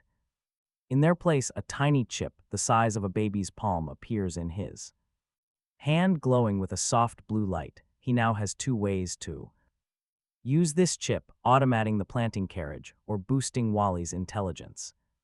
For him, the choice is extremely obvious before installing it. However, he decides to use sublimation. His stamina drops from 104 to 64 as the hardware transforms into an emotional smart chip. This upgrade will give a machine genuine feelings. He leans forward and gently taps Wally's metal head, telling the little guy that he is keeping his promise. He presses the chip against the robot, and it dissolves into a stream of blue light. Into his body, a blue current flickers through his frame, and suddenly, camera-like eyes blink with new life. He is now an intelligent, emotional, treasure-hunting robot. He can still search for items for the cost of 1 train coin, but he no longer requires coins to function in his normal state. Relying instead on self-charging, he can follow any instruction the captain gives him. Though the system notes that as a former trash collector, he might still have a preference for useless things, Wally no longer needs to go into a deep sleep mode. Our guy habitually taps his head and tells him to fetch a glass of water. Unlike his old mechanical self, Wally reacts by aggrievedly clutching his head with his clamps like a bullied little punching bag. Even as he moves to obey, his tracks roll across the floor, and he quickly returns with a glass of water from the reservoir. The captain tells him he is pretty smart, promising to tease him less in the future, which prompts him to nod rapidly in agreement. Our guy can't resist tapping him one more time just to see his even more aggrieved expression. Laughing out loud, he pats his head, telling him that was truly the last time, because even if it is fun, he won't do it anymore. He finally understands why someone like Shaw would create an android like Tina. if a little guy like Wally can bring this much joy to a boring life on the train, a girl like Tina would be on another level. Entirely, he wonders if he'll ever be able to create an android like that himself, and he suspects that eventually he might. The next day arrives with a chilling transformation of the world outside through the train window. A terrifying blizzard has painted the entire wilderness in a blinding, absolute white. What was once an open plain has become a frozen wasteland, teeming with snowfield monsters emerging from the drifts to chase the train with predatory intent. Snow wolves, snow demons, and snow wraiths swarm the tracks, their sudden appearance striking a deep sense of crisis into those captains who are still struggling at level 2. He can see the desperation of others from a distance. Some have simply given up, waiting for death to claim them in the cold, while others exhaust their entire wealth just to reach level 3 or upgrade their wheels to barely maintain a safe distance. Some manage to survive by utilizing various acceleration devices. Yet, even those who meet the minimum speed thresholds find themselves in a desperate struggle as monsters claw at their hulls, leaving some unlucky trains riddled with holes. The environment is just as unforgiving as the creatures. The violent blizzard causes temperatures to plummet to -30 degrees, forcing those without proper clothing to huddle in makeshift shelters and burn wood just to survive. However, none of this weighs on his mind, as his circumstances are quite different. Inside his constant temperature carriage, the air is a comfortable 22 degrees Celsius, and he sits leisurely enjoying shaved ice. At level 4, his train moves with a grace and speed that the snowy monsters can't hope to match. While he rests, Wally works diligently under his orders. He climbs through the skylight onto the roof to collect ice and snow, shaping them into identical blocks before stacking them neatly in the storage carriage. When he sees that the space is nearly full, he waves his small, the mechanical arms running toward him, shaking to get his attention. Seeing his success, the captain tells him he did a great job and rewards him with the recharge. Watching as the little helper happily hurries to the device to receive the electricity he would have provided anyway, he drapes a warm wolf skin over his shoulders and steps into the storage carriage, shivering as a sudden temperature drop hits him. It is incredibly freezing, but he quickly works to load the snow blocks Wally gathered into the storage unit. He knows that if the weather turns scorching hot later, these frozen blocks will be highly valuable as a water source. As the clock strikes 12:30, the familiar prompt for the crossroads of destiny triggers, presenting him with 2 distinct choices for his next station. The first is the Goblin Fortress, a level 4 hunting station, and the second is Screaming Village, a level 5 hunting station. Both are categorized as hunting stations, which immediately piques his curiosity. He wants to understand exactly what differentiates a hunting station from a slaughter station. Since there is no threat, he naturally chooses the higher rewards, Screaming Village. The heavy train surges forward, ripping through distorted space as the tracks extend into the dark void. When they emerge, the blizzard still dominates the sky, burying everything in cold white. But then he spots a tiny black dot slowly approaching the train through the heavy drifts. As it draws closer, the figure reveals itself as a human. Instantly, the system informs him that they have arrived at Screaming Village for a 10-hour stay. Slapping a red danger warning on the station, a middle-aged blonde man with blue eyes and a scruffy beard stumbles toward the train, calling out to him like a savior. He screams for the master hunter to stop and save his village, staring in absolute awe at the train and thanking God for their arrival. Since the train sentry remains silent, he knows the man is no enemy. He hits the button to open the door, letting freezing winds howl into the carriage. Bundled up in his warm winter gear, he looks down at the stranger, who looks about 40. That hunter title gives away the identity he has been assigned here, plus the fact that he recognizes the massive train means other captains must have passed through before. he calmly tells the frantic man he is just passing through and did not come to help. Then he asks him to explain what happened to his village. The man immediately drops in the snow, begging for his help. Their village has been completely invaded and overrun by the ruthless Blood Clan, who use everyone as literal blood bags, draining them dry day and night. He fears everyone will be dead in days without intervention. Recognizing these bloodsuckers as his potential targets, he asks the villager how he even managed to escape such a hellhole. The man reveals his brave father knocked one of the monsters unconscious during a feeding session to let him escape. His father ordered him to find a master hunter, promising a certain item would secure the hero's help. With trembling hands, he unwraps a tattered cloth too. He reveals a single well-preserved train coin, staring at it in absolute wonder. Is this really the only reward for a level 5 station? But then he realizes this coin is just a down payment from the desperate locals, not the actual bounty. The real payday is going to come directly from the vampires themselves. Taking the silver, the hunter tells the shivering man to wait outside for a bit. Stepping back inside, he starts picking out the perfect gear for this slaughter. The mythical weapons he grabbed in Doomsday Town are ideal for a hunt like this. While the temple mythical cross is already set, he focuses his mental power to upgrade the rest. He brings both the mythical crossbow and the ritual sword up to level 3. This gear makes him look the part of a proper hunter, though guns remain his true backup. Firearms are still the most reliable fallback if these vampires turn out to be monsters. He also pulls out a tool designed for absolute carnage, a weapon of mass destruction. The heavy machine gun known as Great Compassion is loaded and ready. Swapping out the virus serum, he chambers the correct ammunition. While Ally rolls up and bumps his ankle, blinking his large monitor eyes. Reading his silent plea, the hunter rests a train coin right on his head. Activating treasure hunting mode sends the little guy scurrying off in pure joy. He heads straight out into the deep snow, leaving tiny tracks before vanishing completely. Pushing the door open, the hunter addresses the blond man still kneeling in prayer. Trekking toward the village, he learns the man is named Atani. This scruffy guy is actually the village chief, who barely escaped with his life. His father bought him a fleeting window to run, leaving behind a secret.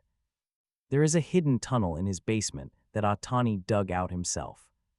He used it for secret midnight visits to the local widows, who are long gone now. Now that scandalous tunnel is their only shot at a safe entry. Cresting the hill, the village looms ahead, dark red blood staining the white snow. Swarms of bats hang sleeping under the eaves, waiting in silent clusters. Strange wails and manic laughter echo softly from the shuttered homes. Tears streaming down his face, Atani drops to his knees again. He begs the hunter to save his people, but receives only cold silence. Saving people is not his goal, hunting monsters is. Where is the passage? The hunter demands to be shown the way, and Atani nervously leads him forward. They arrive at a hidden cave that perfectly conceals the wide entrance. Seeing how tall the tunnel is, the hunter asks if he really dug this alone. He smiles sheepishly. His friends helped him clear the path. You villagers really know how to enjoy yourselves, the hunter mutters under his breath. He tells the man it is nothing, then kicks him forward before he can react. A terrified Atani stumbles inside, with the hunter keeping a watchful distance behind. With his stamina capped out at 120, his physical limits are gone. His enhanced vision allows him to see clearly through the deep darkness. Everything within 10 meters is crystal clear. Suddenly, a silver bolt cuts the air.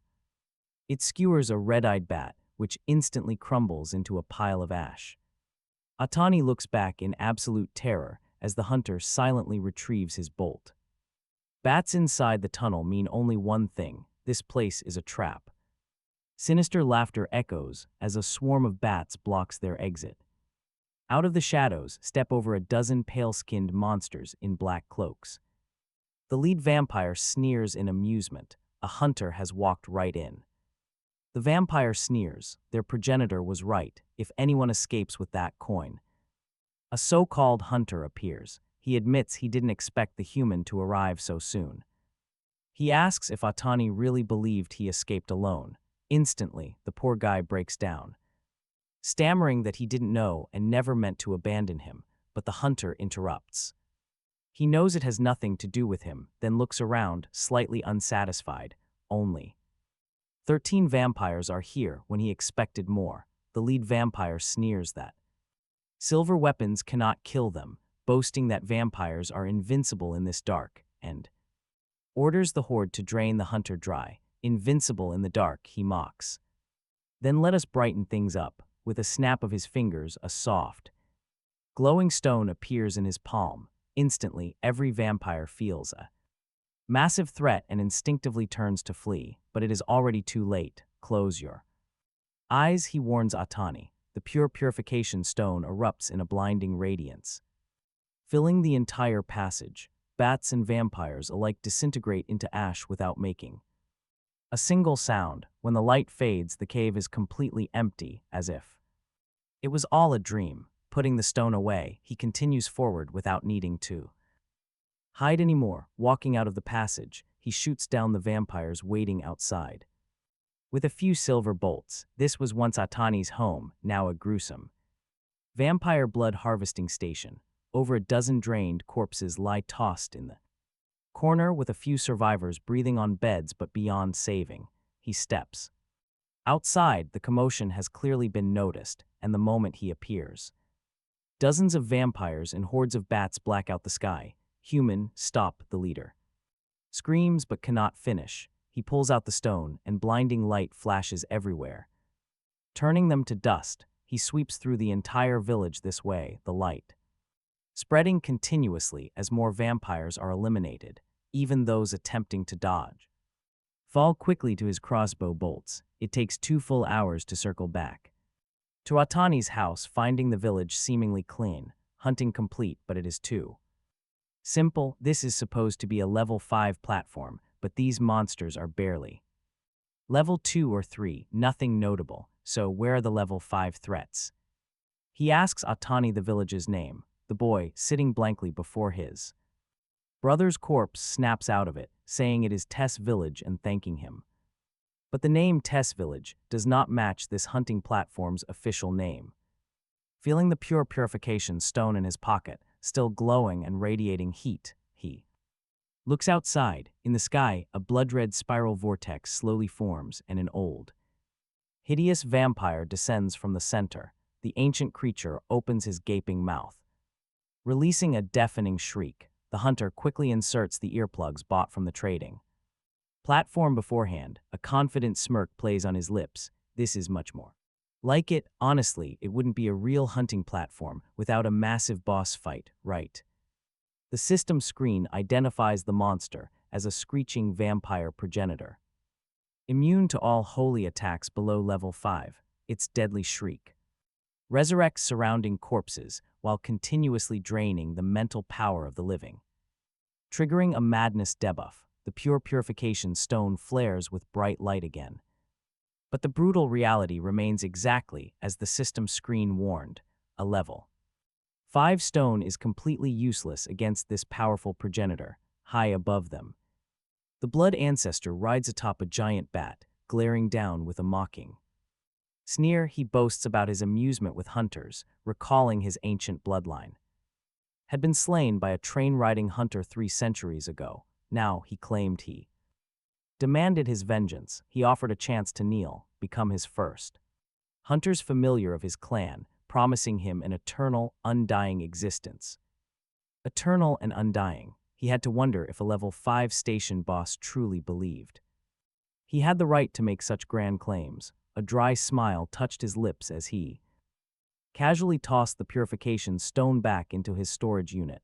Beside him, Otali watched his movements with sheer terror, clearly under the impression that he was preparing to surrender to the monster in the sky. He waved a hand to dismiss his fears, telling him not to worry because he had absolutely no interest in bowing to a mere frog in a well. When Otali asked what he meant, he simply told him that the creature was already a dead man, with a sharp snap of his fingers. His golden heavy machine gun materialized on the ground before him.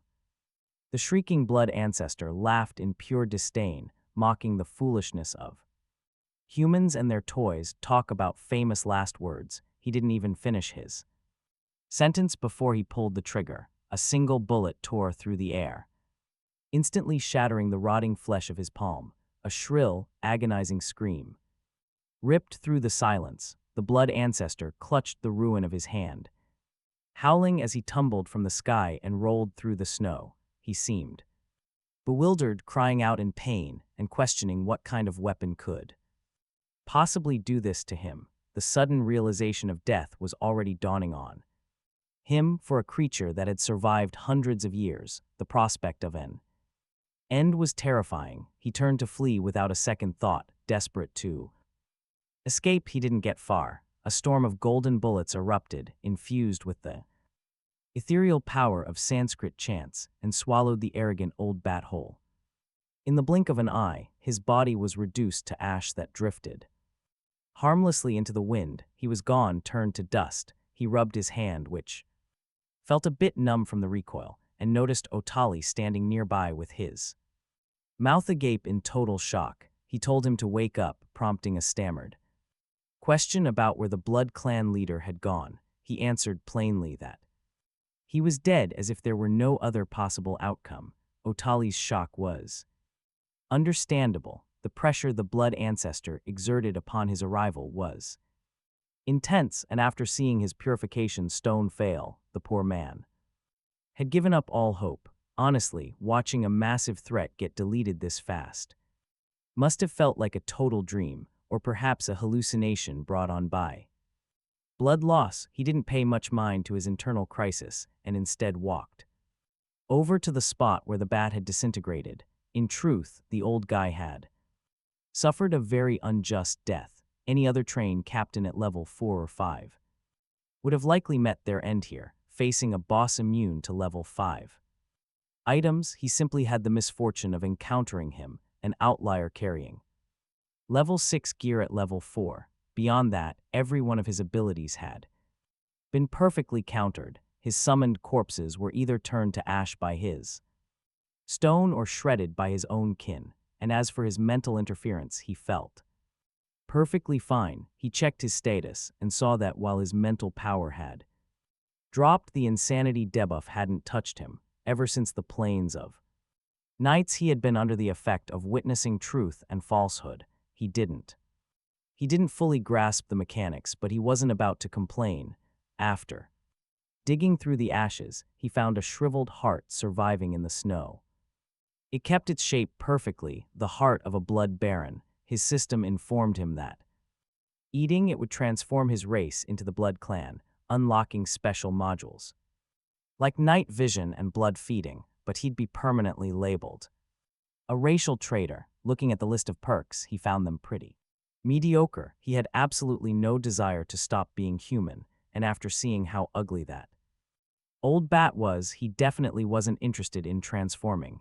Still, just because it was useless to him didn't mean it lacked value. The Blood Clan is a classic fantasy race, and these perks would let someone easily dominate low-level stations. If he posted this in the chat, people would definitely fight over it. He tucked the heart into his pocket, deciding to hold out for a good price. It seemed the real draw of a hunting station was the chance to get unique racial items like this, offering rewards far richer than any standard mission platform. Since his business here was essentially finished, he began walking back toward the train, but then he spotted some tread marks in the distance. Following those tracks led him straight to the backyard of Otali's house. There, he found Wally working tirelessly with his mechanical pincers. The little robot was dragging a heavy coffin out of a grave, from which he pulled a ragged wooden box buried alongside some old bones.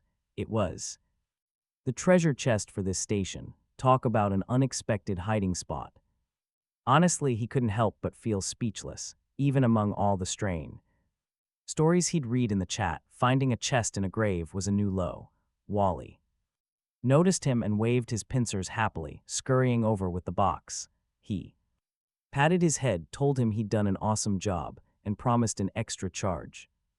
Once they were back on board, Otali, who had followed him in secret, stared at the scene in a daze. He asked if Wally was his pet and why he dug up his ancestor's grave, but then his eyes locked onto the wooden box. He asked if he recognized it, and Otali admitted that while he didn't know it personally, his family had spoken of it. It was apparently an item left behind by the hunter who saved the village 300 years ago. 300 years ago, the hunter, no, the train captain, was this box actually left behind by a former train captain. According to train system detection, it was indeed a level 5 treasure chest, a chest left behind by a train captain. How could anyone be so generous? Another point he had been pondering was the timeline, since a train captain first arrived 300 years ago, 300 years, and according to Sister Shia, new survivors appear every 3 years. Didn't that mean at least 100 batches had come here? But that wasn't right. Shia said very few train captains from earlier batches could still be found, unless she was lying. Given her high train level of over 50, she should at least know more about previous batches than a complete newbie. He couldn't figure it out, so he silently pushed the matter aside. He told Otali he passed through this village just to find this box, claiming the contents weren't very precious, but that this exact object had attracted the vampires. Since he was taking it, the village would finally be safe. His talent for spinning wild nonsense was still top tier, and Otali believed him without doubt, bowing to thank the great hunter on behalf of everyone. As he prepares to leave, the man hesitates a long while, then suddenly calls out. The hunter stops, turns, and asks what is wrong. He wades through the snow, gasping for breath, and asks cautiously whether he can join since he is the only villager left, but the train has only one seat, so he cuts him off without a second thought. He is not the type to travel or adventure with other people. No one is boarding this train, not now and not ever. At most, like Shah, he will manufacture dolls or use other technologies for partners.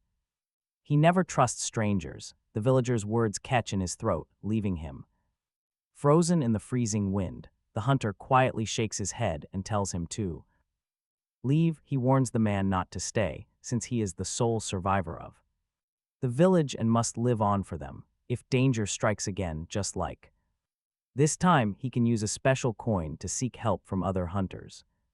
He pulls out a train coin, waves it in front of the man, and then tucks it away, telling him that finding help depends entirely on luck. With that, he turns and heads back toward the train, braving the brutal snowstorm. This miserable weather makes him miss the perfect warmth of his carriage. Back on the train, only 2.5 hours remain after subtracting departure rights.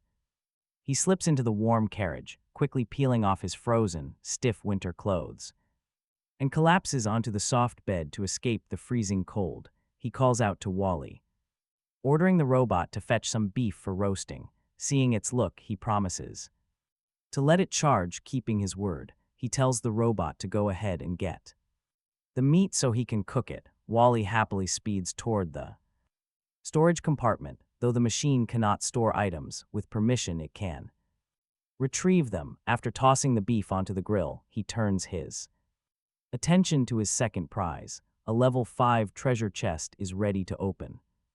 This is his first reward from a platform. If he can complete the sublimation process, it will reach level 6. Thinking of his high-level gear, he feels incredibly eager. Sublimation drops his stamina from 85 to 45. His mental power goes from 67 to 37, a reasonable cost. The level 6 chest is ready. He opens it without hesitation, but to his total surprise, besides the train coins, there is only a single crafting blueprint inside. He obtains 24 train coins and a hunting mecha dragon manufacturing blueprint. There is no level, but it shows state 1 manufacturing requires 1 mine cube, 1,000 kilograms of metal, and 800. Machine parts, he also needs one emotional intelligence chip, a note says.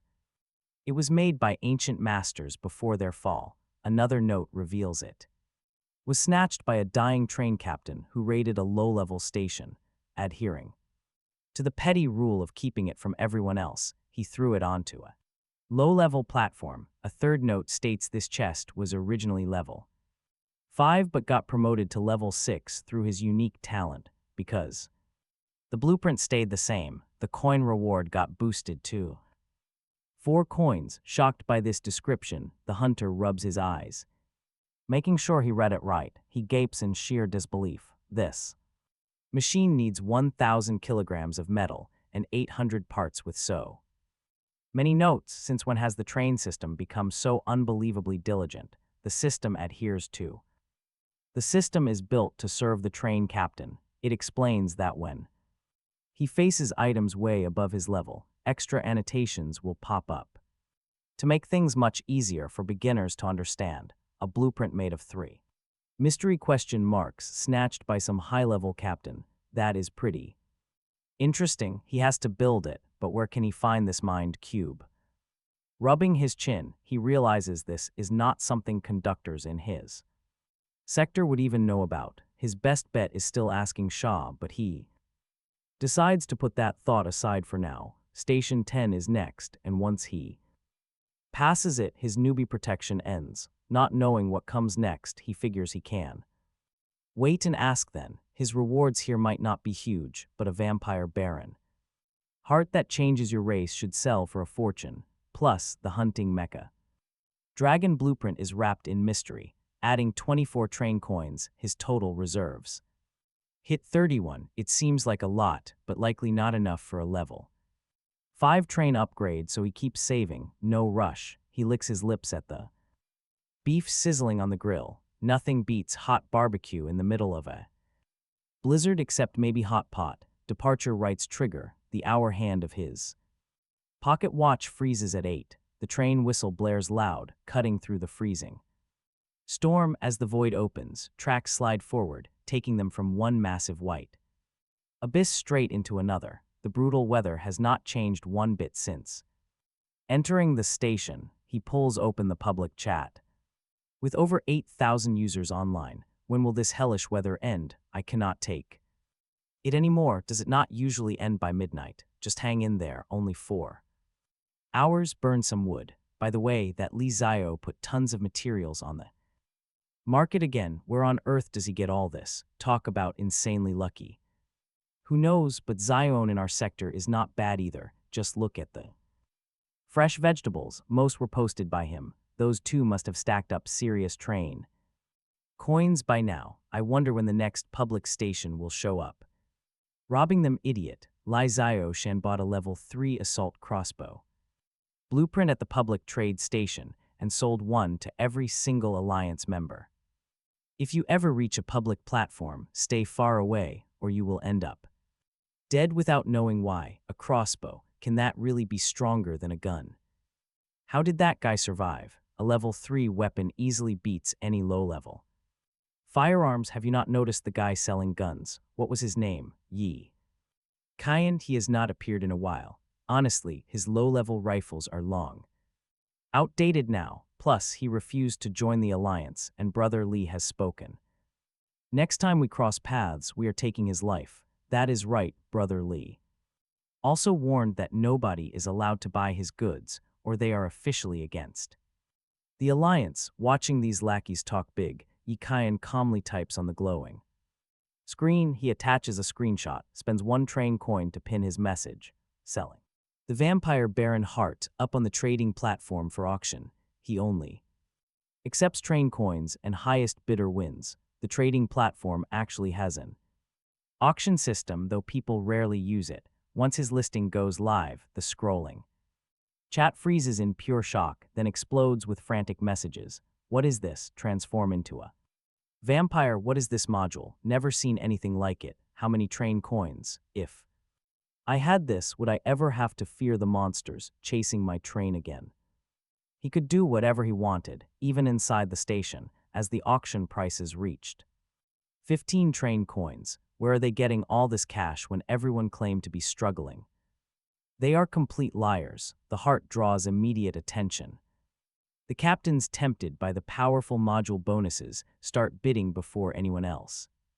Lai Zio is right there among the bidders, cursing Yi Kaiyan for having such absurdly good luck. But he thinks Yi Kaiyan is incredibly stupid for auctioning it instead of using it. Refusing to abandon his humanity, Lai Zio curls his lips in absolute disgust. It is just sheer ignorance. Who cares about remaining human as long as you become strong? Who cares about race when this vampire heart can make him absolutely unstoppable? Lai Zio takes out a train coin to pin a message, claiming his alliance wants this. But a new message pops up, asking why the alliance leader is buying from Yi Kaiyan. Zio calls him out for being the first to go back on his word. The message is posted by Zio, a highly respected captain famous for growing vegetables. He has been cultivating fresh crops since the very first station, earning massive prestige here. Normally, these two rival traders would simply mind their own business. But Lai Zio's annoying lackeys constantly show off and mock other sectors in the train. This constant arrogance has ruined their alliance's entire reputation. Lai Zio's face turns completely livid as he grits his teeth. He watches the price climb, grits his teeth, and keeps bidding until it finally stops. The bidding finally stops at 23 coins, won by Lai Zio himself. He had to scrape every coin from his alliance members to barely afford it. Zio also tried collecting coins from captains in his sector, but few trusted him. Without any guaranteed returns, no one wanted to risk their wealth. With the timer hitting 0, Lai Zio secures the heart, transferring his wealth. Yi Kaiyan smiles as the train coins flow in, utterly surprised by this massive payout. But knowing Lai Zio's arrogant personality, you just know this is going to backfire on him. He only saw the raw power boost, completely ignoring the dangerous drawbacks. He chose to ignore the negative side effects completely. He might survive the next stations, but after that, it is not Yi Kaiyan's problem. Counting 53 coins with a smile, Yi Kaiyan is ready for his next train sublimation. His stamina and mental power still need a serious boost. Tomorrow, he will officially upgrade his train to level 5. Reaching level 4 10 stations ago was already an absolute record-breaking feat for everyone. For him, this next upgrade is absolutely guaranteed. Suddenly, a notification chimes. It is a message from Zio Lin, who is somehow still fighting to survive in this brutal world. She eagerly asks how much he made, and he casually tells her it was only 23. Zio Lin is completely stunned, wondering if her eyes are playing tricks on her. She knows 23 coins could easily buy several level 3 chests. Envious of his insane luck, she desperately wonders why she never gets such amazing items. She asks if it came from a chest, but he mentions slaying an old bat. Hearing that, her envy completely vanishes, realizing he had to risk his life for it. That deadly vampire bat was definitely not a simple foe to defeat. If it had been her, she would have only thought about running away to hide safely. Lai Zio stares greedily at the wrinkled, decaying heart right in front of him. His eyes burn with an intense, greedy desire to abandon his weak human identity forever. Lai Zio vows to make Kaiyan regret selling him the item, tilting his head. He throws it back, a nauseating fishy stench exploding inside his mouth. He fights back the urge to vomit, swallowing it down before excruciating pain strikes. The pain hits him as his skin warps, 2 fangs piercing through his mouth. His originally decent face transforms into an extremely hideous monster within seconds. Trembling, he crawls up, completely startled by his own reflection in the mirror. He stares, wondering if this monster is really him, before shattering the mirror. His strength has skyrocketed. He succeeded as a vampire, leaving his old self behind. Lai Zio Zhang is no longer human. The next day, at exactly 6:30, a broadcast rings. The captain is cooking when it sounds, cracking 2 eggs into the frying pan. He adds thinly sliced beast meat on the side, fresh tomatoes, and white forest fruit. A hearty meal. Congratulations to the remaining 8,679 captains. They survived the block merge and successfully arrived at their latest destination. This is the 10th station of their newcomer survival period, representing the ultimate test. It is the final destination for these novice captains, wishing them luck. The final destination, munching on breakfast, Kyan sits quietly by his window. Yesterday's frozen, silver world has vanished, replaced by the usual endless dirt wasteland. Before this 10th station, Kyan successfully reached level 5, a truly impressive milestone. He walks to the front, touching the oval system while speaking soft words. Instantly, sublimation, stamina, and mental power surge through him like a rising tide. A deep blue stream pours from the front car, enveloping the entire train. Stamina drops to 70, mental power to 60, the level 5 upgrade is complete. A brand new train stands proudly in the wilderness. He opens up the details. Wheels, frame, and chassis are now all upgraded to level 5 strength. Speed reaches 100 kilometers per hour. He views new 10-coin upgrade options. Option 3 is the CVO Roadhog, also costing 10 train coins.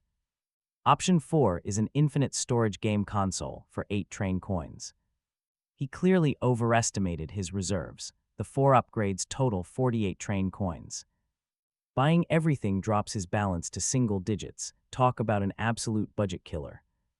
He is a pauper again, shaking his head helplessly at his dwindling coins. He checks rewards. The intelligent chip is a must, finally giving Wally a brain. The planting carriage also needs full automation, making it another immediate purchase. His focus is on the heavy turret carriage, which comes equipped with 2 cannons. Its fixed heavy guns and top machine gun can be remotely controlled. He can fire them directly through his system, which feels absolutely amazing. A massive pure black carriage suddenly appears out of thin air on the tracks. It connects to his train, and he teleports inside to inspect it. Looking at the huge gun barrels, he cannot resist touching them a few times. This is pure weapon romance. Honestly, who wouldn't want to test fire this massive cannon? He decides to save them. Next up is the CVO Roadhog, a sleek silver-gray motorcycle. With this ride, he will never have to walk on foot at the stations. He buys it. Finally, he eyes the game console with infinite internal storage. It costs just 1 coin to purchase various constantly updating games. There is no hesitation. His coin count drops back to 0 overnight. Since he bought it, he might as well use it right away. He spends 1 train coin on Devil May Cry 5, just an unfinished game. Call it pure nostalgia. It is definitely not a sudden gaming addiction flare-up. Besides, there is another thing, the massive reward for breaking the speed record. Success, he gets rewarded for setting the fastest level 5 train record. He receives a train armament, but what on earth is that supposed to be? Choosing to claim it, a deep blue stream merges directly into his body. Behold the Doomsday Drill. It costs 1 train coin to summon this weapon. It deploys on the front, growing significantly stronger as the train speeds up. Hours later, he is still getting destroyed by the boss. Controller down, finally. A glowing screen pops up right before him. His laziness vanishes instantly. Is it finally starting? The crossroads of destiny triggers a new choice. First option is the gloomy jungle, a level 5 hunting station. Second is Darvel Village, a level 5 goblin tribe hunting station. Goblins again. Honestly, this guy cannot seem to escape these green pests. Deciding between the two is tough. The gloomy forest option offers absolutely 0 information. But since goblins keep showing up, he might as well check them out. He officially chooses Station 2, which is Darvel Village of the Goblin Tribe.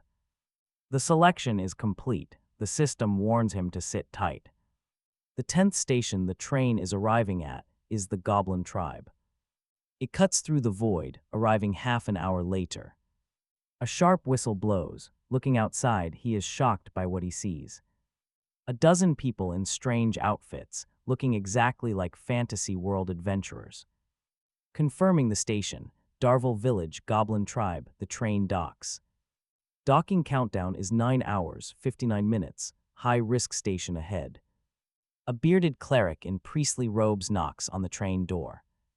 He calls out, asking if Yakayan is the new adventurer. Just like that, his train captain status is mistaken for a hero. No hostile intent detected, Yakayan opens the door with a smile.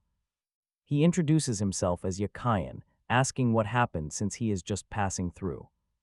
The cleric smiles warmly, admitting he initially thought the royal capital sent him. Since he is not, the cleric urgently advises him to leave immediately. A massive goblin army is coming. They must hold the line for 5 hours. They need to evacuate civilians, but time is running out fast. In fact, they are already here. The cleric looks toward the hills. Hundreds of angry, green-skinned goblins charge down the distant slopes, screaming wildly. The cleric yells to hold them back, refusing to let them break through. Warning his team of stealth attackers, he unstraps a massive door-sized cross. He plants it firmly as the party goes on high alert. But wait for it, Yakayan calmly commands his sentries to open fire. The turrets activate, their red optical sensors locking onto the horde. Bright targeting arrays instantly materialize beneath the feet of the invading monsters. Within 150 meters, even invisible stealth units are exposed. With a low hum, the heavy guns materialize and open fire. Every shot strikes a vital point, shredding the front lines. Overwhelmed by pure terror, the lower-level goblins turn and flee. Some flee past 150 meters, but escape is impossible. He orders a pursuit. With the command updated, the sentry detaches from the train, carrying its heavy machine gun. It pursues at high speed. When these goblins charge, they are doomed to die. When the deafening gunfire finally ceases, hundreds of goblins have been completely wiped out. The entire horde has been hunted down. The sentry returns to the train roof to keep watch. He pats the shoulder of the absolutely stunned cleric, asking if the man is all right. The cleric stammers in shock, "Thank you, but who exactly are you and what was that thing?" He swallows hard, trying to reconcile the carnage with the young man's harmless appearance. He repeats that he is passing through, but his target is nearby. He wants the strongest individual among these goblins and asks where it is hiding. It is a hunting station, so a boss like the old bat must be around. Mentioning the goblin general, the cleric begins to explain the grim situation. The village is surrounded by 5,000 goblins, trapping over 200 innocent civilians. The adventurers were hired by the human royal family to defend the area. This lets civilians evacuate, but the cleric smiles and shakes his head. Why would the kingdom spend a fortune hiring elite adventurers just for commoners? Especially for some remote border village, the real motive is far bigger. A royal princess is currently hiding somewhere in the village, searching for something. The squad has to hold off the goblin invasion at all costs. They must hold for 5 hours until she finds her prize and leaves safely. The enemy commander is a goblin general, surely his target. 5,000 enemies, he is highly skeptical they can survive for 5 hours. They do not look strong enough, but the cleric laughs, boasting of their fame. Defeating the legion is impossible, but they can certainly block them. Pointing toward the sky, Donald explains they have set up a powerful defensive barrier. Once activated, the incoming goblin army will not be able to breach it. He stares at the cleric's bizarrely confident expression, feeling rather doubtful. Looking up at the unactivated translucent barrier, he doubts it is actually reliable. He asks if the general will show up, and Donald eagerly confirms it. Introducing himself as Donald the cleric, he offers the traveler a place to stay. The wilderness is dangerous, and the railway tracks ahead are completely destroyed anyway. Meanwhile, Donald keeps casting greedy, excited glances at the high-tech sentry. With his target confirmed, the traveler decides to accept the invitation. The adventurers seem like decent people, so he stays to gather information. He hands out cold beers to quickly earn their trust and break the ice. Honestly, he is far more curious about what is hidden in the village than the general. What could possibly bring a royal princess all the way out here? Donald's alcohol tolerance is pretty low, so he quickly spills all his secrets. While they do not know the exact details, ancient ruins lie beneath them. There might be legendary treasure buried deep below, the cleric laughs. Yet, despite searching the village, they never found any entrance. No one knows how the princess and her squad actually got inside. An ancient ruin without an entrance, what kind of secrets are hidden there? Perhaps it is the ultimate treasure chest of this station. He excuses himself to fetch more drinks, returning to check on Wall-E. The robot spins in circles, playing. Yakayan pats its iron head. He tells the little machine that it is its turn to shine and to succeed. A train coin merges into Wally's body with a golden flash. The robot pats his square chassis with a claw, looking completely ready. He gestures as if saying to leave it to him and to stay safe. He reminds the young man not to take risks, warning him to run if needed. As the robot departs, its camera eye shows a touched expression. It nods, rubs against Yakayan's leg, rolls its treads, and slips into the village. Slipping by unnoticed, the robot finds an underground entrance. Donald calls out, asking why Yakayan is so slow and if he fell asleep. He laughs, calling Yakayan a top-tier adventurer who even owns his own train. How could someone like him get drunk? The others openly envy his private train. They wonder how much he paid R&D Corporation for such a ride. They have saved 18 coins over 10 years, still 3 short of their dream. They ask if completing the kingdom's mission will finally earn them that last coin. No more bruising carriage rides, they laugh, confident they will soon get their own. Run Corporation. Walking out of the train, Yakayan freezes at that familiar name. The mention of the company makes his steps falter as memories resurface. He remembers hearing it back in Doomsday Town at that eerie silver shop. A monster there traded 3 train coins for a Run Corporation cure-all cake. But the company's courier died on the town's edge before delivering it. And just like that, the mystery deepens. Yakayan sits down, narrowing his eyes. He hands Donald a beer with a casual smile, acting completely curious. He asks them what this Run Corporation actually is, drawing puzzled looks. Donald scratches his head, thoroughly confused by the young man's question. He wonders how someone who literally owns a train does not know the company. Yakayan simply replies that he did not buy this train himself. Donald smiles bitterly, assuming the young man is just a wealthy noble. After all, he does not look like a battle-hardened adventurer who struggles for coins. Nobles get everything they want without risking their lives in the dangerous wild. Donald asks if he is targeting the Goblin General to build his reputation. The burly adventurer has already spun a wild, heroic fantasy in his head. He imagines Yakayan as a wealthy heir looking for a little frontier thrill. The young man offers an awkward, forced smile, which only solidifies Donald's theory. Prompting him further, he asks about the coins and their connection to trains. Donald takes a slow sip of beer, leaning against his massive cross. He pulls a worn cloth bag from his chest, extracting a familiar item. They are train coins. Donald explains the company appeared centuries ago. Arriving over 200 years ago, their couriers brought incredible gadgets. Every nation wanted these items, but the company only accepted one specific currency. These rare, mysterious coins are absolutely impossible to counterfeit. They can only be recovered from deadly ruins or dangerous chests. Back then, an ambitious empire tried to seize the magical technology by force. And get this, overnight, that entire imperial capital was completely wiped out.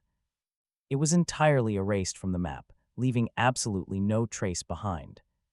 Donald admits a squad like theirs has only found about a dozen coins despite searching for over 10 years, meaning they are still 3 coins short of a train. He eyes the captain's ride with deep envy, cursing fate. The captain slowly rubs his chin, he knows Run Corporation.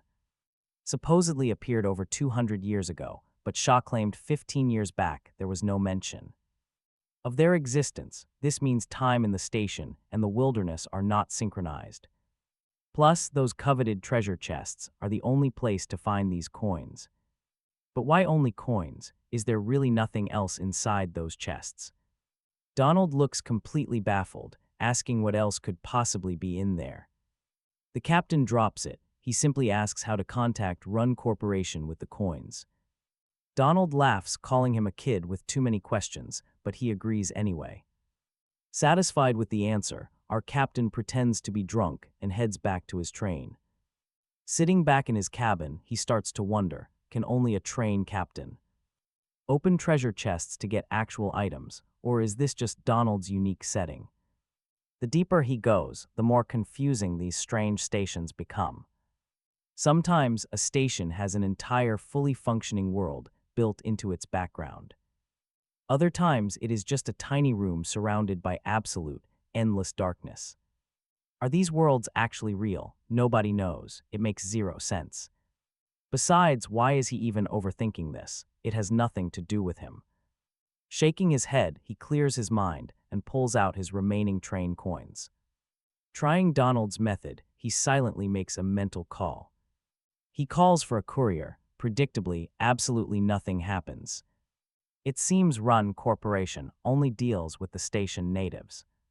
They collect coins through them while refusing to trade with actual train captains. It is almost as if the corporation is deliberately hiding itself. Sometime later, the Goblin Vanguard makes its move. These green monsters wear matching leather armor and carry sturdy wooden spears. They are clearly more elite than the normal pests, but he remains completely still. He shuts off his defenses, pretending to be completely out of ammo. Seeing this, Donald and his team look over with absolute disdain. You can practically feel their judgment, completely writing him off as a spoiled kid. A useless weakling who has nothing going for him except a fancy train. He watches the magic show outside, wishing he could learn some spells himself. Safe inside, he eats melon seeds from Xyralin while watching the battle unfold. No wonder that priest carries such a massive cross. He literally swings it like a club. A violent cleric indeed. He literally smashes them into pure meat paste. The grueling fight drags on, leaving Donald's entire squad battered and bruised. They barely wipe out the 100 elite goblins with 0 casualties. But relying on slow healing is a luxury. The goblins will not wait. Right on cue, another wave crests the hill as scouts deliver terrifying news. The massive main army is only 10 minutes away, and the squad is exhausted. Their combat state is disastrous. Their main mage just got stabbed in the back. He barely survived. Panting heavily, a desperate Donald looks at his pale companion. They cannot wait. He tells them to hurry and open the barrier. If they hesitate, the goblin slayers will slaughter them all right here. They must force the monsters back as a glowing protective shield finally goes up. A barrier covers the village like an inverted bowl, blocking the desperate goblins outside. They pound desperately, unable to shake it. Donald was right, it blocks ordinary monsters.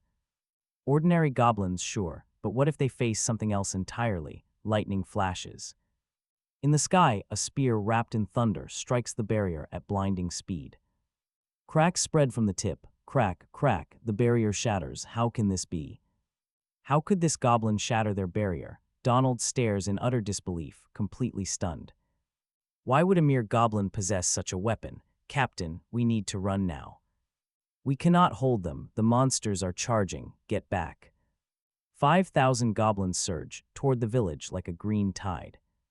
At the center sits a tall goblin general clad in heavy black armor. Reaching forward, the yellow bracelet on his wrist glimmers, recalling the lightning spear. The weapon flies back to his hand. He grins, then suddenly spots the nearby train.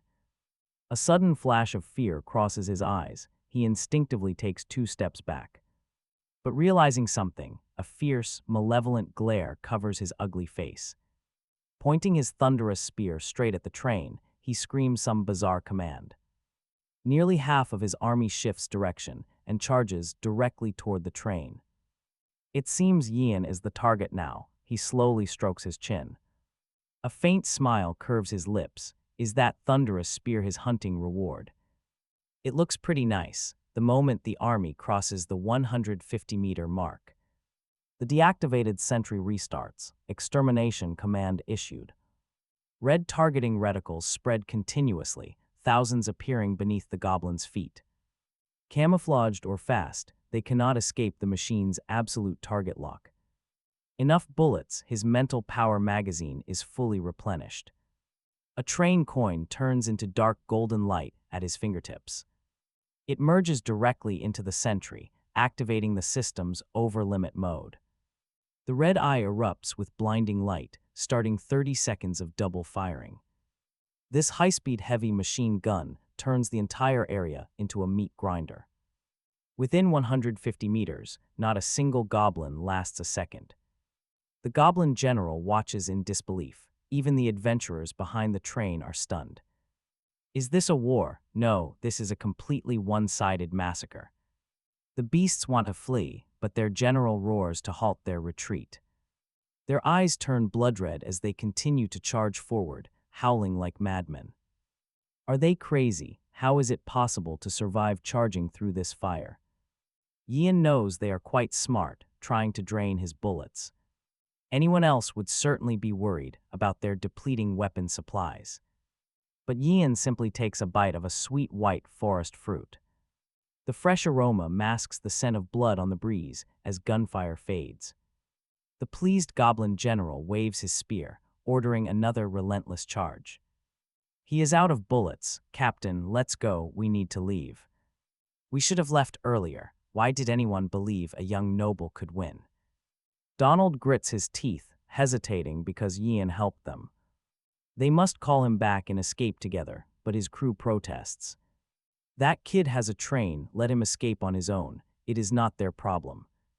Idiots, those corporate trains require a 30-minute warm-up time to start.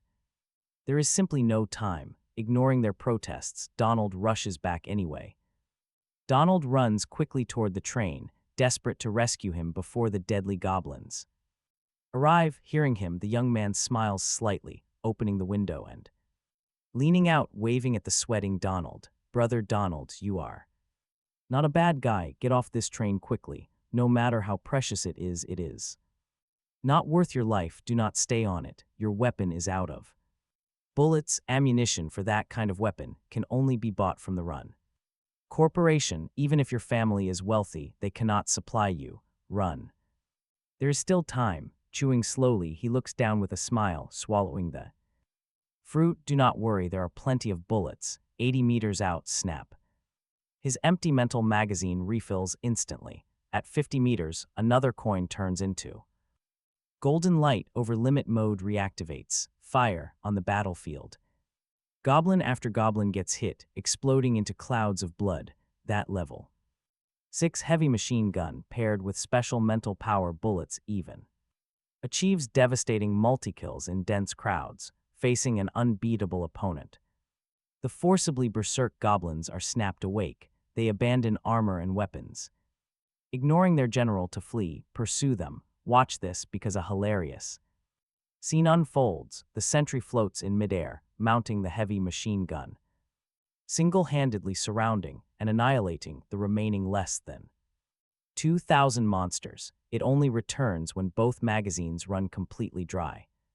Sitting on the window frame, he keeps eating, completely ignoring Donald, who is dumbfounded for the 100th time. Stepping outside, he sees within 300 meters.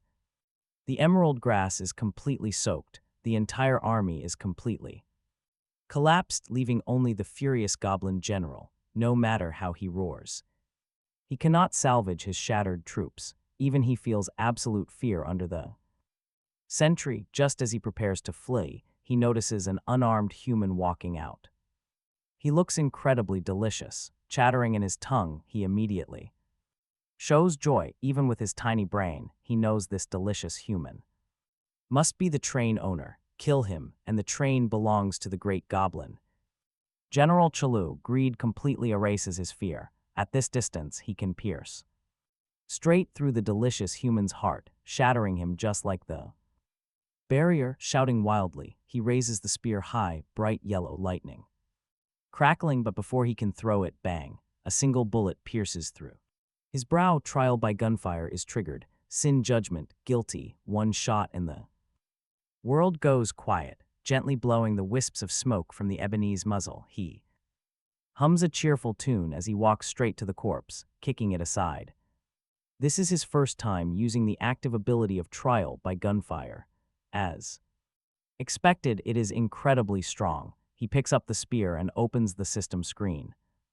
Lightning Spear level 5 consumes stamina to throw a powerful lightning attack. Supporting equipment, a spear retriever, which must be the device the goblin general was using, removing it from his wrist and examining this distinctly high-tech item. He falls deep into thought. Seriously, how on earth did a goblin get his hands on this, or did he open a chest somewhere else? No.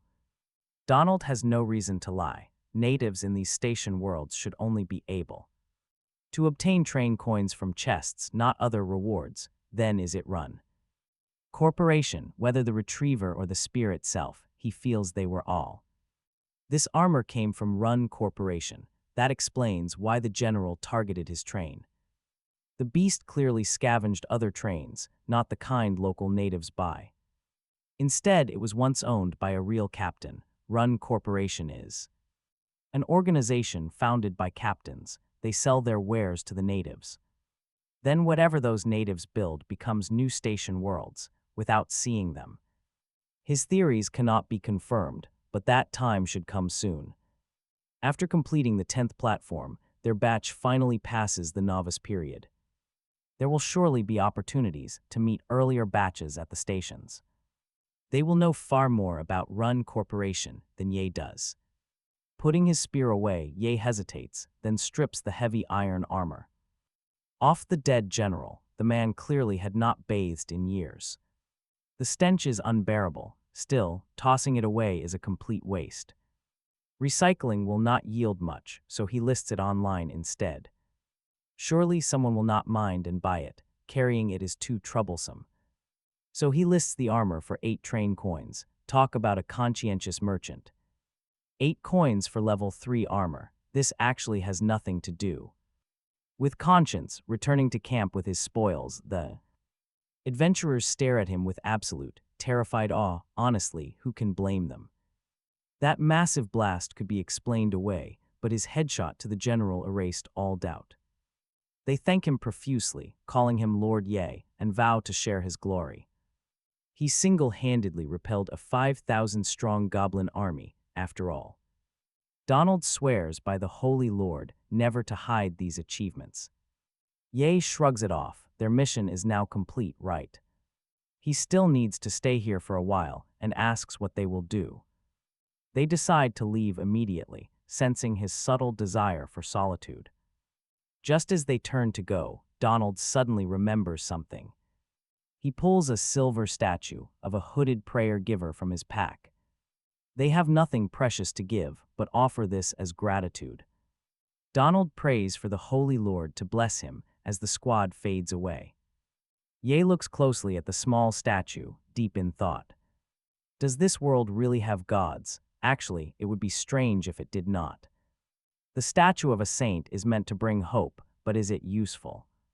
He wonders if the Holy Lord really watches, aside from God, who else could force countless people to constantly enter this trained survival world. Whoever possesses that kind of power must be called a god.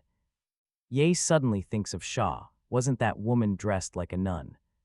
What kind of god did she believe in? He will ask her later, putting down the statue. His gaze falls on the hunting reward. Sublimation drops his stamina from 117 to 73. Sublimation succeeds, upgrading his level 6 spear. Rampage unlocks Wild Thundero, which consumes all stamina to 0 for 1 devastating strike.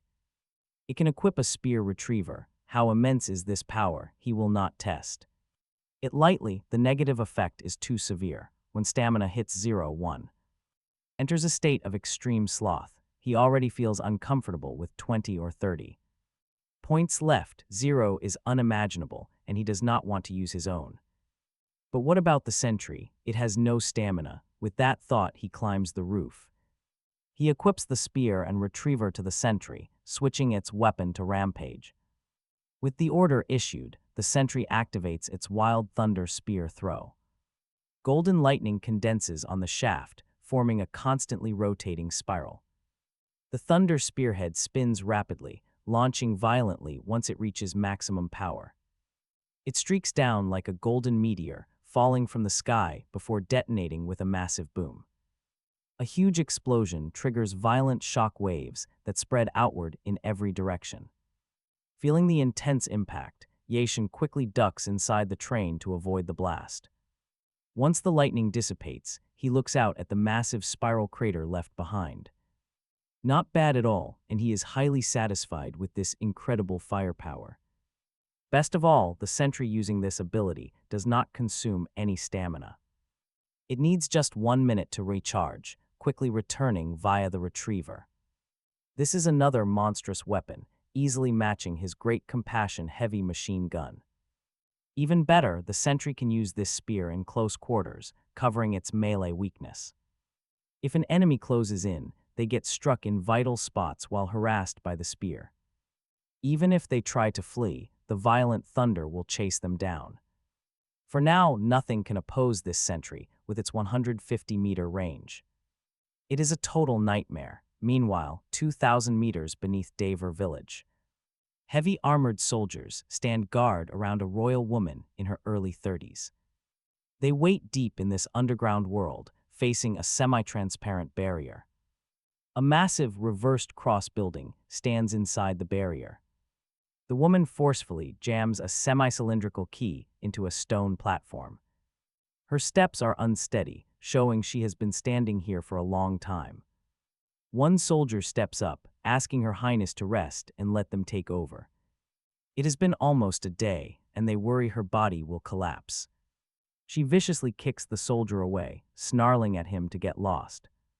She screams that everything here belongs to her, and no commoners can touch it. The other soldiers exchange looks, helping their bleeding comrade away in quiet fear. She snorts disdainfully, keeping her greedy eyes locked onto the altar. She whispers to herself that she is almost there, completely blinded by obsession. But in the shadows, a square robot with its head tucked in secretly watches. Wallalai circles around to the other side of the barrier, poking it with his arm. Since it feels soft, Wallalai directly crashes into it with a loud bang. Clutching his iron head in pain, the little robot realizes he cannot get through. He needs to head back and report this to his master, Yaishin. Only his master can retrieve the treasure waiting on this platform. Back so soon, Yaishin greets him, noting the little guy returned empty-handed. He reassures Wallalai that it is fine, and he will still get charged up.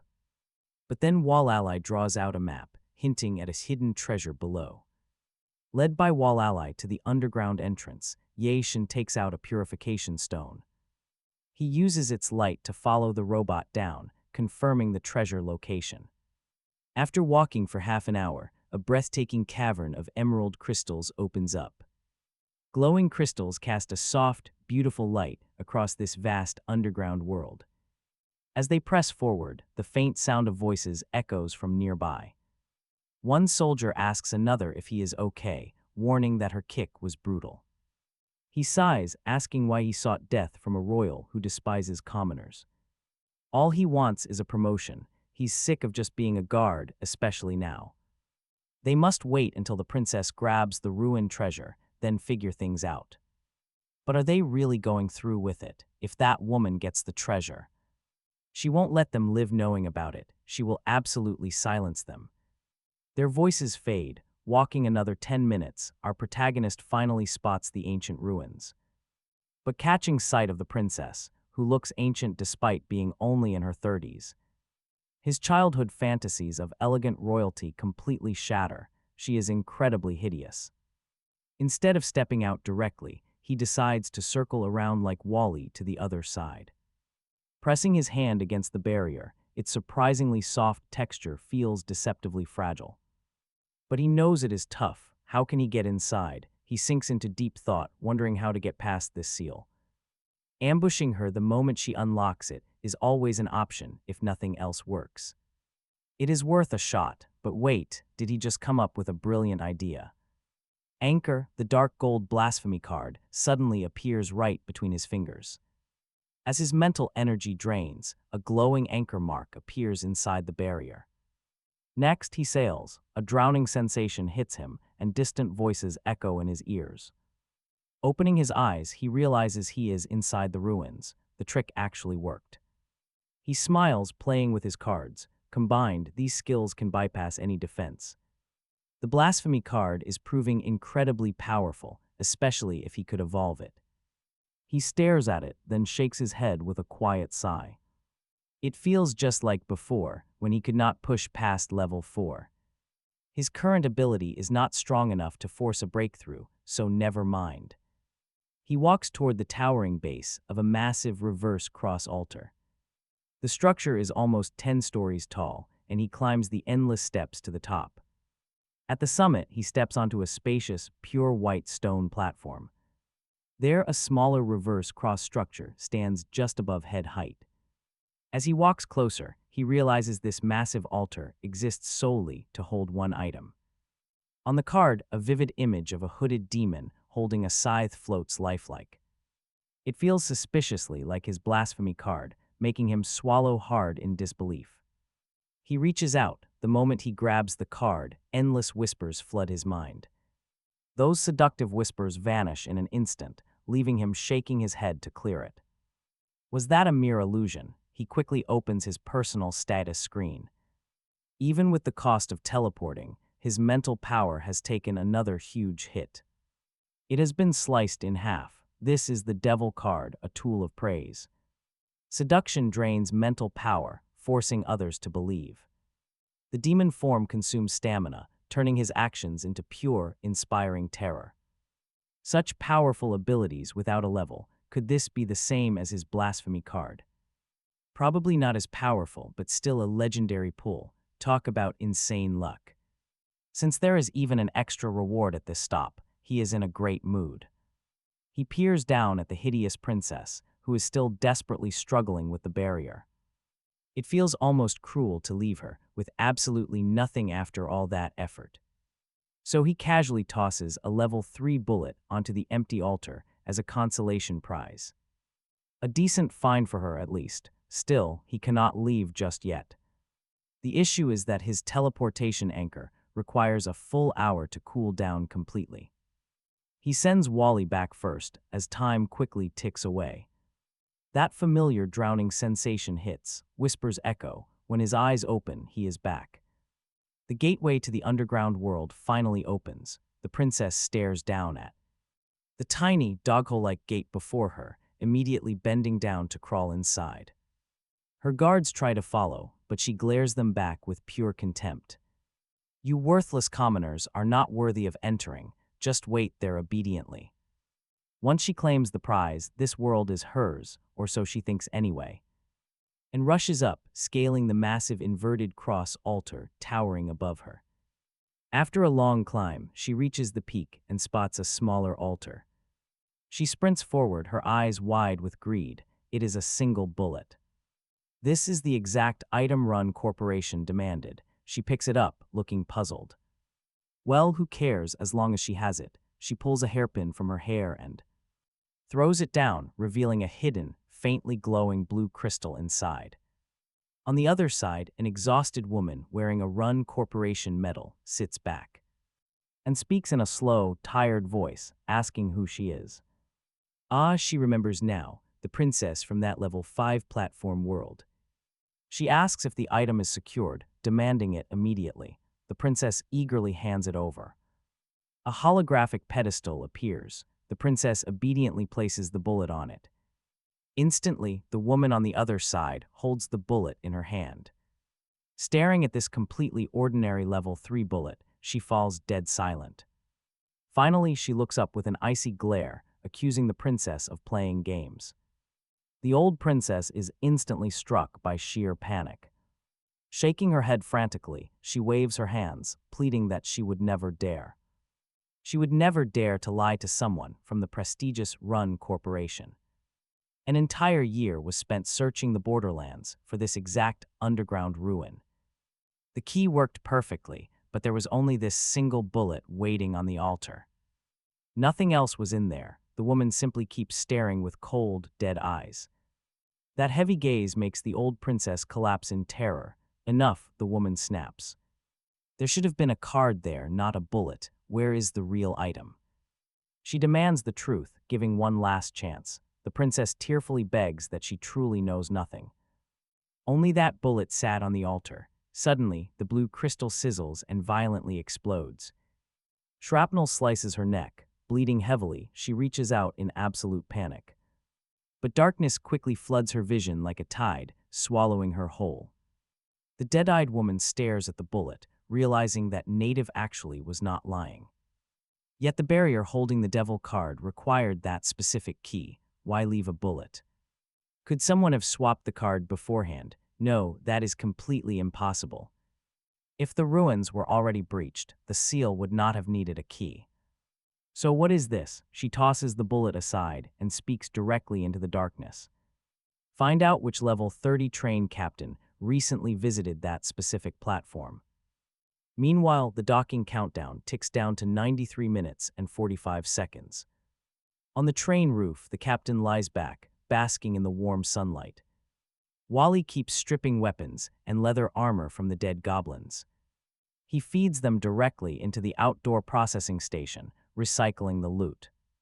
This turns the trash into clean resource blocks for the storage carriage. Yawning, he decides it is almost time to leave and calls his robot back.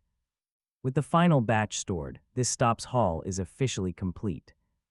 Back inside the train, Wally eagerly circles between him and the charger. Wally's monitor blinks in a clumsy, adorable way, seeing how hard the robot works. He decides to reward him with a full charge today, even though Wally is always charged daily. Getting praise from his master makes Wally incredibly happy. Back inside the constant temperature carriage, he has gradually transformed the space into a proper room, even buying a dining table from the trading platform and setting up a bookshelf with comic books near the game console. This carriage is a absolute paradise for a homebody. Finally, it is time to depart. His privilege has changed color. He raises his hand, slapping it down to trigger the departure. The track moves forward, the void opens, passing through, returning. Outside the window lies the familiar endless wasteland, the exact moment he returns. Every captain in the sector looks up at the broadcast as it suddenly emits a "Congratulations," it blares. All train captains have left the 10th platform. Starting tomorrow, captains will no longer be protected by newbie benefits. Prepare yourselves because the brutal daily weather changes are about to begin. Cross-sector friend editions are enabled alongside newly unlocked multiplayer platforms. Guilds and team modes are fully active. The trading platform is now unrestricted. Train speed requirements have increased to a strict minimum of 60 kilometers per hour. Trains falling below this speed will enter a highly dangerous state. Good luck. Survive at all costs, and whatever you do, do not abandon your train. The sudden announcements leave everyone completely bewildered. Out of 10,000 captains, they wonder why the broadcast is so late. They have already departed, and yet the system is only announcing it now. Some mention hearing that Sector E3 broadcasts are always out of sync. Nobody expected the merge to mess up the schedules like this, though. Others mock the E3 captains, asking what they are trying to hide. Apparently, someone managed to stay on a platform for nearly 9 hours. That would take level 4 or maybe even level 5, but wait, is that really the focus? The main issue is the new multiplayer features. Guilds and a fully open market are rolling out now. Weren't these open before? No, those were just basic public trades. People clearly missed the point, and guilds are exactly like gaming groups. Suddenly, everyone notices mass messages inviting them to the City of Stars. More invitations keep arriving from other factions. It is getting absolutely chaotic. The chat room is exploding. Our main character checks his own mailbox, too. Invitations to the city of 1,000 stars, nation on a ship, and sky garden. These must be the cities built by senior captains that Sister Shia mentioned. Passing level 10 grants the new batch of captains access to these direct system invitations. Accepting an invite means his next stop is guaranteed, avoiding any random selection. He wonders what these massive cities look like as he ponders the choices. The fancy names alone do not reveal their true strength or safety levels. A rash decision could bring endless trouble. Maybe he should decline them all. He shakes his head, dismissing the fear. He has done nothing wrong. Aside from holding the blasphemy card, he has no major conflicts with anyone. There is no reason to throw away a great chance to learn more. Still, making a final choice is tough. He decides to ask Sister Shia. Which faction is best after level 10? On a distant platform world, Shah sits. She is silently praying with her eyes closed until a special system notification pops up. Level 10, why only now? He visited her just days ago. Back then he was already close. Confused, she tilts her head and sends a quick reply. She playfully asks if he has completely forgotten about his favorite elder sister. Level 10, she cannot believe it has been 5 or 6 days since they parted. How could he only be at level 10 now? It makes absolutely no sense at all. To prove his claim, the young captain immediately sends her a dated screenshot of the official notification email. It shows he is telling the truth. Shah is momentarily stunned by the actual proof. He really upgraded to a level 3 train and obtained rare modules. Getting alert devices and storage units too. Seriously, how does he have this kind of insane luck? Seeing her silence, he sends a quick nudge. She quickly laughs it off. She claims she was just busy, but congratulations are in order for reaching level 10. He is now a true captain. She highly recommends heading to the city of 1,000 stars.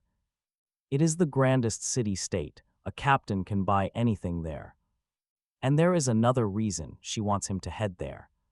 She is also traveling to the city of 1,000 stars soon to give him a gift. He eagerly asks what it is, but she promises to reveal it only when they meet. She sends a digital package over. A sharp system notification chime rings in his ears. A metallic token engraved with the Weeping Saint's emblem materializes in his hand. She instructs him to take it to 44 Niccolo Street for a free advanced upgrade. He offers his sincere thanks, but she tells him there is no need for formalities. She admits she is only helping because he holds the unique blasphemy card. He acknowledges this, thanks her anyway. Shah smiles gently at his message. She mentions she is still busy, but he hesitates before mentioning a new item. Intrigued, she asks for a screenshot. He immediately sends an image of the card. The mysterious devil card. She instantly demands to know where it came from. He claims he found it by chance, and honestly his luck is that wild. Shah's eye twitches. She accidentally crushes a decorative doll before slowly taking a moment to regain her composure.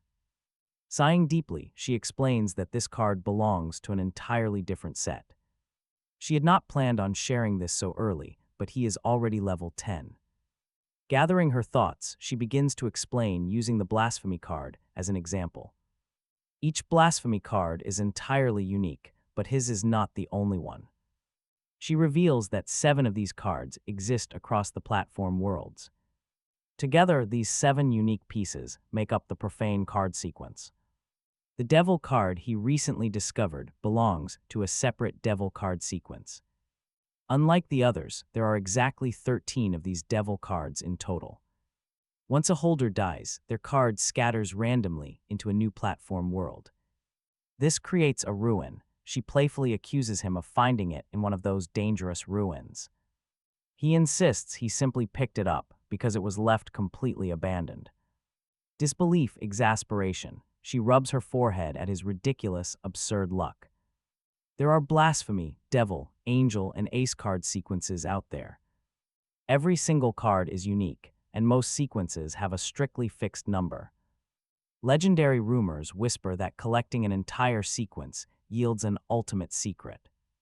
If someone actually manages to collect every card in a sequence, something major happens. She warns that collecting a complete devil card sequence will let someone summon a world-destroying demon. So far, she doesn't know of anyone who has successfully gathered a complete set. However, she has heard rumors that the Run Corporation he mentioned is actively trying to collect a specific card sequence. Strangely, even she cannot find their headquarters. If he encounters them, he must be careful. Card sequences. Lin pulls out his blasphemy and devil cards to look at them. What about the blasphemy card? What happens if someone collects the entire set? It literally profanes gods. She instantly regrets saying too much. She quickly tells him not to worry about it. Besides, no one even knows how many cards make up the blasphemy sequence anyway, so how could anyone complete it? She tells him to rest well in the city of 1,000 stars. He can stop there for 3 days and take a break from adventuring. She stops herself. He will know when the time comes. She has work to do. She closes the chat and leans back on the church pew, lost in thought. Suddenly, Tina calls out that it is ready. A cute little doll hops over and tilts her head at the other dolls, shattered across the floor. She complains that Sister Nun is bullying everyone again, demanding she fix them immediately. Sha rubs her temple and pulls out a card engraved with a dark gold angel. With a quick swipe, she heals and restores all the broken dolls. The next morning at exactly 6:30, the crossroads of fate suddenly triggers. Lin just woke up, rubbing his eyes as he stares at the screen. Feeling completely confused. Why is it so early? The entry time has changed. But what is the point of a crossroads when entering the city? The system prompts him to choose a path at the crossroads of fate. His options are Path 1, the main gate, or Path 2, the lower district. After a slight hesitation, Lin decides to choose the main gate. Unlike before, there is absolutely no need to wait half an hour this time. An entry prompt appears immediately, sending him through the acceleration void. Suddenly, the scenery outside changes as the train emerges from the endless wasteland. It glides onto a massive railway bridge spanning a vast ocean. Strange creatures leap in the sparkling water below him, surrounded by countless other bridges. Each bridge has hundreds of tracks, with trains of all shapes rushing along. Directly ahead, a colossal floating city stretches as far as the eye can see, with endless railway tracks spiraling around it like the rings of a planet. A message pops up from a friend, asking if Brother Lin accepted the invitation. They want to know which location he chose, hoping it is the Star City. If he has not chosen yet, they urge him to select the Star City as well. They even offer to treat him to a meal with all their newly earned train coins. Lin laughs, wondering why these women always message him at the exact same time.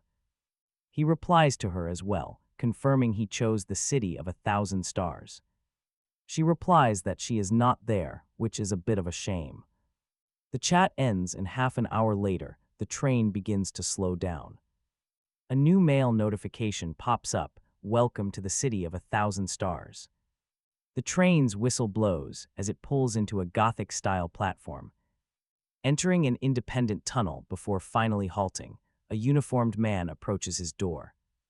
A guide approaches the train, clears his throat, and knocks. The door opens as Yi Qian steps out, and the guide welcomes the captain with a friendly nod.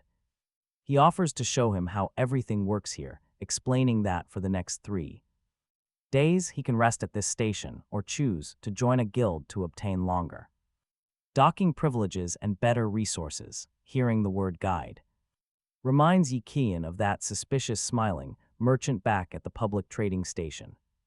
He wonders how that guy is doing, then asks what his next step should be. "Nothing at all," the guide replies. Accepting the invite registers a special coordinate. After leaving every 3rd station, he can spend just 2 train coins to redirect his destination straight back to the city of 1,000 stars. Here, every train Captain gets 3 days of rest, whether for dining, entertainment, or whatever else they desire. Paying with train coins makes it happen. So that is the catch. Yikian finally understands why these major factions spam newbies with invites the moment they clear 10 stations. By bringing fresh captains into their territory, those who are exhausted or afraid will inevitably run back here every 3 stops, and those transit coins. There is no need to ask whose pockets they line. He asks if his train will just sit. Here, the guide shakes his head knowingly, pulling out a key to hand. It over, he explains that this city has specialized train storage capsules right here. For a single coin, his train can be safely locked away. For 3 days, the captain keeps the key, meaning only he can open it, not even the highest level administrators. Yi Qian finally understands. It is basically a paid protection racket. If he refuses, he can easily imagine that if he went out and returned, his train would be stripped down to a completely empty shell. The guide asks if he wants the service, and Yi Qian pays the coin. Handing over the coin, he takes the key and follows the guide outside. Suddenly, a massive robotic arm descends from above, grabbing the exact docking tunnel where his train sits. It is carefully slotted into a corner of the massive gate, enveloped in a bright light blue force field. There are countless identical storage slots lining that gateway. The guide tells him to explore the city at his own pace, hoping he has a wonderful experience. The guide turns to leave when Yi Qian remembers something. He asks how he can get maintenance for his train, earning a strange look, clearly surprised that a rookie knows about maintenance already. He assures him that specialized maintenance technicians work throughout the city. They possess teleportation devices that can directly summon and transfer trains. He only needs to use his key, and the train automatically goes there, returning automatically when finished. He then asks how to reach 44 Nello Street. By using the automated transit, the guide answers. Yi Qian thanks him. Armed with the right information, he feels no rush. Stepping out of the main hall, what greets his eyes is a colossal, multi-layered city with a futuristic design. He is currently standing on the very first layer, the lowest slum level of the entire city of 1,000 stars. If this is the lowest tier, he wonders what other levels offer. Shrugging it off, Yi Qian grabs a free map of the city and heads down a main street, while countless places call out. Everything requires train coins, and his pockets are unfortunately pretty empty. Following his map, he heads directly inside the busy trading station. This shop connects straight to the trading platform, and only now does he realize what that broadcast meant by lifting the resource trade ban. Everything has a fixed price now. Just one train coin buys 100 kilograms of wood, metal, or 100 mechanical parts. Each captain can sell 20 times daily. For these basic goods, why the limit? A sales assistant nearby spots him and walks over with a polite smile, offering a quick explanation. She welcomes the captain, guessing it is his first time in the city. Basic resources are incredibly common here, she says, as many captains inside possess a special resource radar talent to gather huge amounts of supplies daily. These low prices were set by the city lord just for newcomers. He asks her what this talent thing is, sounding completely casual. To the locals, a talent does not even seem worth bragging about. Her smile stays bright as she patiently breaks down the details. Only a few elite captains possess talents, but they are not all equal. The resource radar is actually the most basic and common type around. As for the rest of the talents, she admits she does not know much. This girl is pretty sharp. He sizes her up, asking if she is a captain too. She quickly shakes her head, looking worried he might get the wrong idea. She was born right here, she explains, and has never left this city. Her lifelong dream was always to serve as a train assistant for captains. She only knows this stuff from books. He taps the glowing screen to trade. Selling his basic goods gets him 10 train coins in total. This terminal only handles simple basic trades. Rare items need appraisal, but 10 coins will not cut it. He needs far more for his plans. What else can he sell? He still has plenty of highly valuable loot if he sold that single devil card right now. It would bring a massive fortune, but he is keeping that smart move. Instead, he pulls 2 glowing test tubes from his heavy backpack. How much will these bring? Blessed Virus Serum. This came from the Doomsday Town chest after sublimation. He kept it stored but never actually had a chance to use it. Especially since he already has that special healing Candy Shaw gave him, lowering its value significantly. Keeping 1 tube and trading the rest for train coins is perfect. The scanner activates. A strange, humming device begins scanning the 2 tubes on display. A digital projection screen pops up in front of him to show the estimated value. This rare serum grants total immunity to any basic, low-level zombie virus. It even has a special blessing for minor healing. The system values it at 5 train coins each, better than expected. She hands over the newly minted coins, asking if there is anything else he needs. No, he is good for now. She then asks if he wants to swap them for local cash. These 1,000 stars coins are the main currency used around the city. Train coins are far too valuable for basic shops, she explains. 1 coin gets you 1,000,000 stars coins to spend anywhere. He swaps 5, landing 5,000,000 stars coins instantly. He has no plans of staying and turns to leave, but she suddenly rushes after him. A business card is slipped into Yachian's hand, offering her services as an assistant. She promises to fulfill any request if he contacts her, but an assistant. It is easy to guess what she means, but he has no need, meeting her eager. Gaze, Yachian simply smiles without replying. After securing his train coins, he does not. Leave immediately, standing out on the street, the diverse architecture. Vehicles and crowds make him feel a little unreal. His phone dings. It is Xiaolin. She messages that she has arrived at the meeting spot and asks which one is him. She claims she should recognize him easily, looking at the message before he can. Reply, he feels a light tap on his shoulder. Turning around, he sees no one. As he reaches out to the other side, a small voice gasps out. He looks down. He sees a tan girl with a ponytail, looking completely full of life. Seemingly just an adult, sitting on the ground, he asks if she is Xiaolin. She happily confirms it is her. Finally meeting her savior, he reaches out and pulls her up. Xiaolin, a head shorter, looks up with a serious expression. She formally greets him, but he tells her to just call him Yachian. He is not that old, so there is no need to call him Big Brother. Being called that online is one thing, but in person, he is only slightly older. When she suggests another casual nickname, he wonders if they are really that close.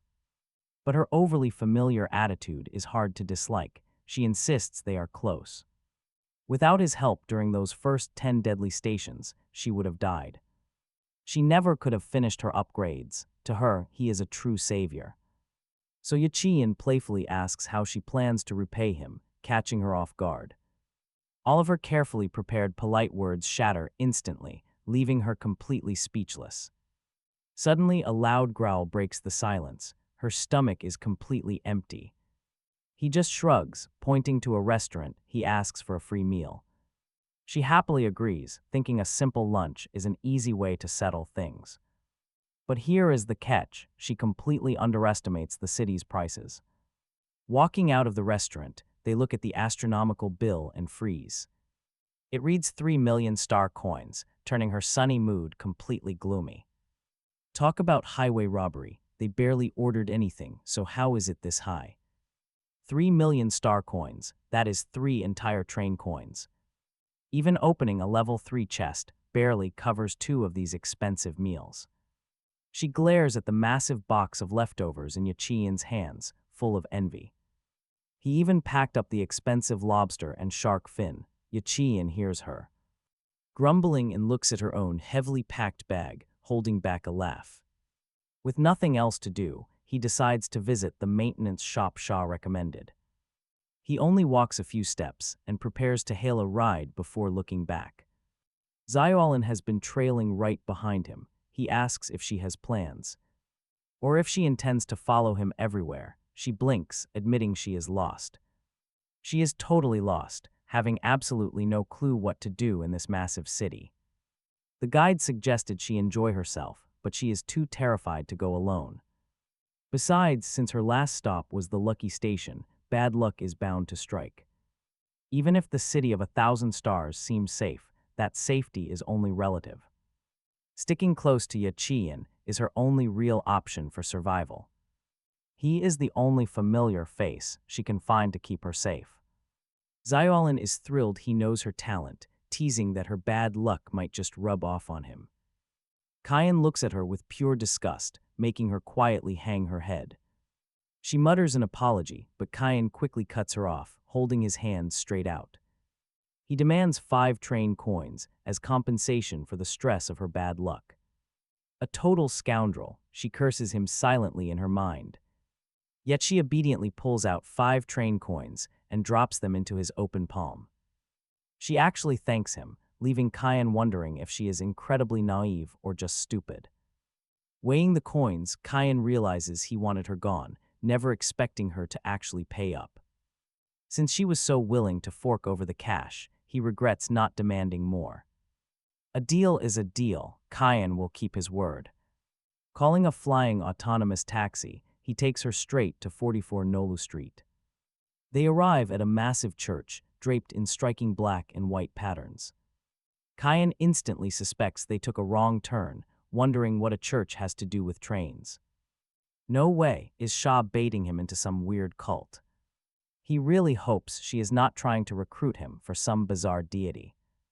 Xiaolin asks if he believes in gods, admitting she believes in ghosts instead. Though the setup feels sketchy, Kyan figures they might as well head inside. He hates wasting taxi money, so they finally push open the heavy church doors. Inside, the layout looks pretty standard, just like any church you would find online. Low murmurs, eerie chants echo from all directions now. Hearing them enter, a middle-aged bishop sets down his white book.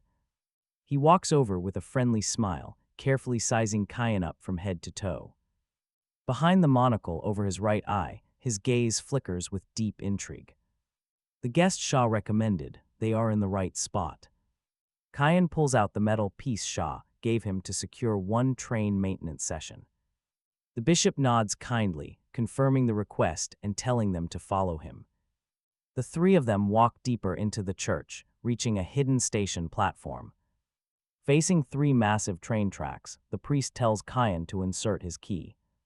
The priest points to a small slot, perfectly sized for the sealed train's key. No hesitation, Kyan knows nothing about this man. Don't let his gentle look fool you, a terrifying aura rolls off him. It is the vibe of a man who has walked through a sea of blood. This priest is definitely a high-level train captain, likely on par with Shah. Why someone this powerful is stuck doing basic maintenance is completely beyond him. Kyan inserts his key into the slot and gives it a gentle twist. The massive train appears out of thin air, making Xiaolin rub her eyes in disbelief. Unbelievable, Xiaolin rubs her eyes, shrieking out in shock. She jokingly asks if he got himself sponsored by some wealthy sugar mommy. Truth in jokes, her goofy reaction says it all. He ignores her, his focus stays on the priest. The priest nods, confirming the process, but then hesitates to ask about his companion. He stops himself with a chuckle. Never mind, he says, I talk too much. With a deeper smile, the priest tells Kyan to return for the train tomorrow. In the meantime, he suggests checking out the guild gathering area down the road. It is the perfect place for rookies to join a guild and rest between missions. To avoid danger, many even give up their identity as a train. Captain and stay here forever, becoming assistants who can only serve. Active captains, but giving up that hard-earned title is out of the question. Kyan has absolutely no interest. Instead, his gaze falls directly on Jaelin. Right now, the young girl is staring blankly, lost in thought. Feeling his gaze, she quickly snaps out of it and smiles, calling him brother. Kyan, she remembers that public trading station back when her bad luck was. At an absolute peak, she had an option to stay behind and avoid any further survival challenges as long as she surrendered her captain identity. Now her mood is downcast. If this stop had not brought bad luck, she likely would have chosen to stay behind. Not everyone is as skilled at train adventures as Kyan, nor does everyone crave danger. A stable life is what they really want. He suggests checking out the guild. There might be some good items there. They hail a taxi and Jaelin pays. On the way, Kyan browses the trading platform of the city of 1,000 stars. With his level 5 captain status, he can access extra items, but still no flamestones appear. The rare resource is completely unlisted on the platform, mining. It is not tradable here. Strangely, no gear above level 3 is listed on the market, not a single one. It is incredibly weird. This huge hub has countless veteran captains. How could nobody be selling any high-level gear? Their taxi drives for about half an hour. Arriving at a massive white jade plaza, the place is bustling with professional teams all gathered in their designated areas. They are actively trying to recruit new captains. There must be tens of thousands of people gathered. In the center plaza, it is truly a mind-blowing sight to behold. The scale of the city gives him a strange sense of déjà vu. But he has zero interest in joining them. He just wants to see how these guilds actually operate. Thankfully, the plaza is not just for recruitment. Plenty of people have set up stalls, selling gear to passing captains. Many vendors are veterans. Jaelin looks at him and asks a question. She wonders if leaving his train back at the church is safe. As they walk, Kyan examines a silver desert eagle and responds. It is perfectly fine because he is keeping a close eye on it. Jaelin is puzzled. She cannot see his holographic screen, meaning she has no idea that he keeps a constant eye on the surveillance feed. He turns directly to a vendor, asking if they have anything above level 2. The shady seller stares back with tired eyes, answering in a lazy, sleepy tone. The man asks if Kyan is just a clueless newbie. Kyan shrugged it off. The seller just sighs, explaining that the boy clearly does not know how this city operates. He yawns and scratches himself, lazily explaining that the highest tier gear, sold openly in public markets, is only level 3. To get anything stronger, one must join a guild. Selling high-tier equipment outside of those official factions is illegal. Kyan frowns. He wonders why such a strict rule even exists. The lazy vendor stops scratching and gives him a sharp look. Mu Shang scoffs, telling the kid his luck must be insanely good to think level 3 items are easy to get. He asks if they are buying, promising to share some veteran experience if they take the gun. He asks for just 4 train coins, extremely cheap, cash and goods exchanged immediately. A lazy grin spreads across his face, sold at last for 4 coins. Now he can comfortably go find technician number 8 and have a good time all over again. As he turns to leave, a firm hand stops him on the shoulder, asking if he forgot something. Knowing he cannot escape, he sighs and points toward a food stall. He suggests talking over there while grabbing a bite, leading them to a table. The stall owner gives the rogue a knowing wink, but Mu Shang quickly waves him off. He warns the boss not to rip them off, then orders drinks, asking if they even partake. Lin politely shakes her head, wanting to discuss business, which he finds totally boring. He orders just 1 warm cup for himself. While waiting, he spits out his straw. Swiping a finger through the air, he sends a friend request directly to the young captain. He tells them he added both of them, but suddenly pauses as his eyes widen. Looking at the accepted request, he freezes in shock. It is absolutely unbelievable, and he seriously wonders if this guy is truly just a beginner. He realizes it must be true, otherwise the kid would actually know the basic rules. This is his first time seeing a newbie with such a rare system-bound module. The young captain demands he get directly to the point. He tells them to just call him Mu Sheng, sighing at how troublesome this all is. A cup of warm wine arrives, and he downs it in a single, eager gulp. The decadent rogue suddenly looks completely, wonderfully re-energized. He asks if they know how abstract those hidden station treasure chests are. It is easy at low levels, but as the train levels up, things change. Stations get dangerous, making chests rarer. On top of that, raising your train level is no easy task. Some newbies might reach level 3, but has he seen the next upgrade requirement? A rare flame stone, Xiaolin quickly answers him. Exactly, he nods. Flame stones can only be found at higher tier stations. They are found on level 4 stations, while rookie captains are strictly capped at level 3. So how do you get one? He simply points toward the sky with a mocking smirk. Newbies are forced to join a guild and follow their strict rules. They must grind endlessly, trading massive resources just to secure a single stone. Only after that can you upgrade, but the next tier immediately brings even harsher, rigid demands. It is a vicious cycle that turns rookies into exploited labor for the elites. Wherever there are people, ruthless competition always exists. And where there is competition, shady businesses will always thrive. His words ring true. But the young captain finds this setup incredibly unfair. How did pioneers manage? Those early pioneers could not have possibly traded for their flame stones from other veteran players. He shrugs, admitting he has no idea, but there is another way.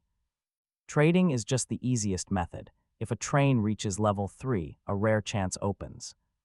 There is a tiny chance of entering a high-level station to find a chest. He smiles bitterly, mentioning you might find one. But honestly, surviving in those brutal high-tier zones is practically a death sentence anyway. Finding a chest there is nothing but a distant, wishful dream. The veteran captain finishes his wine, face-planting onto the table with loud, rumbling snores. Kyan does not care if the man is faking. He pays up and walks away. Once they leave, the food stall owner pats Musheng on the head to wake him. Musheng sits straight up, sober now, but looking even more worn out. Rookies, he mutters, how many years have they actually been stranded here? The boss hands over a hot plate of food and gives a calm, quiet reply. It has been 9 years since they abandoned their trains to buy permanent residency. He asks if seeing those rookies makes him want to adventure again. He warns him not to forget why they chose to run away in the first place. Do they really have the courage to face that terrifying wasteland again? Everyone is afraid of death. Throwing down some train coins, Musheng quietly turns and walks away into the dark. His back looks a bit more hunched. Nearby, Jolin asks Kyan if they can reach level 4. Jolin wonders if they should join a guild, having left the stall just as Musheng advised. No high-level items are sold here, but she remembers another way to get them. Even without a guild, they might still find a rare flame stone inside a chest. Kyan reassures her that with her incredible luck, she might find one soon. This immediately cheers Jolin up. She promises to share if she finds 2 of them. She jokingly offers to sell Kyan one at a special, cheap price. Kyan just smiles. The 2 of them have absolutely no plans to join any guild. They prepare to leave the plaza to explore other territories on their own. But their independent path is not what everyone else in the plaza wants. Take Lai Xiao Shan, a guy who genuinely believes he is the main character. He stands nervous before a recruiter who is examining his resource radar talent. The recruiter calls him lucky, noting he is already the 3rd radar talent today. He invites him to join the resource team, promising a very comfortable life. Lai Xiao Shan asks if this specific talent is actually that common. The recruiter tells him it is actually one of the most common talents around. Still, he adds that most people are completely talentless, so he should be grateful. The recruiter in the white suit does not notice the kid's massive disappointment.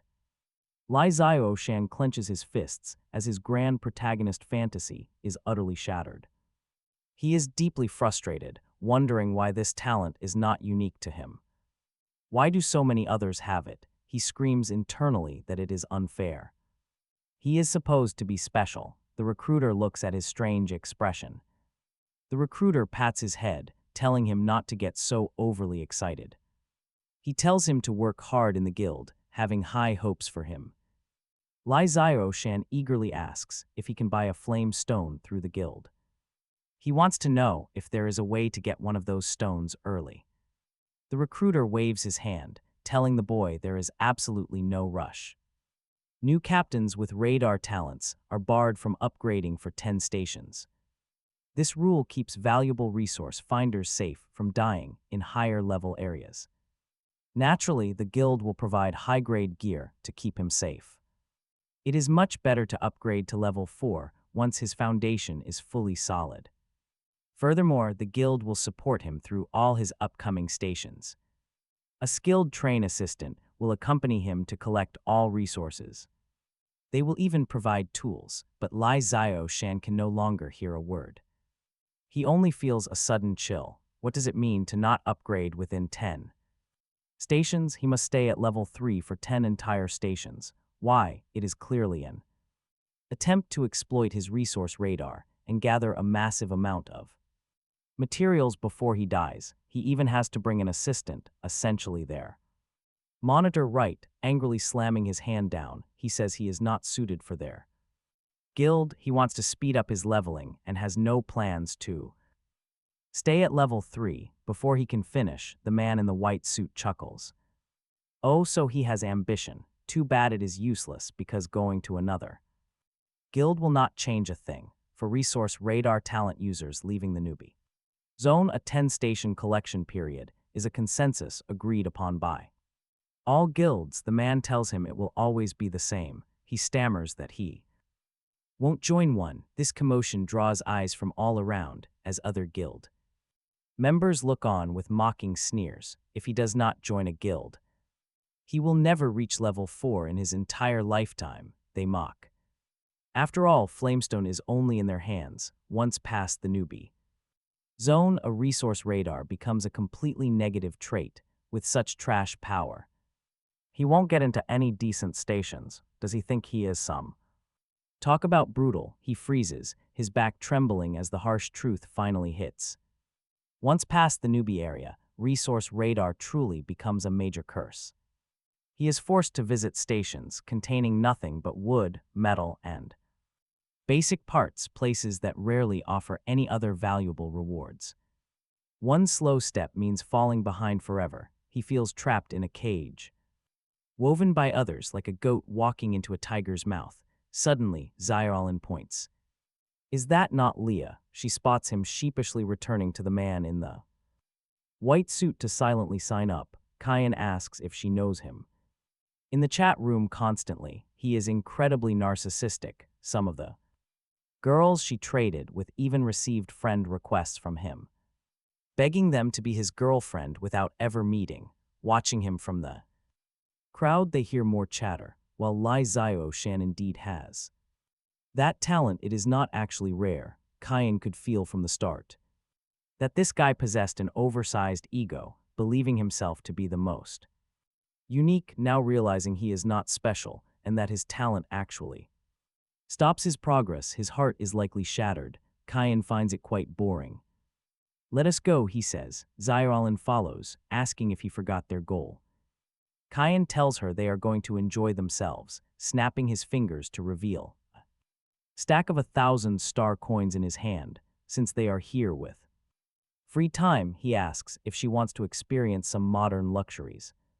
She blinks, excitedly asking to do karaoke. Throughout the day, Kyan truly experiences how deeply this city embraces endless entertainment, eating, drinking, playing, with shops everywhere. The locals are extremely respectful and enthusiastic toward captains, even back in their old world. Finding this much entertainment in one place was hard. Even at night, a captain's life does not sleep, only growing more intense as some chase wild pleasures.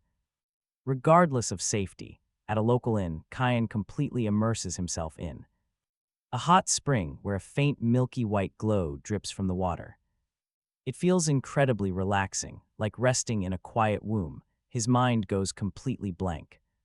He forgets everything, but unfortunately, this peaceful hot spring is not meant for him alone. A scarred, middle-aged man with weathered black hair suddenly sits down beside him. He ignores him at first, but the older man suddenly speaks up, asking a question. "Join our organization," he says, "an organization, not some basic guild." This bizarre invitation instantly snaps him from his daze. Instantly, ebony appears in his hand, aimed directly at the scarred man.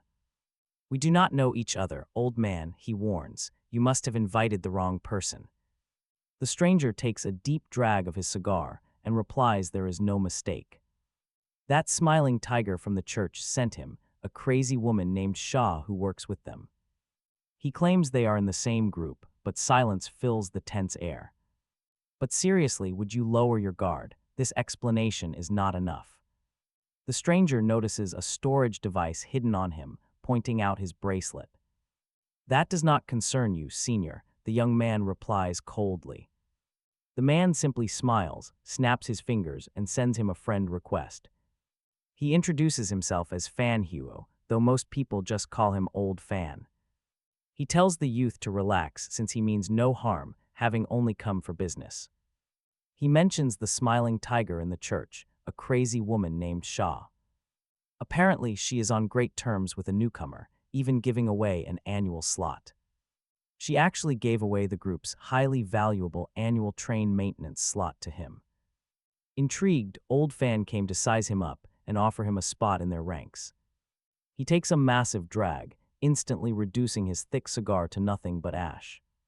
The young man notes that Shaw never mentioned any organization to him. It's just a loose group sharing similar goals, not a strict guild. Over time, they simply gained a tiny bit of influence across the world. With a quiet snap, a dark green flame flickers right at his fingertips.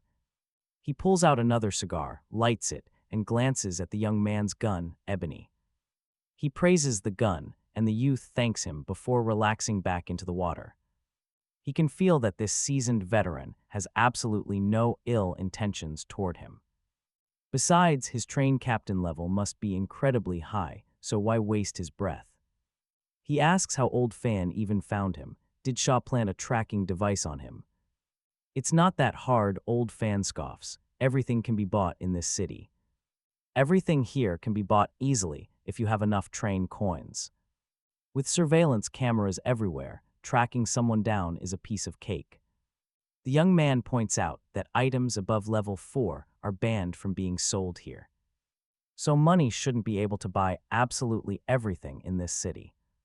Staring at the dry cigar, he wonders how the man's lungs even survive. Honestly, is this guy not afraid of choking himself to death with all that smoke? Old Fan chuckles, saying he only thinks that because his level is too low. Once his train level rises, everything will make sense. With that, Old Fan stands up. He casually tosses over a mysterious card engraved with a faceless saint.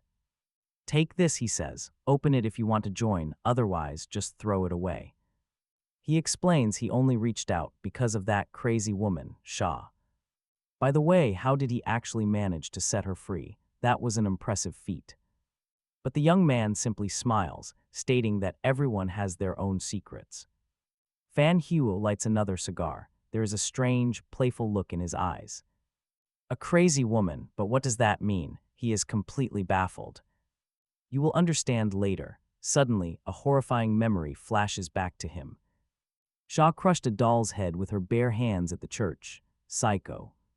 The title fits her. Fan Huo suddenly declares he has to leave. Goodbye, he vanishes from the hot spring, fast as a puff of smoke. His speed is suffocating. Our main character toys with the invitation card, pondering. It is a golden ticket to the exclusive Emperor Sequence organization. Using it grants him membership and access to their private chat room. The Dai Shu card sequence, he recalls Shia's warning about the sequence. She was sealed away because of just 1/3 of that card. Is this organization hunting blasphemy cards? He has a major choice here. Should he join, he falls deep into thought. Fan Huo clearly had. No idea he held the card. Shah kept his secret completely safe. But if they are collecting cards, he needs to ask a professional. Weighing the pros and cons, consulting an expert is far more reliable. He messages Shah asking about Fan Huo. Meanwhile, Shah is making lollipops. In her church, she sees the text and frowns. Is he a smoker? Yes, he is. She immediately realizes what that meddling smoker has done. He invited him to join. She clicks her tongue and crosses her legs, thoroughly annoyed. She was actually planning to visit the giant city of stars to give him an invitation card herself, but got scooped. It is highly unusual. The smoker rarely ever hands out invitations. She hasn't seen him in 10 years. Has the man changed? No matter. She will simply have to find another gift, so that was her plan. The intended present was this card. He asks if he can use it. Before you do, let me warn you about this tiny emperor group. Excluding the dead and counting you, there are only 18 members total. There is no need to speak in chat. Frankly, none of them are normal. Everyone in there is completely insane, especially Ju Ying. She is a massive charlatan. Listening to her will ruin your sanity. Our main character silently recalls the smoker and Shah's own crazy antics. Clearly, Shah is the one who belongs on that lunatic list. She asks if he is thinking something rude. He quickly denies it. He shifts the topic, asking where they should meet in this city. She promises to find him, noting that the massive city never truly changes. As long as you have cash, everything is for sale. Chat ends. He looks up at the artificial virtual galaxy swirling quietly above. He is still too weak, but no matter, it is time to enjoy. He submerges into the water, cutting off all the outside sounds. In pitch-black comfort, warmth spreads, allowing his mind to empty. Suddenly, a rhythmic, violent pounding begins to beat. Whoosh, he sits up, and the strange sound instantly vanishes. It was definitely not an illusion. It was very real, too real. Swish, he pulls the blasphemy card back out, staring at it. He stares at the anchor on the storage unit. For some reason, Kyan always feels like this. Thing is actually speaking, even though it's clearly just an inanimate object. After washing up, Kyan sighs. He was practically dying for a bath. Meanwhile, Xiaolin walks out humming in a bathrobe. She spots him lounging nearby, sipping cold cola. A table of fried chicken sits before him. She runs over, asking when he got out. Her hand stealthily reaches for a piece, but Kyan catches her immediately. He slaps her hand away, telling her to buy her own. She insists she won't eat. Claiming she is on a diet, she swallows hard while staring at the fresh food.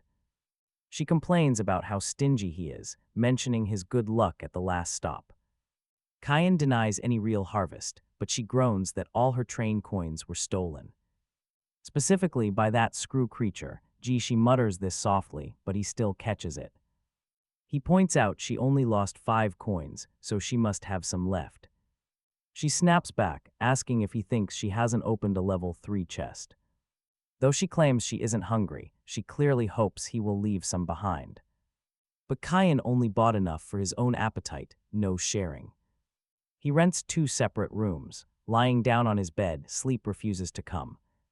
He pulls out the blasphemy card, recalling the mysterious voice from the spring. What was that entity? Every time he activates the anchor's voyage, he hears it. Should he look into this? No, better not. Putting the card back, he grabs another. This one is his invitation to the Emperor Sequence organization. There shouldn't be any danger here. He swipes the card through the empty air. Streams of light form a clean, milky white chat screen floating before him. A system alert confirms his entry into the Emperor Sequence organization. The chat is dead silent. His arrival is like a single pebble dropped into a river. However, a sudden notification pops up. Zhuing Tu has sent a friend request. Isn't this the exact charlatan Shah warned him about? She greets him, welcoming him to the organization under fate's guidance. She gets straight to the point, asking if he has found the 3rd blasphemy card. Kyan replies with a brief no. Meanwhile, inside a carriage resembling a starry palace, a black-haired woman with galaxy-like eyes stares at the glowing screen. She gently spins an incredibly intricate, golden compass resting in front of her. How strange, she cannot read his fate to see if he is telling the truth. After another spin, the cosmic glow in her eyes fades back to normal black pupils. Her mysterious aura vanishes. She mutters that fate itself is shielding his path. This level of magical interference only makes her more intrigued by his presence. 13 pattern-covered cards float before her, and one suddenly flies into her grasp. How active, this makes her wonder if Kyan has already secured the card. Plus, sending Fan Huo to recruit him probably irritated Sha, since he saved her. She giggles, hoping Sha won't actually kill her for interfering with her savior. Smirking, she hums a playful melody and sends another message over the chat. Her text addresses the young man who rescued Sha, offering a newcomer's gift. As the founder, she also wants to explain what their faction truly stands for. He reads her messages in confusion. Her vibe has shifted entirely from before. She was playing the cosmic fortune teller, but now she sounds incredibly casual. He cannot help but wonder what kind of bizarre faction he just joined. She calls him little brother, her tone strangely playful. Once again, he remembers Sha's warning. There are absolutely no normal people in this organization. Sha handed him a fragment of the blasphemy card, but did she explain card sequences? He already knows about them, saving her from explaining too much. The goal of their Emperor Sequence organization is gathering every card in a specific sequence, just like Sha, whose active sequence is the Angel card, or the smoker who invited him, wielding the War card sequence. And while he will eventually possess a blasphemy card, Sha must have mentioned the unique nature of these profane cards. They cannot be collected, but as a new member, his starter reward is a card from a sequence. If she is right, he should hold a devil card. Right? Honestly, who would believe a denial? She immediately shuts him down anyway. She laughs, boasting about her own greatness, while twirling a card engraved with a raven pattern before tossing it directly into the glowing screen, a gift for the newbie. A new notification pops up, revealing the raven pattern card. It is the evil devil card, the Harbinger. It drains spirit, summoning a demon raven to announce death.